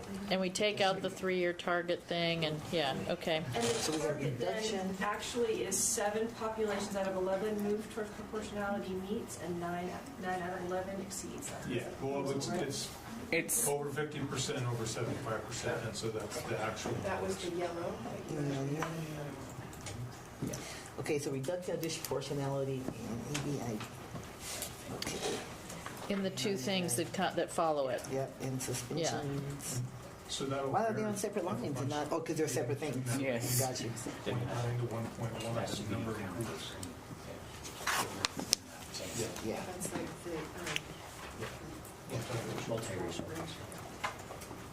And then, Right. so you're gonna, okay, so you're putting in what the targets are. Right? Yeah. I know we have more specific language, sorry, that's But that's better, actually. 50 to Yes. 75% is better. of the sub-pops, Of the, right? yeah, the 11 subpopulations, if 50% of them improve, Yeah, so it that's meets, meets and if 75%, it And I think exceeds. what your point is that it could not be 11 because Right. some might be in We start with proportion. 11, but like in this example with multiracial, because they're within that 0.9 or 1.1 range, they Tiny. come Yeah. out. Yeah, okay. Now, if they went way down, they wouldn't. Like if they went in the opposite direction, that would count against us. right. But it counts in favor because they're in that range now, right? No. We're just it's- taking them out of the No. calculation. If they go down, they count against. Because we Okay. have to, we're They're trying to already shrink meeting. disproportionality. Right, I got you. They're in it, so we don't need So to. 50% We need to of the maintain. Right, we need to maintain those that fall. subpopulations that don't meet proportionality, Right. 50% of those. Okay, gotcha. Wait, say Okay. that again, Kate? Right. We're trying to affect, so meeting the target would be that at least 50% of the subpopulations that currently don't meet proportionality, at least 50% of them improving on Oh, their got you. proportionality would be meeting the target. Right, because the target is 50% of them. Yeah, Yep, 50% of the ones that aren't the ones meeting that it. aren't. Yeah, got it. That 50% Okay. of them are moving in the right direction. Yeah, okay. Is everybody clear on that? Clear as mud? And those would be in the SUPS evaluation for 18-19 and 19-20 as proposed. I move, because I do certainly agree with that.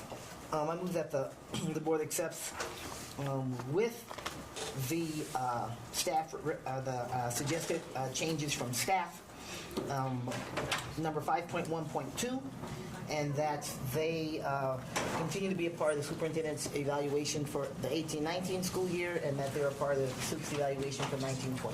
Okay, and the targets are as proposed. And the target, yes. Okay, gotcha. I'll second. Okay, and you're clear, Erica? And you're removing 121C. Yes. So it doesn't double count. 1C, correct. Yes. We're moving that, it's, yes. And just friendly Okay. in my own motion, right? And then we're removing 1.2.1C. Yes. Yes. Okay, is that okay with you, seconder? Okay, so Second. motion by Dr. Taylor, second by trustee Caudill. I think everybody understands. JJ, you clear? Okay. All those in favor, please signify by saying aye. Aye. Any opposed? Motion carries, and kudos, everybody, for the good work on this, because that's one of those where it's a whole team. It's a whole village. Oh, the whole night. Well, and it's a whole village to make that change happen, Our so. brains hurt. Well, and it's, yeah. And kudos on the work. That's what I mean. Yeah, That's what I'm exactly. saying. It's some great Just progress. kudos to making that dial move. Yep. Okay, Erica, tell us where to go next, We are and be going to- really kind when you I say know, where we should go. But we're going to order now, 513. Just as, there's a lot to talk about here. Thank you for laughing. You got it. I got it. So this one, we've come to you a couple of times. This is the increase in proportion, the change to the positive perception of students and families reporting. So this has to do with the survey. Uh-huh. And it has a lot of TBDs. Yeah, so if you remember when we came in July, I don't know if we have this slide or not, but, and I don't know if people can probably can't. I didn't see that. Is this your baseline? So, We should realize this. there was, so this is, really the question is, do you want survey metrics? Is the subjective. Do you want them in the strategic plan, and do you want them in the superintendent's evaluation? So what we have done in the past, like I was saying earlier, we have a student climate survey, a staff climate survey, and a family climate survey. And we ask them to what extent they're satisfied or they would agree that they are engaged with the school district or the school. So for students, that's student engagement questions. For staff, that is collaboration with the staff. And for families, it's communication, useful communication with the school. The second area is positive relationships with the school community, and the third area is feeling safe. Do you feel that you are safe at school if you're a child? Do you feel that you are safe at school if you're a staff member? Do you feel that your children are safe at school if you're asking the family?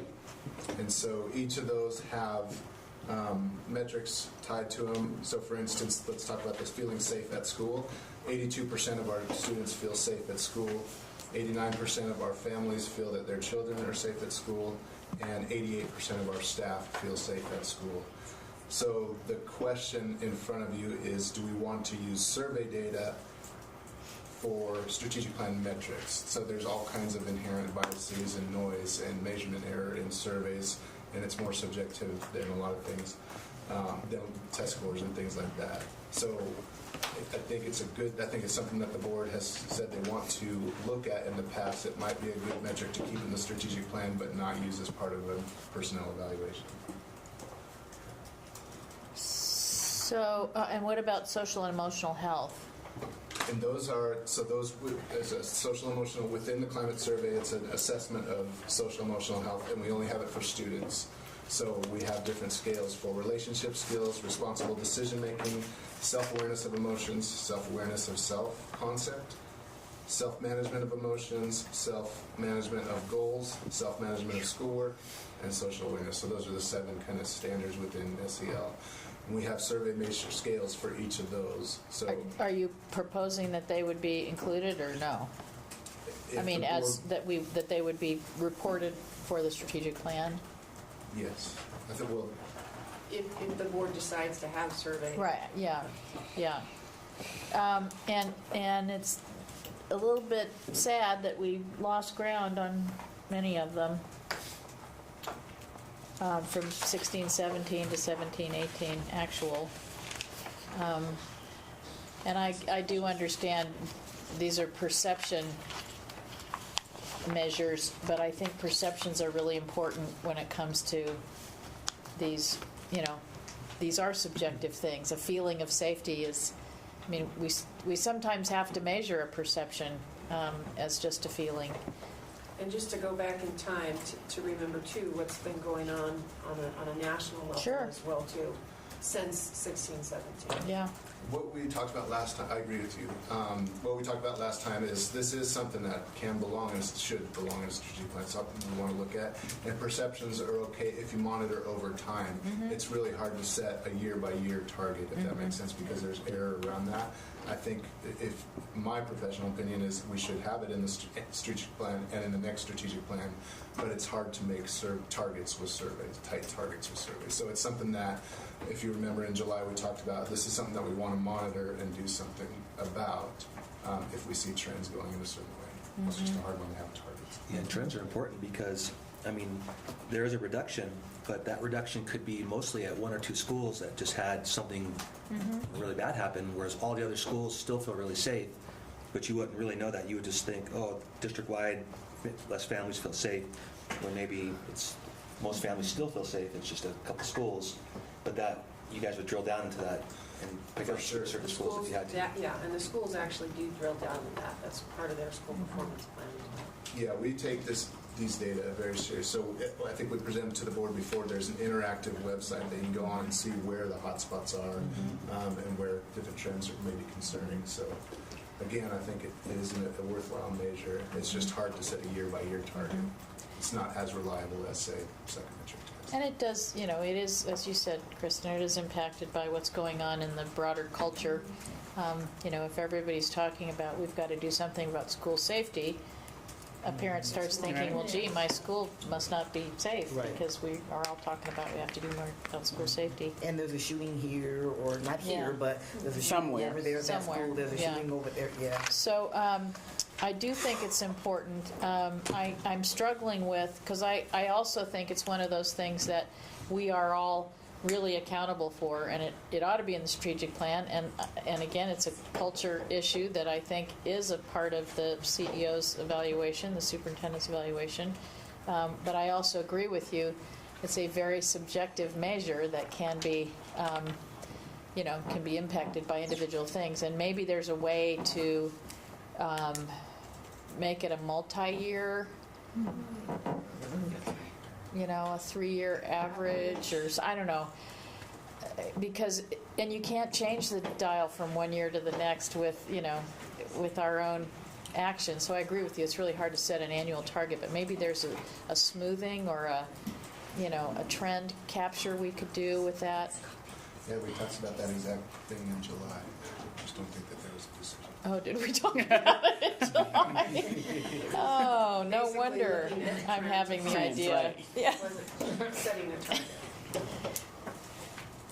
May I add something? Of course. Okay. Doctor? So when Mr. Kelly made the recommendation that we bring back ideas around measuring climate and culture, I'd just point out that the suspension data and the access data that we just talked about are measures of climate and culture.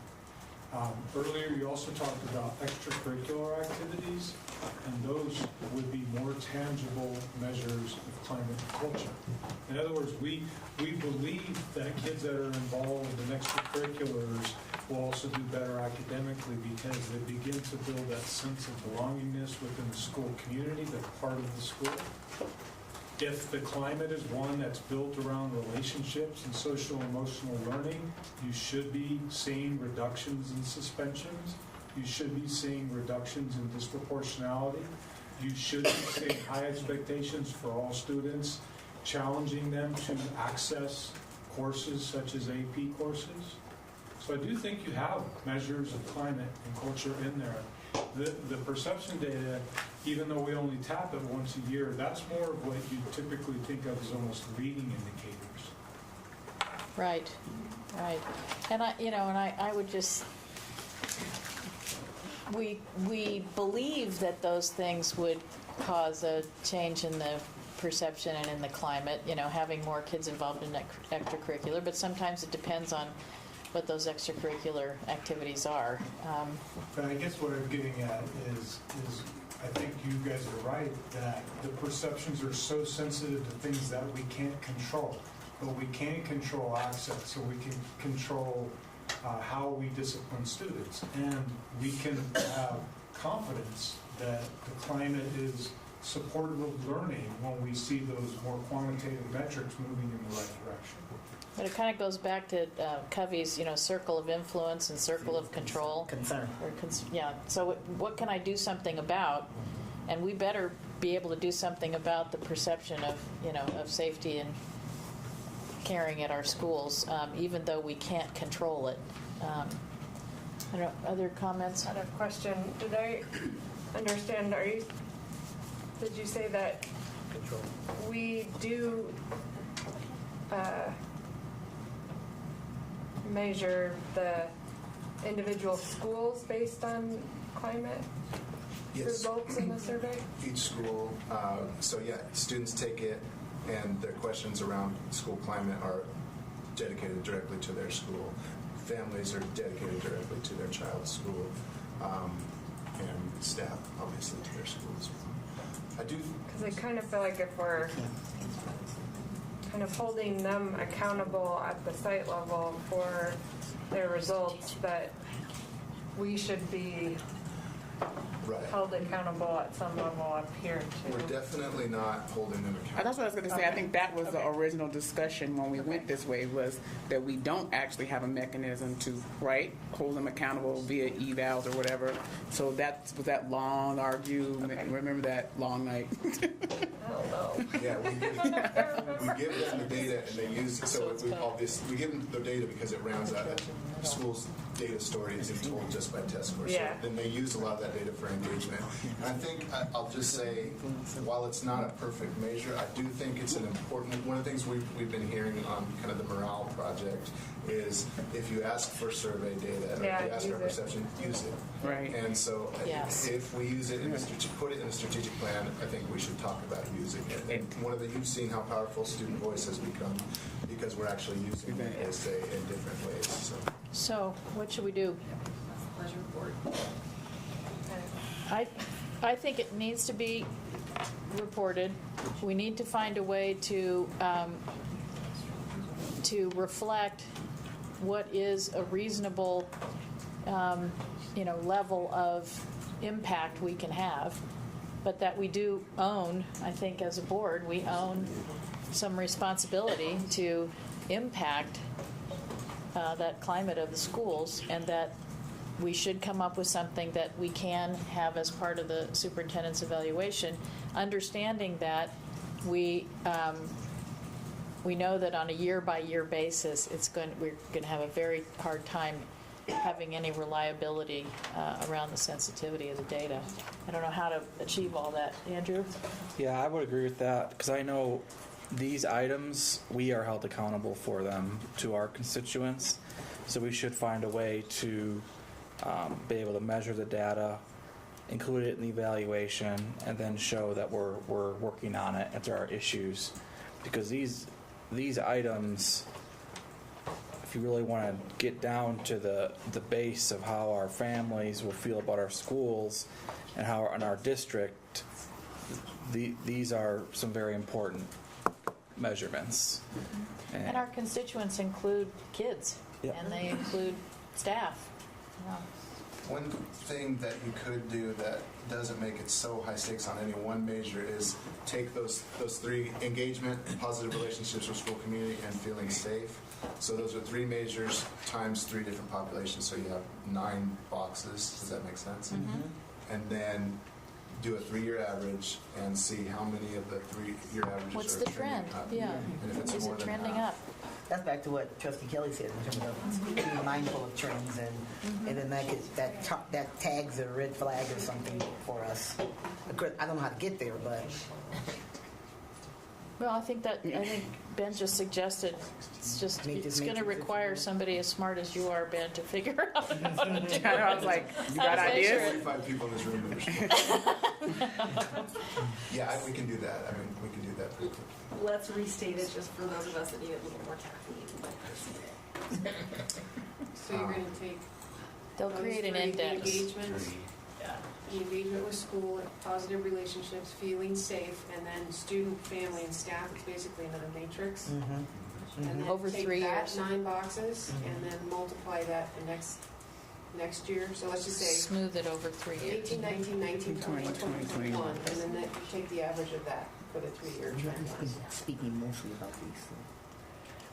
Right. So the wording could be trends in engagement, positive relationships, and feeling safe are increasing. Yeah, improve trends in, yeah.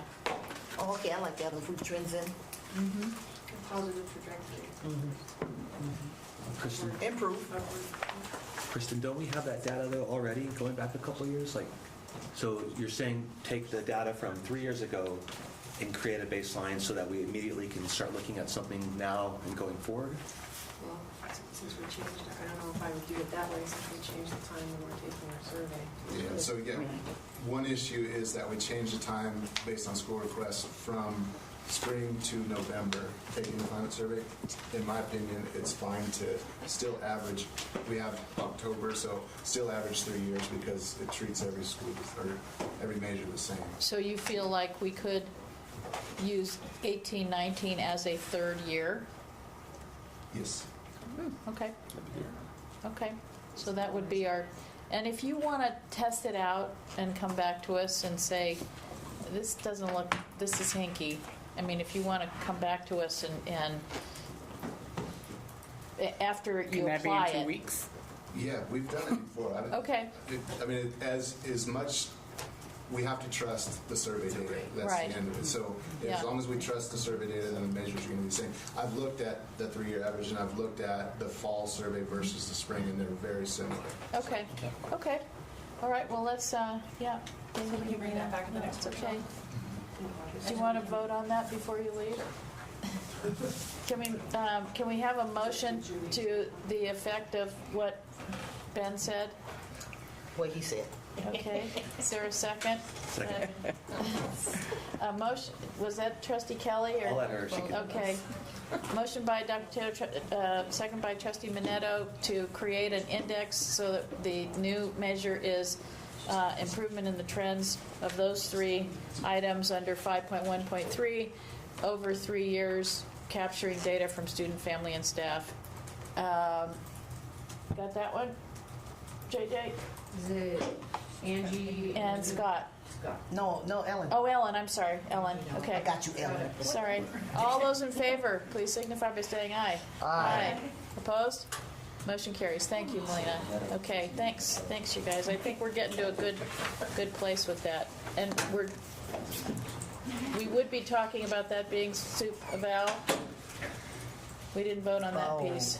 He didn't, Ben doesn't like that being in the soup eval. Oh, yeah, because of what he said, huh? You table that till you see the. Okay. Okay. Okay, we'll table that till we see the data. And it hasn't been, but it's a question of should it be, right? Okay. Okay, let's just keep moving on then. Where are we in social help? We didn't do, did I miss that? Social That and emotional hasn't been, there's like 7 pieces to that one. Yeah, we didn't say, we said a little something about it, but then it kind of dropped out of the conversation. So that one is a more complex one because there's so many measures. So I think we should attend to it as part of the strategic plan. I don't know that there should be a metric on it. But that's the board's decision. Yes.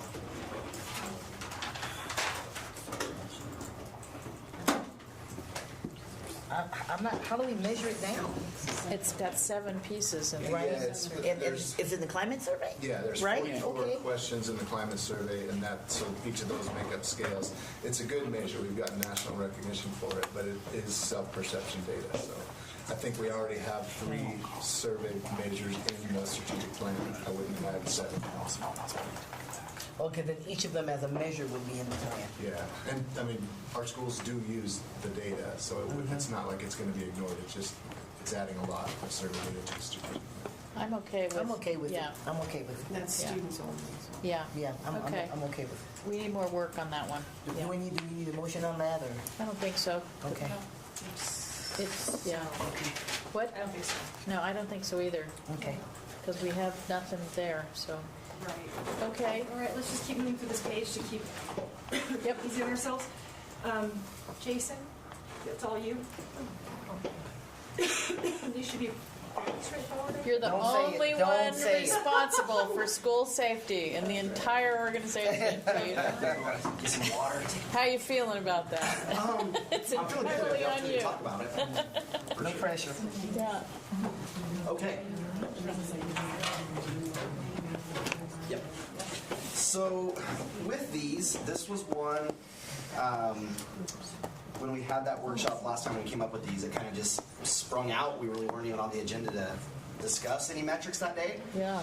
So it just kind of got thrown out there, and to be quite honest with you, we have tried really hard to make this work, and it just hasn't, unfortunately. And the reason being is at the time we thought we had some systems in place internally that could actually track this type of stuff, and we don't. We've worked with IT a ton. We've worked with Safe Schools a ton. It just doesn't work to track it the way it was originally thrown out there, which was, hey, we can count how many independent. So if Chris Wright clicks on it, we can track that Chris clicked it and David clicked it, and Angie didn't. Yeah, and Angie didn't. That type of thing. And I don't unfortunately, care about this is overrated. we just don't have that ability. And then, kind of furthermore, kind of talking through it, it was one of the things I've gotten in talking to a lot of administrators and employees is it's just not a requirement. There's no state requirement, there's no district requirement, there's no board policy that requires them to do these trainings. So they look at it and they go, I've already got X amount of hours of trainings through Safe Schools that are required for sexual harassment and workplace safety and slip, trips, and falls. And they just don't have the time, I guess, you know what I mean, to take on additional training. But what we've been very successful with is we have been working on content. That was one of the things we told you we would do, and we have. And when we've come out with these new videos, like the new fire drill videos, the reception has been fantastic from administrators.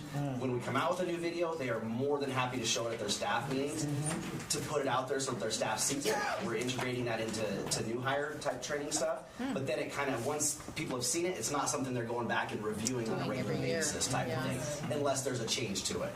So kind of putting that out there, we do think that the video trainings that we've put online are beneficial, and it is a resource that we have there. So like if we have, for instance, we have a school that does a drill, and we go out there and we monitor that drill, and maybe things just didn't go so great. There was a lot of issues, that kind of came up, or specific issues that we can point to. We can say, hey, maybe you should show your staff the fire drill video.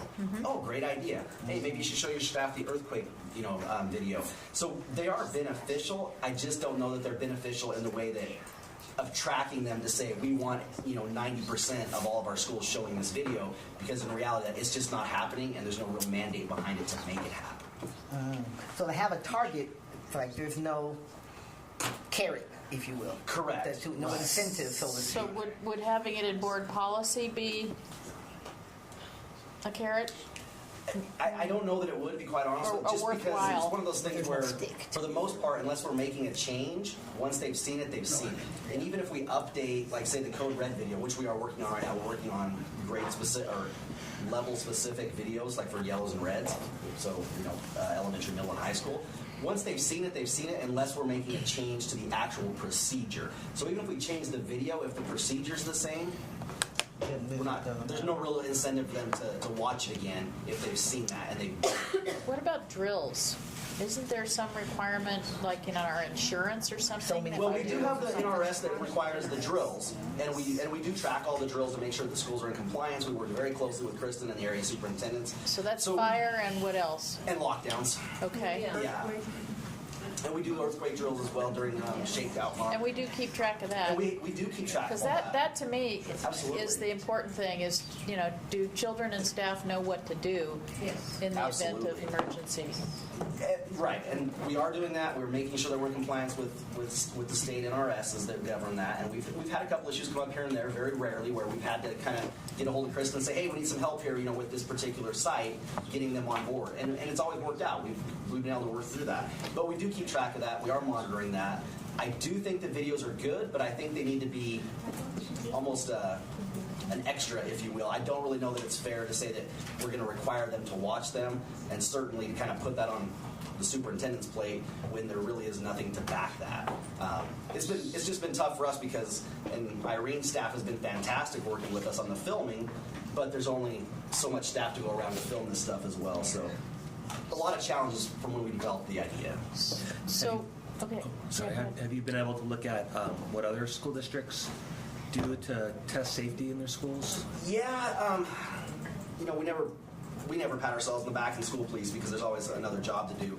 But by and large, we're ahead of the game when it comes to safety in Washoe County School District. We know that from the Governor's Safety Task Force when we kind of benchmarked through the state when we started looking at all those things.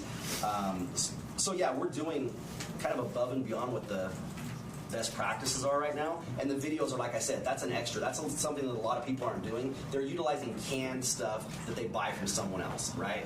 Which is easy, you know, for lack of better terms. But to make a specific video on our fire drill procedures, that's an in-house and specific to Washoe County School District. So that's where that benefit really comes in. And those are the kind of things I think are important for us to continue to do, which is ahead of the curve. What about if we just said, you know, just ignore those for a second and just said, you know, meet statutory compliance for drills for fire, lockdown, and earthquakes as one. And that would be 100% because we have to, and that the reason we have to is because it's important. Absolutely. And then maybe something relating to action plans we might have from the Safe and Healthy Schools Commission and the safety audit, maybe, you know, implement the annual work plan from the Safe and Healthy Schools Commission, something like that, or the safety audit, so that people know we spent money on this audit, we've got all this work going on the Safe and Healthy Schools Commission, and we're being accountable to implement whatever we say this year we're supposed to do. Is that, I don't know if that... Yeah, I fully track with you.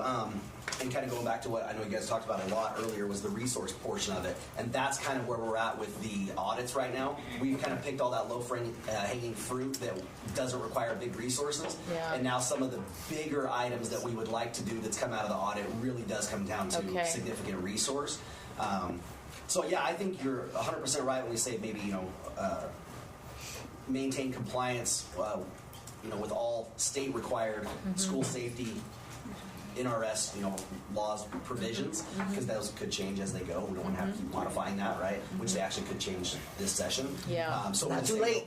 You know, maintain compliance with all state, you know, school safety initiatives or something of that nature. Or requirements or... Initiatives, requirements, yeah. Whatever. Totally. I think we worded something like that. That would be a lot more usable for us. So and maybe then keep we don't the one even... that says the operations plan. I think that one's a good one to keep because again, that is an NRS requirement. We keep that one as is, and then maybe just add something that says we're in requirements with the safety provisions. So, Erica, instead of saying for fire, earthquake, and lockdown, we would say maintain compliance with all state requirements for school safety. Yeah, perfect.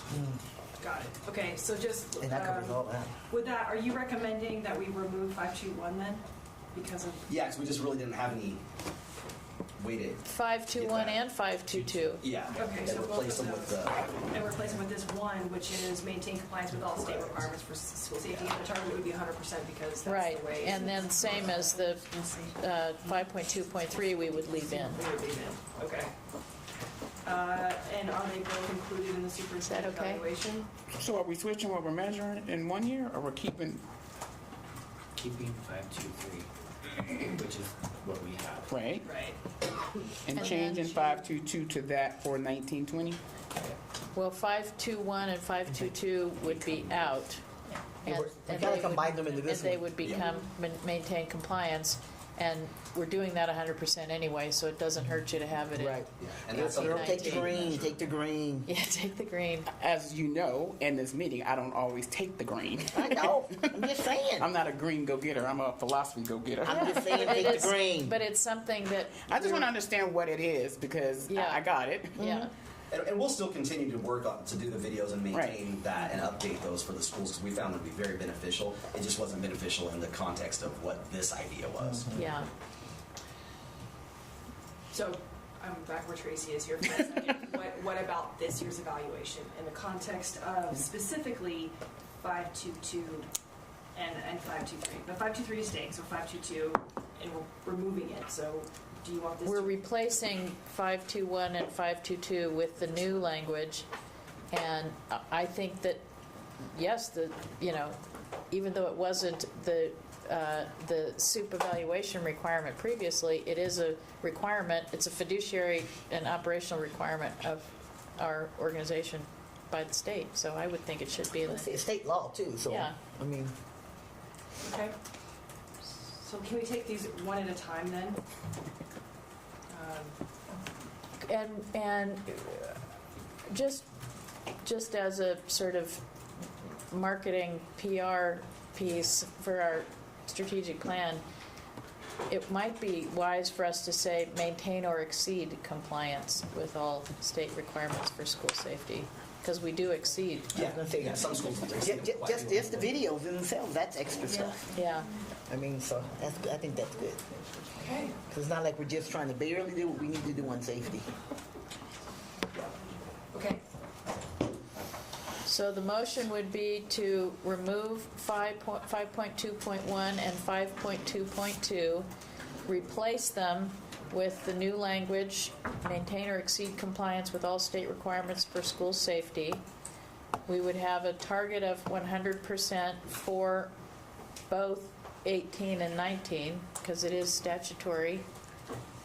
And we would add that new one as part of the superintendent's evaluation, and then we would keep, we can vote on 5.2.3 next.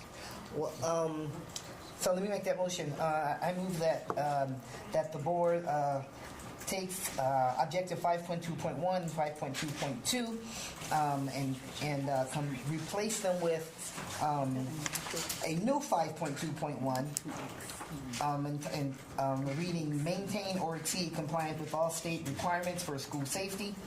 The target for 18-19 will be 100%. The target for 19-20 will be 100%. And this would be a part of the superintendent's evaluation in 18-19 as well as in 19-20. Second by Trustee Meadows. Is there any discussion? Everybody okay with that? Okay. All those in favor, please signify by saying aye. Aye. Any opposed? Motion carries. Okay. Thank you. Great. And then on 5.2.3, it would be unchanged.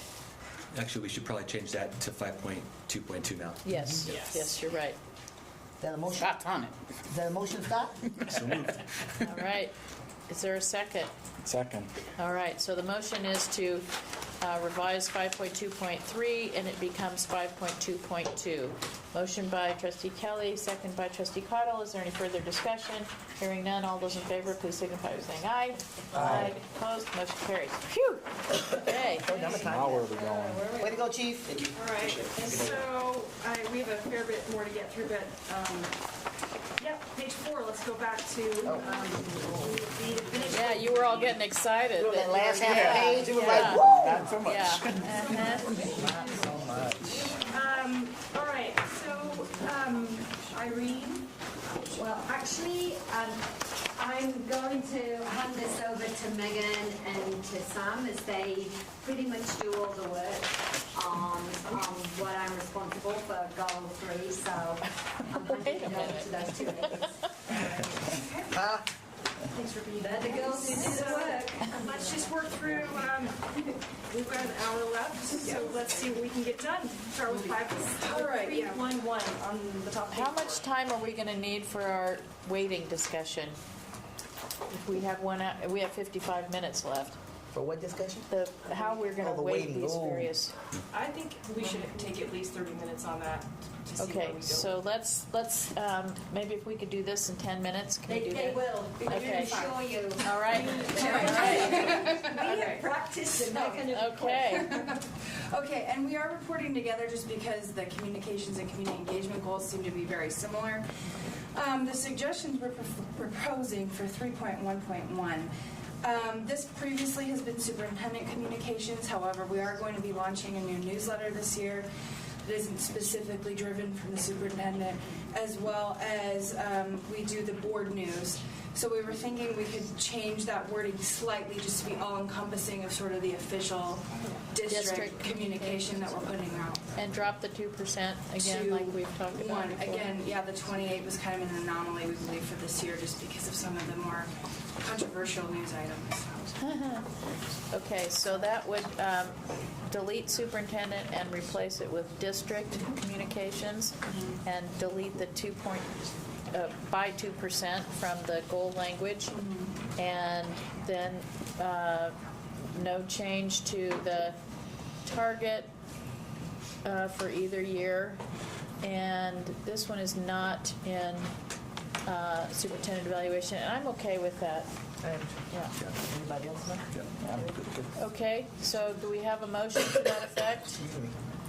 To amend 3.1.1 to say increase the employee view rate of district communications, set the 18-19 target, or confirm the 18-19 target at 20% and the 19-20 target at 20.6%, and continue it not being part of the superintendent evaluation. So moved. Thank you. Motion by Trustee Caudill. Second. Second by Trustee Kelly. Further discussion? All those in favor, please signify by saying aye. Aye. Aye. Any opposed? Motion carries. All right, 3.1.2. Great. Okay, on this one, I had mentioned this in the board meeting, but shared views is no longer really a thing in Facebook. So we were Except for the Russians. Right. They're sharing a lot. No. Did I say that out loud? Inside voice. Sorry. Okay. Inside voice. So we were proposing to change this to engagement rate, which is more of sort of the industry standard. And that is what we gave you this year. The 10.2% was our engagement rate. And that's a combined rate of likes, shares, and comments. So what's the new language that you're proposing? To see a 3% increase in engagement rate. It was previously, on the version I have, it was shared views. Yeah, shared views, Yeah. What does engagement rate mean? It is a combined structure or metric of likes, shares, and views. Okay. And comments, too, And right? comments, so it's sort of, it is the industry standard. Okay. So, so 3.1.2 would now read as Erica has it on the screen, a 3% increase in engagement rate. Okay. Do we need to, social media, yeah. The other small piece of this discussion was kind of related, well, it's related to 3.3, but as you'll see when we get to 3.3, one of the things I'll suggest, which was brought up during the board meeting, was potentially eliminating the trustee-specific Facebook page. Okay, let's stay on 3.1.2. Okay, right. So in 3.12, we'll be utilizing more trustee content on the main page. How you get there is okay, got it. Up to you guys. Now, should we specify Facebook Live, or should we just make it just social media, since we also have That is Twitter? Facebook Live. Social media, Yeah, I Facebook think Live is social. that's just includes one social of the media. tactics in social media. Yeah. So if we wanted to take that, Well, he's just saying it's, yeah, I mean, it's already in there in social. Oh, what you're saying is take it out. Yeah, Oh, I take thought it you were saying we need We to don't add need it. to, we don't need to call it out. Yeah, I agree. I agree. So it would read something like what's on the screen, looking for a motion. So moved. Well, wait, let's talk about targets are, boy, that's, let's see, wait a minute, rate. You went from a number to a percentage? Yeah. Is that?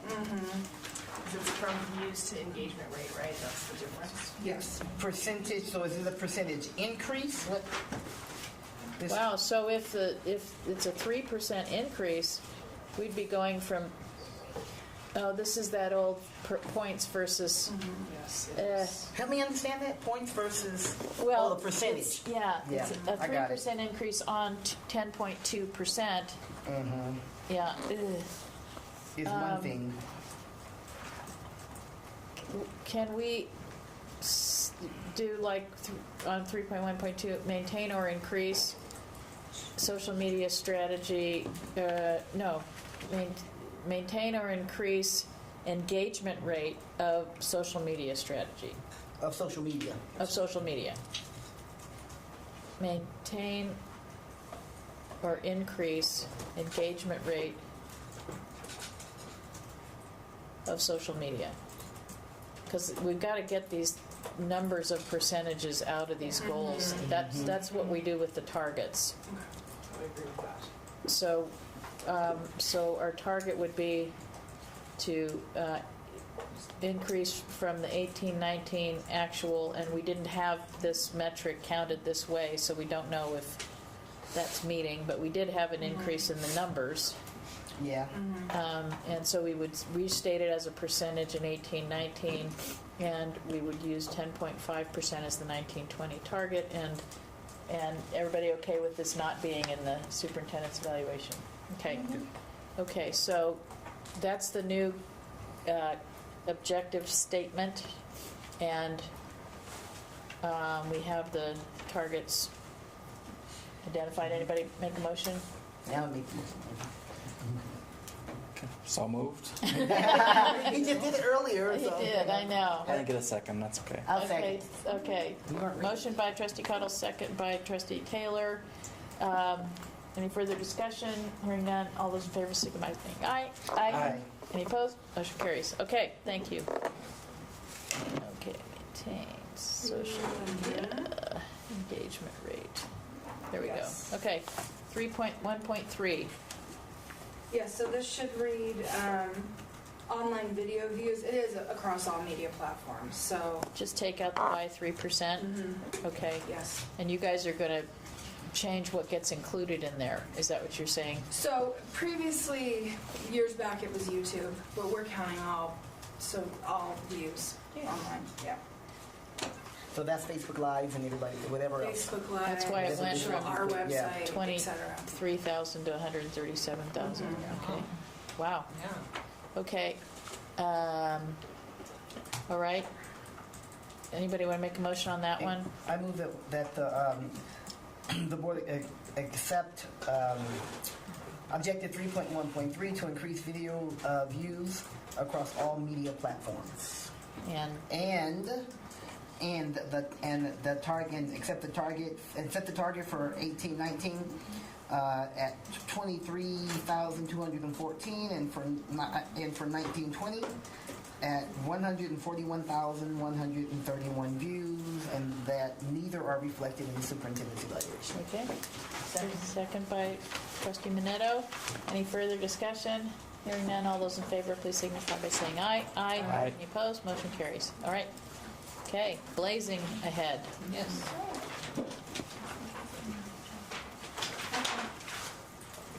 Positive media coverage. I'm just looking at what was there. So we have no recommended changes unless you want to take that 3% out. Yeah, let's take that out. Okay, and how are we counting this again? This is, again, we interpret positive as objective, fair, accurate. So like as an example, I thought that Siobhan's article on the zoning thing was pretty objective. We didn't. Yes. Yeah. We would count that. So we would count that as positive. It was kind of neutral, but Neutral's good. we'll count anything that's not That's what I'm negative. saying. If you want to go on the curve, that's positive. If you want to go on the curve, that's real positive. Yeah. For her, yeah. yes. I complimented her for that very reason. Yeah. Okay. Accurate, yeah. Yeah, accurate's good. Yeah. I move that the board accept objective statement 3.1.4, objective 3.1.4, with the statement increase positive media coverage, and accept the 18-19 target of 93, and the 19-20 target of 94, and that... No, that's the stretch. Do we want to... Is that the stretch? Oh, of 90? Yeah, because we're I'm going sorry. down. Oh, yeah, because the actual is 105. That is reverse stretch. Yeah, so wait. Let me back up. That's performance compression. Yes, the compression. I like that. It's a compression target. Staff have suggestion for a target that's trending in a I positive mean, we're direction? happy to use that as a 3%, so if we were 105 this year, we're happy to go, I'm not a math expert, but. I mean, Well, let's say 100. Let's say 100. You can go from your target, yeah. Okay. Because maybe a 105 could have been, So 100 is the target for 1920? Okay. That's in your motion? Yes, my motion is in that 3.1.4, that the board receive 3.1, accepts 3.1.4, increase positive media coverage with the goal for 18-19, the target at 93, and the target for 19-20 being 100, and that they continue to be reflected in the 18-19 evaluation and the 19-20 evaluation for the superintendent. Okay. Second. Second by Trustee Caudill. Is there any further discussion? Yes, sir. Do you have it as print media coverage, Erica? Should it just be media coverage? It should be, that's probably just me, thank you. I was kind of wondering, it's feeling very 1980s. Yeah, it was print several years ago. I think it's been. Good point. It's been media. Thank you. So it should be. Boy, he's got the eagle eye over there. Got to wait. Yeah. Got to wait. Okay. All those in favor, please signify by saying aye. Aye. Any opposed? Motion carries. All right. Can we, yeah, okay. We have already talked 15 about- minutes. We did, yep. 3-2. So, you want to talk about 3.3? Let's do it. So for the overall objective for 3.3, I'm proposing changing the wording slightly to more accurately reflect what we're actually doing, what you all are doing and measuring. So changing from strengthening community partnerships, including other government agencies and constituent services, to strengthen strategic partnerships with stakeholders, constituents, and schools. Where are we? Yeah. She's The in actual the, goal. she's in the black Oh, bar. the black bar. Oh, okay. I'm Yeah. looking up what box to box is like. Well, Yeah. She's in the black okay. bar. I'm sorry. Will you say it again, please, Sam? I'm sorry. Take out government agencies. Right, and change it to stakeholders, constituents, and schools. Okay. Do we need a motion? Yeah. So move. Second. Okay. Motion and second by, was that Caudill? It was me and Okay, Taylor and Caudill. All those in favor, please signify by saying aye. Aye. Any opposed? Motion carries. Okay. I don't have any suggested changes to 3.31, 0.2, or 0.3, so I'm happy to skip those unless you guys want to talk about them. What about board policy meetings? Like, regular meetings are not board policy meetings. 3.31. Yeah, Yeah. that one we have tracked trustee meetings, policy meetings, and spotlight in that goal. So we should take out regular. Yep. Yep. Good catch. And meetings.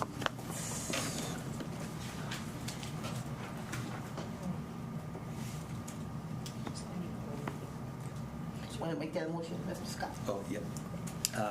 I move that 3.3.1 read consistent attendance at meetings of the Board of Trustees with 18-19 target of 90% and a 19-20 target of 90%, and it will not be in the superintendent's evaluation. You want to keep going? We'll just take them all as one since there's Okay. nothing recommended to change. Okay.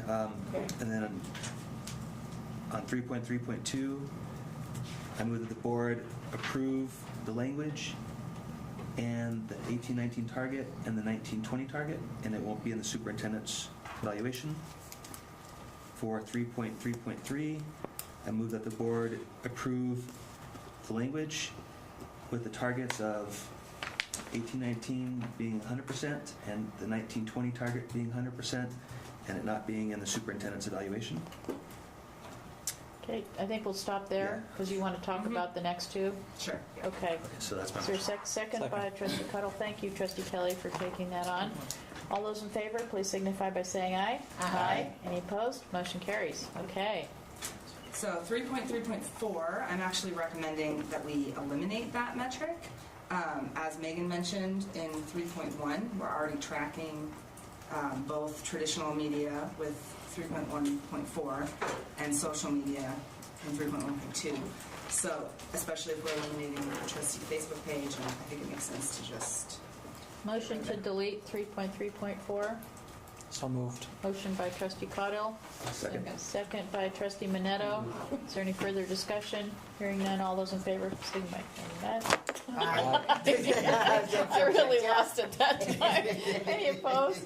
Motion carries. Okay, and what about 3.3.5? So 3.3.5, I think that right now how we're tracking it is we're looking at every event that you all attend, and I don't know that that's really the most meaningful goal to track.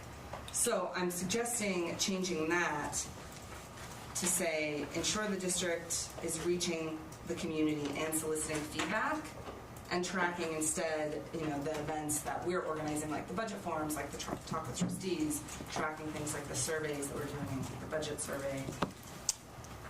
Ensure is a tough one. And maybe we can just say increase attendance at community events, and then we measure it from year to year that we commit to continuing to expand our participation. Is that, because we can't do it as a percentage of the pool of community events, because we don't know what all of them are. That would be a blip. And we can't really say that we get a lot of feedback when we, attend the Boys and Girls Club dinner and with free alcohol in my case. Just kidding. Increase the amount of alcohol that I'm just thinking that the point is that we get out there. I think that's what we're trying to. Right. I think, and my suggestion is, right, instead of tracking, we went to Boys and Girls Club, we went to this fundraiser or whatnot, tracking what we're doing as a district. So tracking the events that you all are going out and reaching out to people. So like the Talk with Trustees, the budget forums. I see. So as we do strategic plan, community engagement, things. Well, those are two different things for me. They are two different things. They're two different things. Unless we combine them, and then what we're looking at is a number, not a number as a percentage of something, but a number. So increase attendance at community events, at district and community events. I think it's two, but we would separate them because we want to be out there attending community events, and we also want to be sponsoring district events where we get feedback. Right. I think that's your point. Yeah, because you're really saying, I was just trying to combine them, but you really are saying two different things, and maybe in each case it's increase board attendance, and then that way we're counting events, and it doesn't mean that's a percentage of whatever else is going on out there. Andrew had an idea. How do you track our attendance? Well, what we've done the past 2 years, which again I don't really think is the best way to do it, is we look at the events that we are inviting you to, because those are the ones that we know about, and then we say, so let's say we invited you to 70 events over the last year, and trustees attended 68 of them. 68 out of 70 is what we're tracking, and I don't know that all those events are meaningful, and again, it doesn't encompass everything that you all are doing, because again, we can't track things. I think they are meaningful. Yeah. I think it's very meaningful for us to be seen at the business education luncheon and the WEA awards and what Samantha's saying though is that we get invited to some stuff that is like that may not have as much of an impact. Right. I mean, that may not be the WEA awards or the business of education luncheon. That might be. But I think, as elected officials, Andrew gets to decide what he thinks his constituents expect to see him at. Very true. And it may be different for Scott, and it may be different for Ellen. And we are the face of the district, and it is good for us to be present. I asked because there are some events that I have found and I have gone to, such as a school play, right? And I don't tell you I'm going. I put it on my own calendar and I just go, and so it's the same thing. The only thing that was different is they maybe didn't send a formal invite, so therefore it wasn't tracked, even though it is the same you can thing. let Sam know. So is that something we should be doing? Because I haven't. I think it's great. Yeah. But also, that was why my thought was, well, in terms of tracking the events, if we say we're going to track the ones that we're organizing. Yeah, but again, I think they're two different things, and they're both important. And I think it would be on the trustees to make sure that they get notified if it's not on what Sam is, and Jen are scheduling for us. Just drop them an email. Let them know I attended this. We also talk about it at our school board meetings. We say I went to this and this and this and this and this. So that's on the record. Yeah, when we list them, a lot of times we don't list all of them. So, because, but it can be captured. Yes. Yeah. Yeah, our job is to let them know, like you, especially when you visit a school, you'll get invited to something else. Hey, next week we're having, can you come? Yeah, the pumpkin patch. Right, and you'll say sure, and you just go by because you just find out about it, and All right, you so just we go. have 4 minutes. So maybe we're looking at two different things. I think we are. I think we're looking, and I think they're both important in terms of the engagement of the board with community partners. And does it matter if, like, I mean, if one trustee goes to an event compared to 3 trustees to an event? Or does it matter if, like, one trustee is at a big dinner with, like, 1,000 people, and then 2 trustees go to a smaller event where they're the speakers? Like, does that weighted matter at all? I don't think so. The district is there. Yeah. And we're the face of the district, whether it's Andrew's handsome face or, my uglier face. It's the face of the district. I was Made on him board blush. with it, and then Made him I blush. You just lost your vote. I just lost your vote. So the second, so increased attendance at community events would be one, and that would be on us to report to them if there's something that they don't already know about that's on the schedule. And then is it just attendance, or is it increase the number of district-sponsored trustee events? District or board sponsored. Well, because it could be something for the district, and then it could be like a budget forum. That's more of a board. Sure. And it could be you and I going focusing to. on board sponsored because Okay. there are so many district sponsored events that. Okay. So if I go to a play at Westergaard, for an example, that's a board event? That's a district event?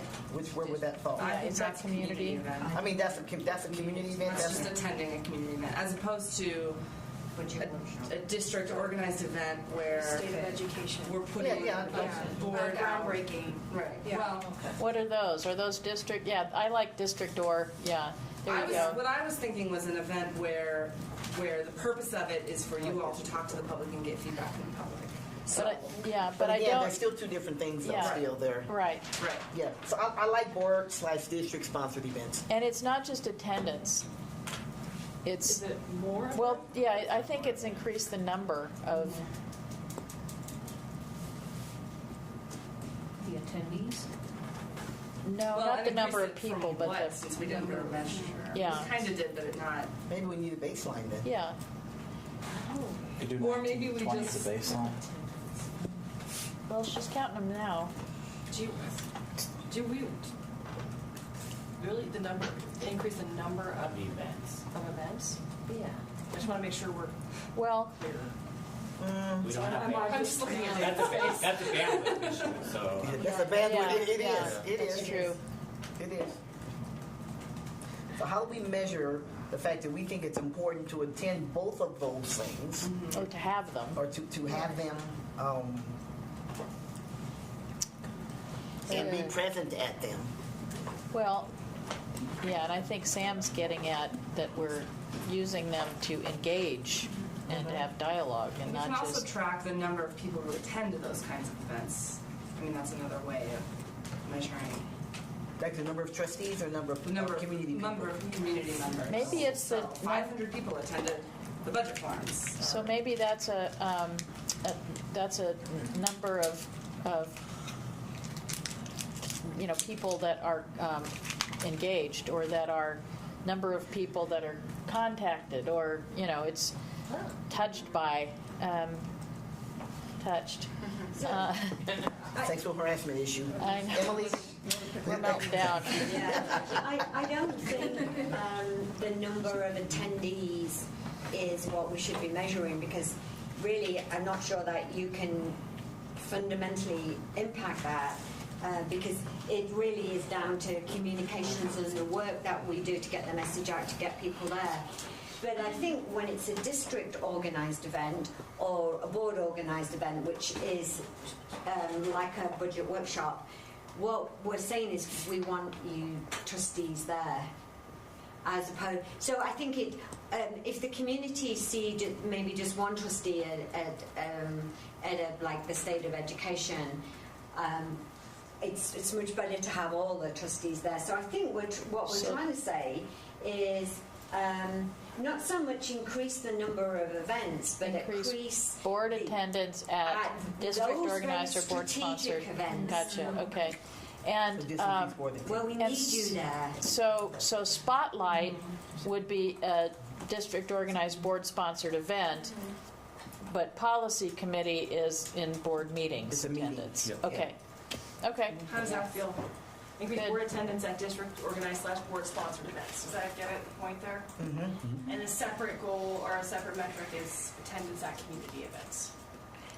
And I still think that's important. So then instead of, just a question about that with the community events, so then instead of reporting it as a percentage of, it might be a number. can I report it as a number? So it's Because the percentage of number what we did. would be crazy. I mean, the percentage Right. of Because like I went to Spanish Springs performance on Beauty and the Beast, but I just went because I found out. Yeah. So would that, so it would just be I went versus going through all the calendars and go, well, you didn't go to that, so it's 0 for 1. So it would have to be a count. Yeah, and then then you just hit Sam with a text or something. Hey, I'm going over. I just got invited to Tick mark on number 1. Yeah. Or Yeah. and then she can just keep, and then that way she's just keeping account. Yeah. Yeah, as long as I know, I can track it. If I don't know about it, I can't. Yeah. Yeah, Okay. that's on us to tell you. It's on us to tell you. Can I ask a quick question? Is number 1 also increase board attendance, or is it just increase attendance? Increase it. Because this is under a board. Yes. Yeah. Yeah, board attendance. Trustee. Trustee attendance. Oh, yeah, not trustee. Number 2 should be trustee attendance as well. Trustee attendance. Yeah. Okay. Okay. So we'll have a baseline. It should be board sponsored. Don't you think? Yeah. Okay. Yeah, that one is that's board. right. Yeah. It's an entity, So we'll have a baseline for 18-19 for both of those. No, she doesn't have a number for 18-19. Oh, she doesn't have, it's right. Well, That's I right. can look at I don't have it here because it's reported as a percentage, but I can look at the number of community events that you all And district board events too? Yeah. Okay. I do have it broken down from when I reported. Okay. Okay. Awesome. Well, see what you come up with, and then we'll come back on what the target should be for 19-20. How does that sound? Sounds good. We could actually, trustee attendance on the number 2, we could probably say 90% or something that, we want trustees. And now, does that mean we want 100% of the trustees at 100% of the events? How would we measure what that means? Is it, you want full attendance, or do you want somebody? I think somebody. Because Okay. it depends. It might, because sometimes it's great, like the business of education, the more the better, that kind of a thing, and versus something out of school, like a play or something like that, a trustee or so there is great. So I think it's hard to say it unequivocally. Girl Scouts dinner, we don't all need to be there. We don't all need to be. Okay. Let Scott and Andrew go. What I have tracked in the past is, there was Is anyone at least there? one trustee. Gotcha. at X event. Okay. Yeah. That's kind of the way you do, because when you give us our list, you say this, they have coverage, but if you want to go sure, but yeah. So number 1 will be a number, and is number 2 a percentage, like 90% of the district Yeah. and organized board-sponsored events, or is it 100%? It Well, should probably be 100%. But the other part of it, though, is if Andrew goes to a school, is that a district organized event? He No. goes to a play? Right. No. Oh, no, that's community. We said that already. We That's could right. change 1 to community and school events if that would make it easier, maybe. Because we're talking about like school plays, school, Sure, that's a number. As It's just a opposed to number. a district. I think that's helpful. Yes, because it's just a number, right? Yeah, okay. And then because I was the only one confused, I think. Okay, and then that one's probably should be 100%, the second one. Yeah. Because we want every event. every there should school be at least a At least trustee there. Well, communications, each year they would probably have a list of, here's the 19 events that we organized last year, and we had trustees at 18 of the 19. So, and next year, maybe for some reason, we have more money for communications, so next year we do 26 events. So they would probably keep track of that. Yeah, yeah. She will know feedback. And that's a no on the superintendent evaluation for 18-19 and 19-20. And as Erica has noted, we've got the 18-19 baseline year, and we've got the 19-20 to be determined after we figure out She that. said she can do baseline. We just don't have the data right this second. Okay. Yeah. Okay. Do we have a motion to that effect? So moved. Motion by Dr. Taylor, second by Trustee Cottle. Any further discussion? Hearing none, all those in favor signify by saying aye. Aye. Any opposed? Motion carries. Quit laughing at me, Andrew. Gotta do board meetings like this. We'll keep it Right, rolling. let's go. Okay. Okay, Yes, ma'am. So we have 25 minutes left. We have Mr. Meadows here, we have, and we have Heat, and we have, there's super small changes. We also have the volunteer. We don't, you see now, you said that again. Jinxed it. Okay. Okay, let's, okay. And then there's a volunteer one. I could do that now because I'm already here. And Okay, it'll take quick. me 2 minutes. Okay. Take 30 seconds instead. I can do that, don't you Okay. worry. So at this point in time, I'm recommending no changes to this because when I came in front of you sometime last year, we talked about it and we agreed that we needed to adjust it because of what had happened Legislature. in the legislature. And I guess we're in the same situation again in that the criteria around the fingerprinting is being looked at. So I'm due to come in front of you for a formal report. I can't remember whether it's in July or August, but I am presenting to you. So that would be a good opportunity to actually look at this and take into account what has happened in this legislature and have that discussion. I would entertain that motion, except I think this one should come off the superintendent's evaluation for 18-19. Okay, it still says yes in here. Yeah, so that one, yeah. Okay. You all agree. Okay. So moved. Second? I'll can't second second. it. Oh, I You can't can. second it? You can. I can second, yeah, okay. So the motion is as recommended, but to correct that it is not part of the superintendent's evaluation for 18-19. Or 1920. Or 1920. All in favor? Aye. Any opposed? Motion carries. See, I Okay. lived up to my promise. You did. You did. Just don't let Erica say it. Yeah, I'm making, I'm going to David right So now. what are we doing? Let's do the two yellows on page 5, and let's do it quite quickly if we can. Okay. 411. Give us the 411? Yeah. I'm going to just go and So our change here is really just to add a alternative budget award offered by the Association of School Business Officials. I'm going to do that now. Or, so you added either or for, okay. So moved. I mean, is there a motion? No, thanks. Motion by Dr. Taylor, second by Trustee Cottle. Can we go back? I didn't get that. We're just accepting staff recommendation on 4.1.1 to change it as outlined. All in favor? Aye. Any opposed? Motion carries. Thank you for staying all day, Mark, for that. For your 30 seconds. Mine was actually quick. Look at that. Oh, I'm making up some ground. Since we're the only other yellow one here, so. Y'all can be there all day for this one. I know, 4.1.5, that's fine. We'll talk about the other ones in October when we bring those metrics to you, so that's fine.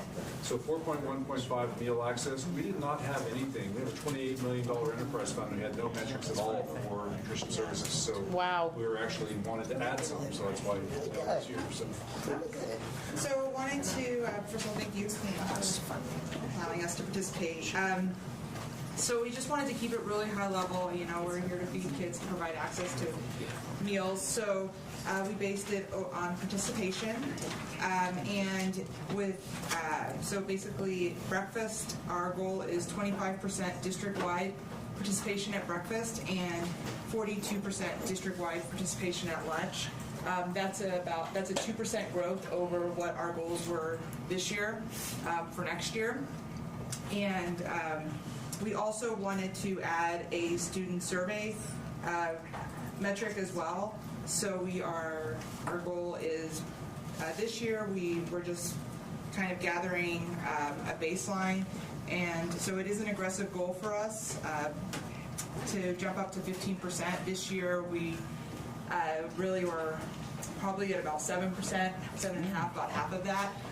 But what we are looking to do is to collaborate with academics and see if we can get into like some IT things in classrooms and set up some really quick surveys that students can do while they're in class. Us going into the cafeterias and trying to do surveys during mealtime is just not going to be sufficient for it. Is our goal just to have 15% of the kids complete a survey, or is our goal to have some outcome of the survey, like, you know, some percent satisfaction or something? Because I mean, I would rather we be able to do something with the surveys than that we focus on getting more surveys as the goal. That's just me. Maybe we do both, because we haven't really done it yet. This is our first year doing it, so I think participation is, yeah. Yeah, I think it's good to have a participant, and that's a pretty ambitious goal, starting from nowhere, right? To do that for 15%. But it is good to say, and in getting that, but we have to just baseline that too. What our percentage, our desired percentage would be. That should also be baselined the first year, and then we look at where we go from there. Because I wouldn't want us to say, let's set our target satisfaction rate at 85%, and it's at 42, right? Or vice versa, right? So we need a baseline for that one as well. Pete, it looks like you want to say something. No. Oh, I'm okay. just trying to kind of think through that, because I mean, we are getting data. What you do with that data and trying to get satisfaction, I mean, that is skewed by so many things. Yeah, but that's the point. It's all subjective. Right. Every time you do satisfaction, it's subjective. And they're developing new menus and all that with the student data. So I mean, that's always being done, but I'm not sure you put a metric to that. If it's student satisfaction with the meals, I mean, I guess that's something you could track. Well, maybe we can. It's sort of like Paul's comment earlier. If you track this, it probably means that, you know, if our participation in purchasing lunches increases, it must mean that they're satisfied or they're hungry. Well, yeah, that's the thing. That's the problem with making an assumption about two things being connected. But is that 15% of the student population? Is it 15% of the kids that eat lunch or that eat? I mean, that's the population of it. Of the survey really does matter. Of course, we only want to hear from those that eat lunch, right? I don't know if there's a way to do that.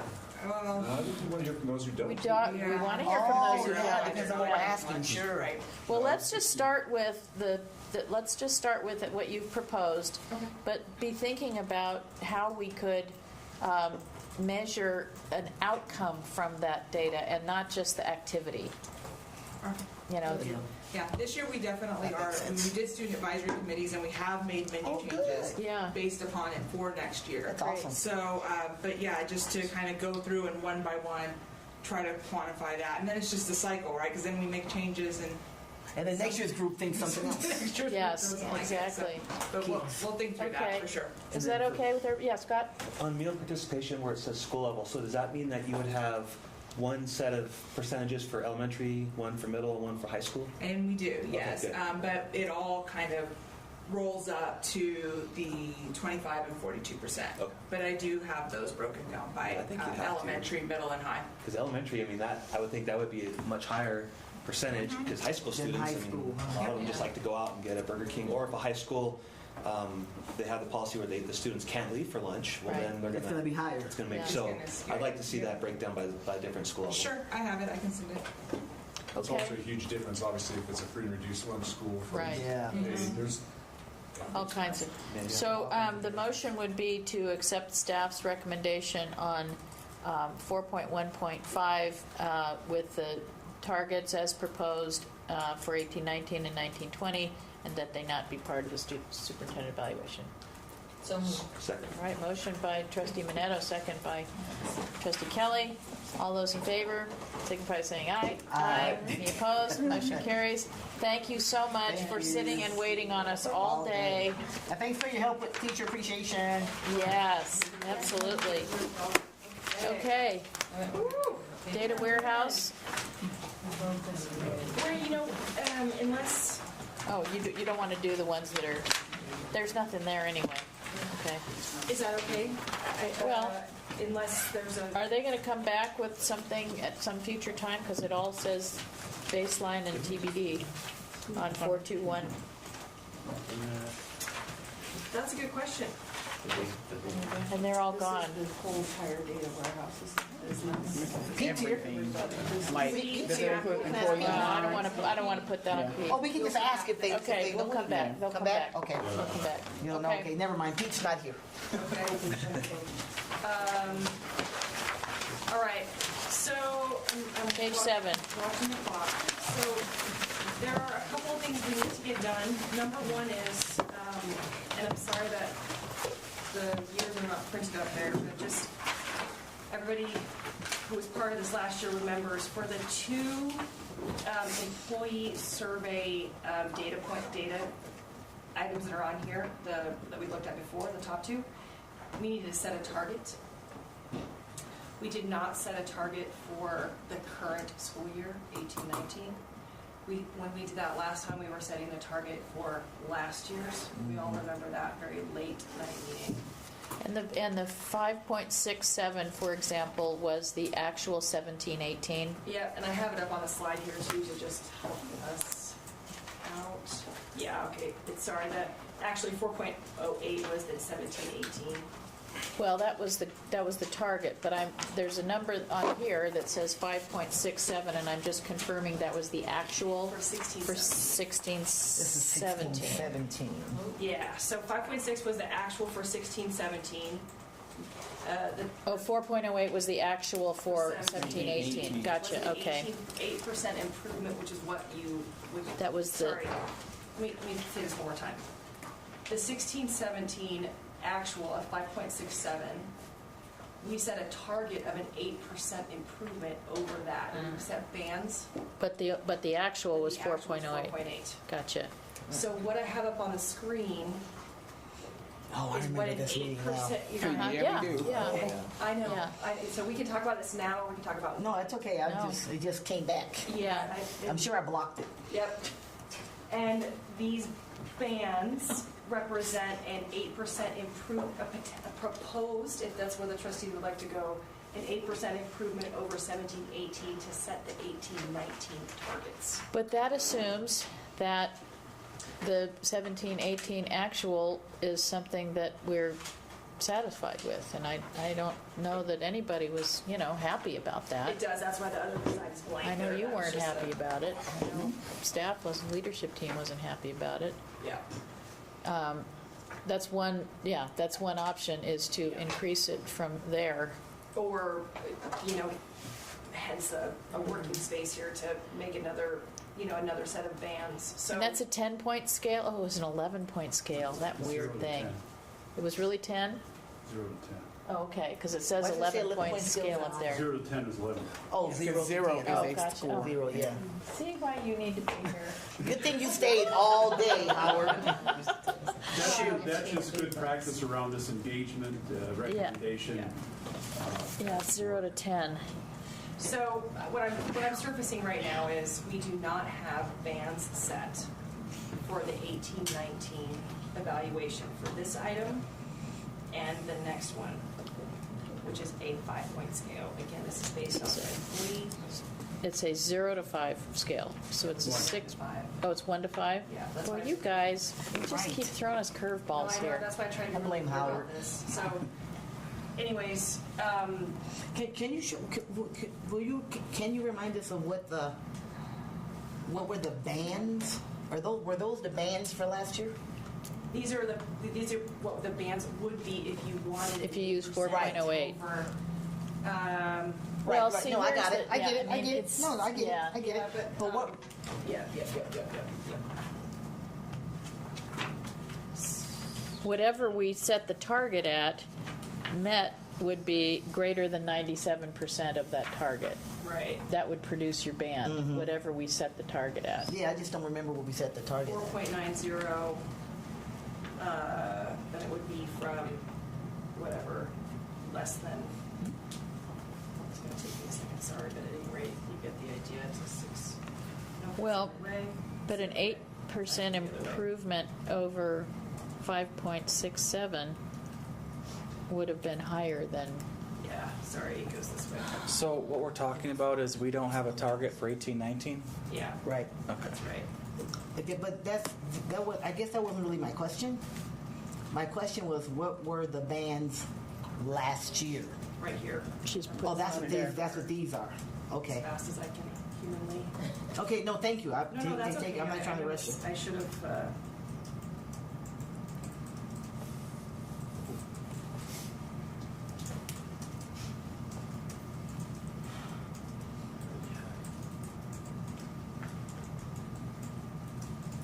And just for new trustees, so we did come up with what constitutes meeting the goal and what constitutes not meeting it and what constitutes exceeding it.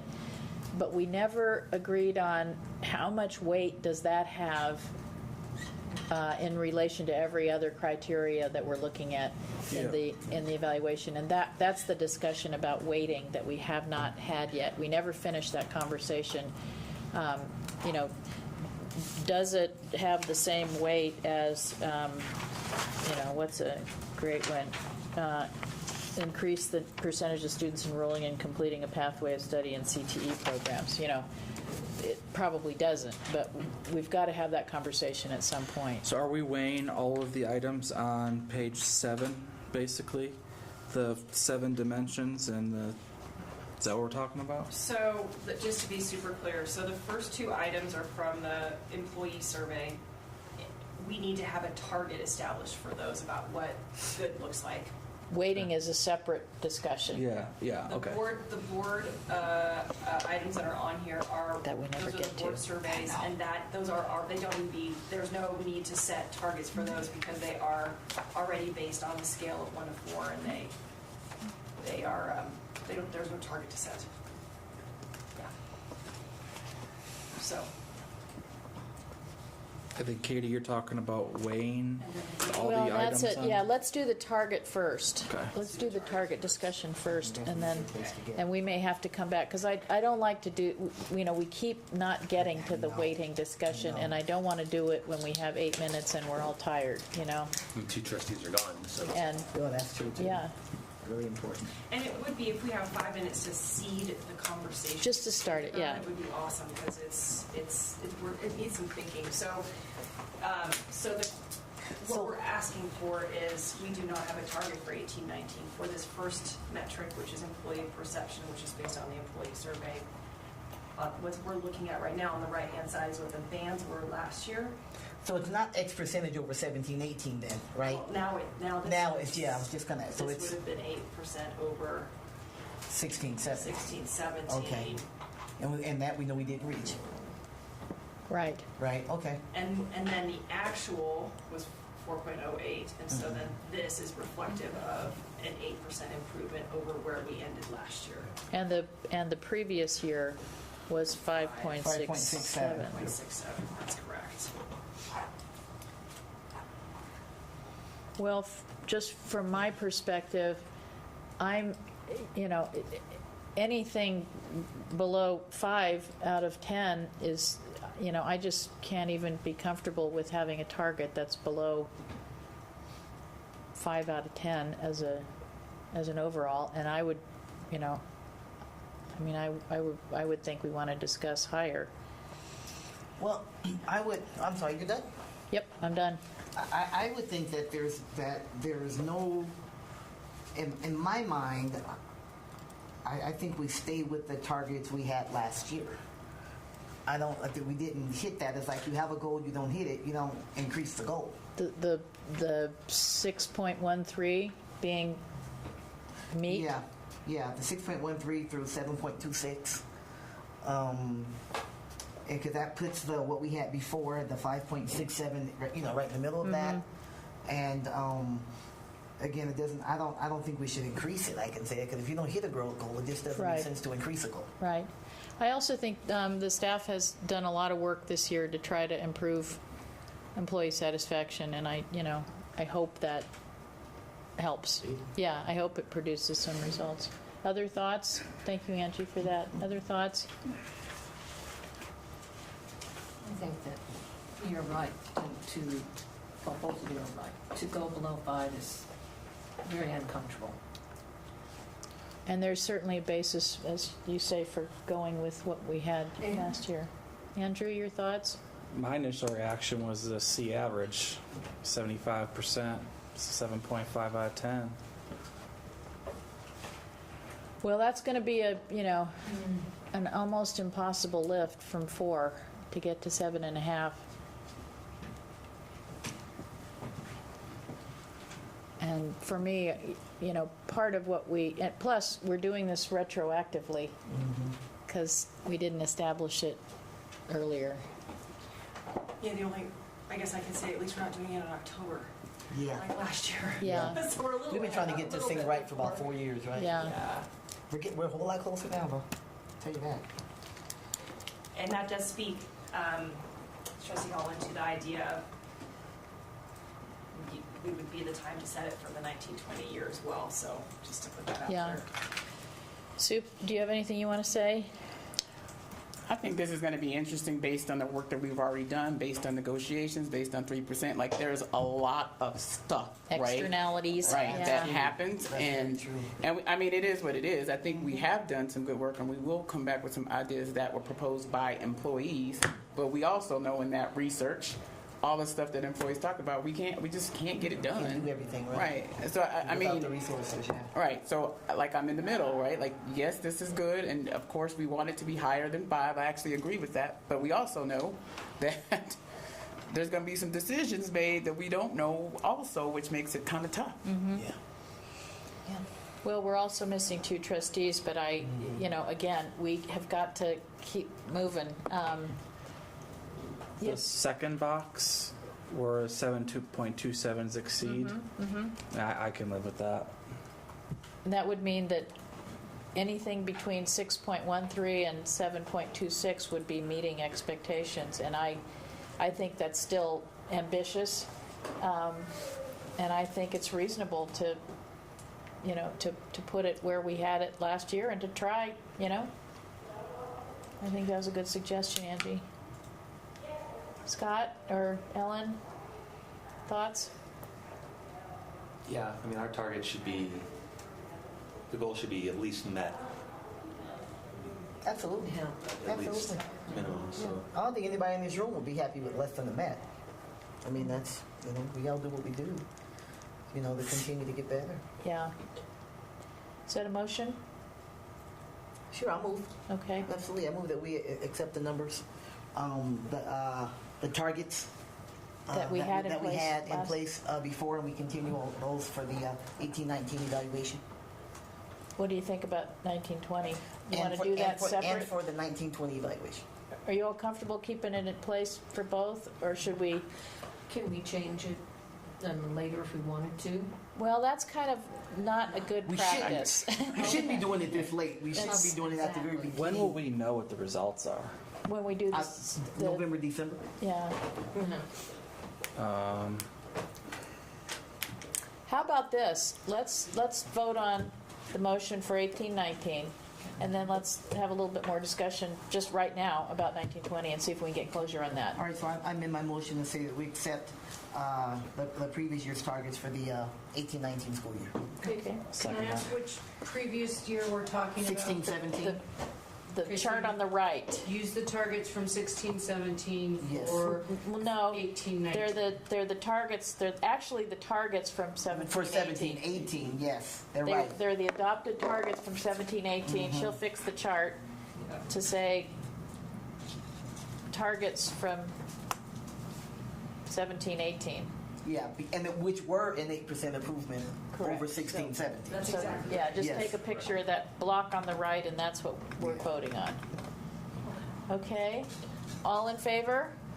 Aye. Who's the motion? Oh, I second. yeah. Sorry, the dynamic duo. This is what we're saying. The motions with emotion. Okay. We'd like to speak about Any opposed? Okay, motion carries. 1920. Okay, now we're going to talk about 1920.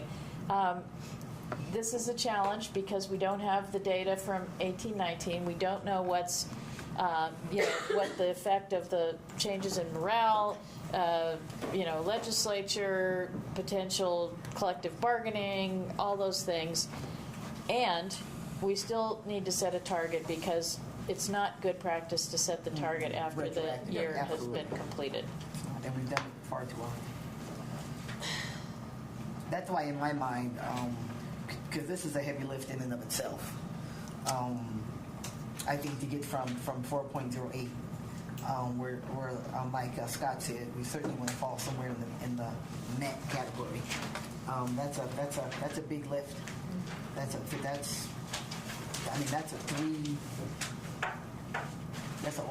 greater than 3-point increase, which is pretty significant. So I would be comfortable staying that course for one more year. I would too. Because it's blind. We're blind. I would be okay taking the exact same numbers for 1920. Okay, is that a motion, Mr. Caudell? I move that we use the same numbers from the 1819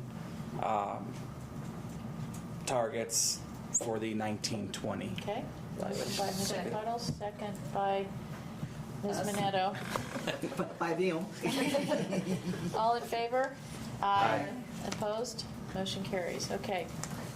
Okay, we have one more of those. Oh, that's right. This is the second item from the employee survey. It is a composite of 6 questions that are related to the leadership. Yeah. Anyhow, same. Do we have that over here? Do you have the survey targets? The targets are, so sorry, let me fill, okay, here we go again. Let me fill these in. This was if we wanted an 8% improvement over 17-18 from last year, from. Was last year, last year was the first year we had this? The leadership month? Okay, okay. So if we use the same, I guess, percentages of the previous charts on this one, exceed would be 3.63. Just to keep the party going. This is on a 5-point scale. Yeah, that's the difference. One's an 11-point scale, one's 5-point scale. Yeah, I took 7.27 out of 10 times 5. Yeah, I know you made that adjustment, but it's just. So this, this particular banding right here applies the same math as the previous slide with the different scale. They've already done the math. And that's what you're trying to do. It's already been done here. Yeah. So this is last year's. And the actual was 2.48. Yes. And the previous year's was 2.52. Again, these bands were based on an 8% improvement over that number. Does that make sense? And on the right-hand side, these were the adopted targets for 17-18? Yes. So the actual was 2.48, which is. Okay. I think I'm going to say the same thing. We landed last year, the leadership composite score at a 2.48, when really the targets were, as we can see there, and we didn't meet those. So I would feel more comfortable passing the score. When you don't meet a goal, you don't move it. You don't continue to move it up. I use that same way of thinking for this one. Other thoughts, or do you want to entertain a motion? I'll entertain a motion. I make that motion, Madam President. Okay. What's the motion? The motion is that we use the same, the same. Oh, see, there we go. The box on the right. Yeah. Yes, the box on the right. Yeah, the box on the right. We do the same thing we did last time. We didn't land in a great place last year, so we keep those as our goals for the 19-20 school year. We'll take one year at a time. Well, 18-19. I mean, for the 18-19 school year, yeah. and we'll take the other year separately like we did before. So it would read something like Gotcha. this, right? Yep. And that's good, because the box on the right, we came to those numbers after a very lengthy, rich discussion. Remember how long we did. Oh, yeah. So even though we're did. doing it quick now, it's a result of a long discussion last year. And that it wasn't just a fixed point, that there's a band Yes. that has to be, it falls within. Okay, So Angie's made the motion that we take the same approach and we use the adopted targets from 17-18 and carry those forward for 18-19. Is there a second? Second by Ms. Bonetto. All those in favor? Aye. Aye. Any opposed? Motion carries. Okay, what about 19-20? I mean, I'd be comfortable doing what we just did, just taking the same numbers for 19, 20. Okay. Motion by Mr. Caudill. Is there a second by Mr. Kelly? Second.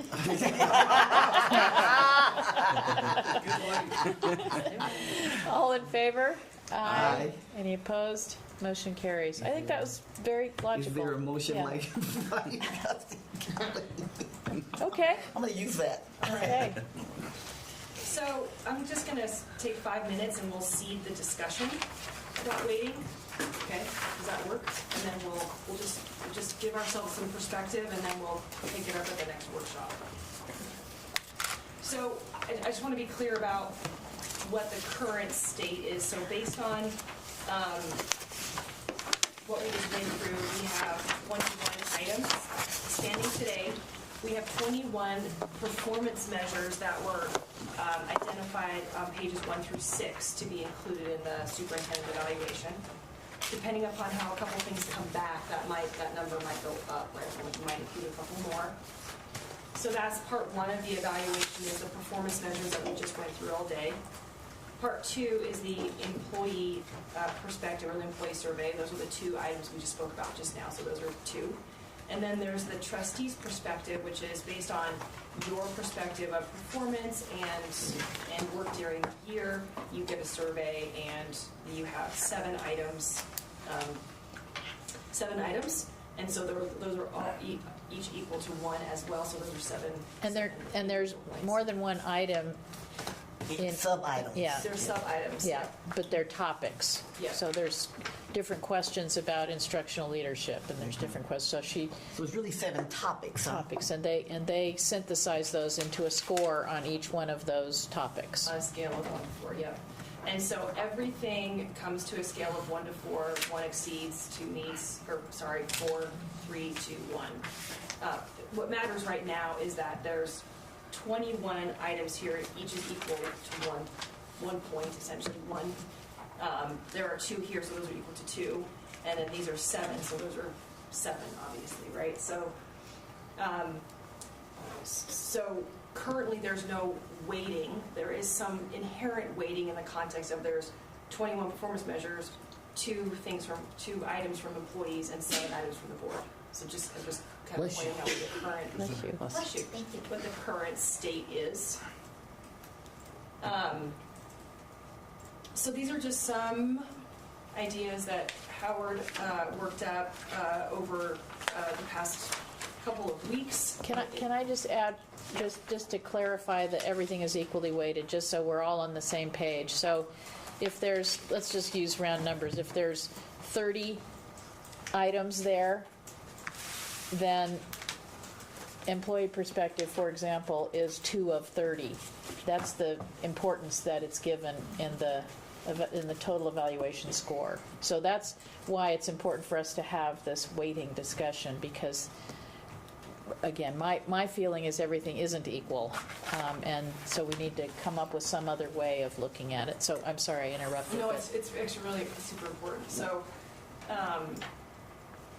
okay, so kind of with that in mind, we're throwing out 5 different ways you could think about this. I'll just highlight them for a second, and then we can just see where we want to go with the conversation. So we could leave it as it is today. Just don't do anything. Just there is weighting inherent in the way that it is. Another option would be to take 100% and spread it out across, I call these sections. So there's a section of performance, there's a section of employee, and there's a section of trustees and board. So that's an option. There's a reason why this is a really bad idea and we're not recommending it. So just there's like mathematical reasons why we think it's a really bad idea. Oh, sorry, no, what I just said was 100% across the 3 different sections. That's what that one is. 100% across performance, employee, and board of trustees. That would be option 3. Option 2 would be, there's obviously 5 strategic objectives in here. So you could spread 100% across 5 strategic objectives, the employee perspective and the Board of Trustees perspective. That makes sense. So that's another way to think about it.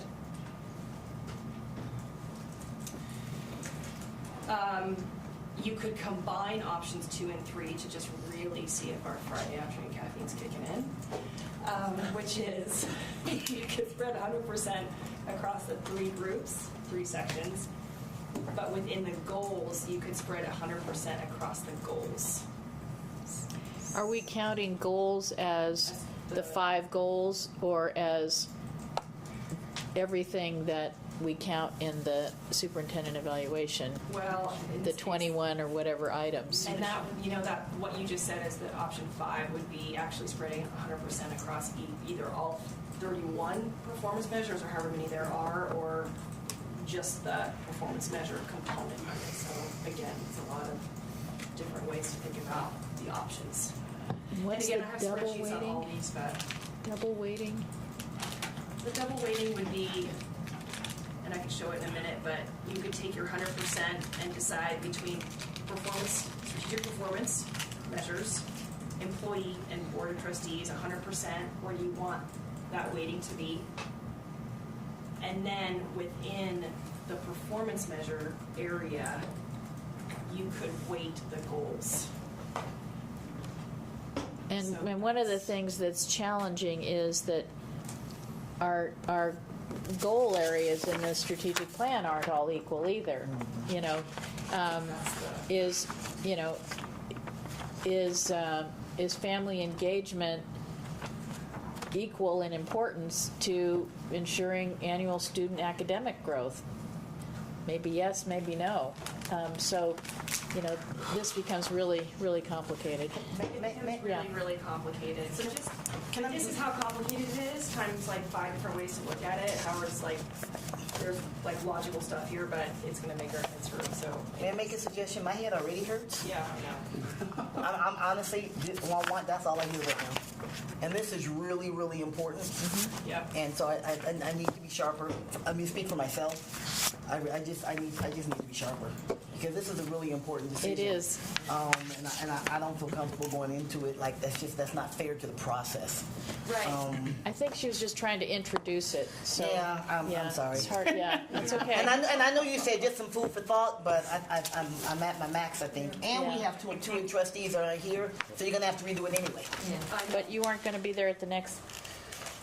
Is this what's happening at the next assembly? Well, we're trying to wrap this thing up so that the soup knows what her evaluation is based on. Yeah, I know. There's nothing. The date changed. There's nothing I can do with the date change. Yeah. And I gotta go. I gotta get Granite Okay. in 20 minutes. We do. Okay. No, gotta go. So we just know we're going to have this the first agenda item at some point. Okay. Is there any public comment? No. Hearing There better none. not be. We're adjourned.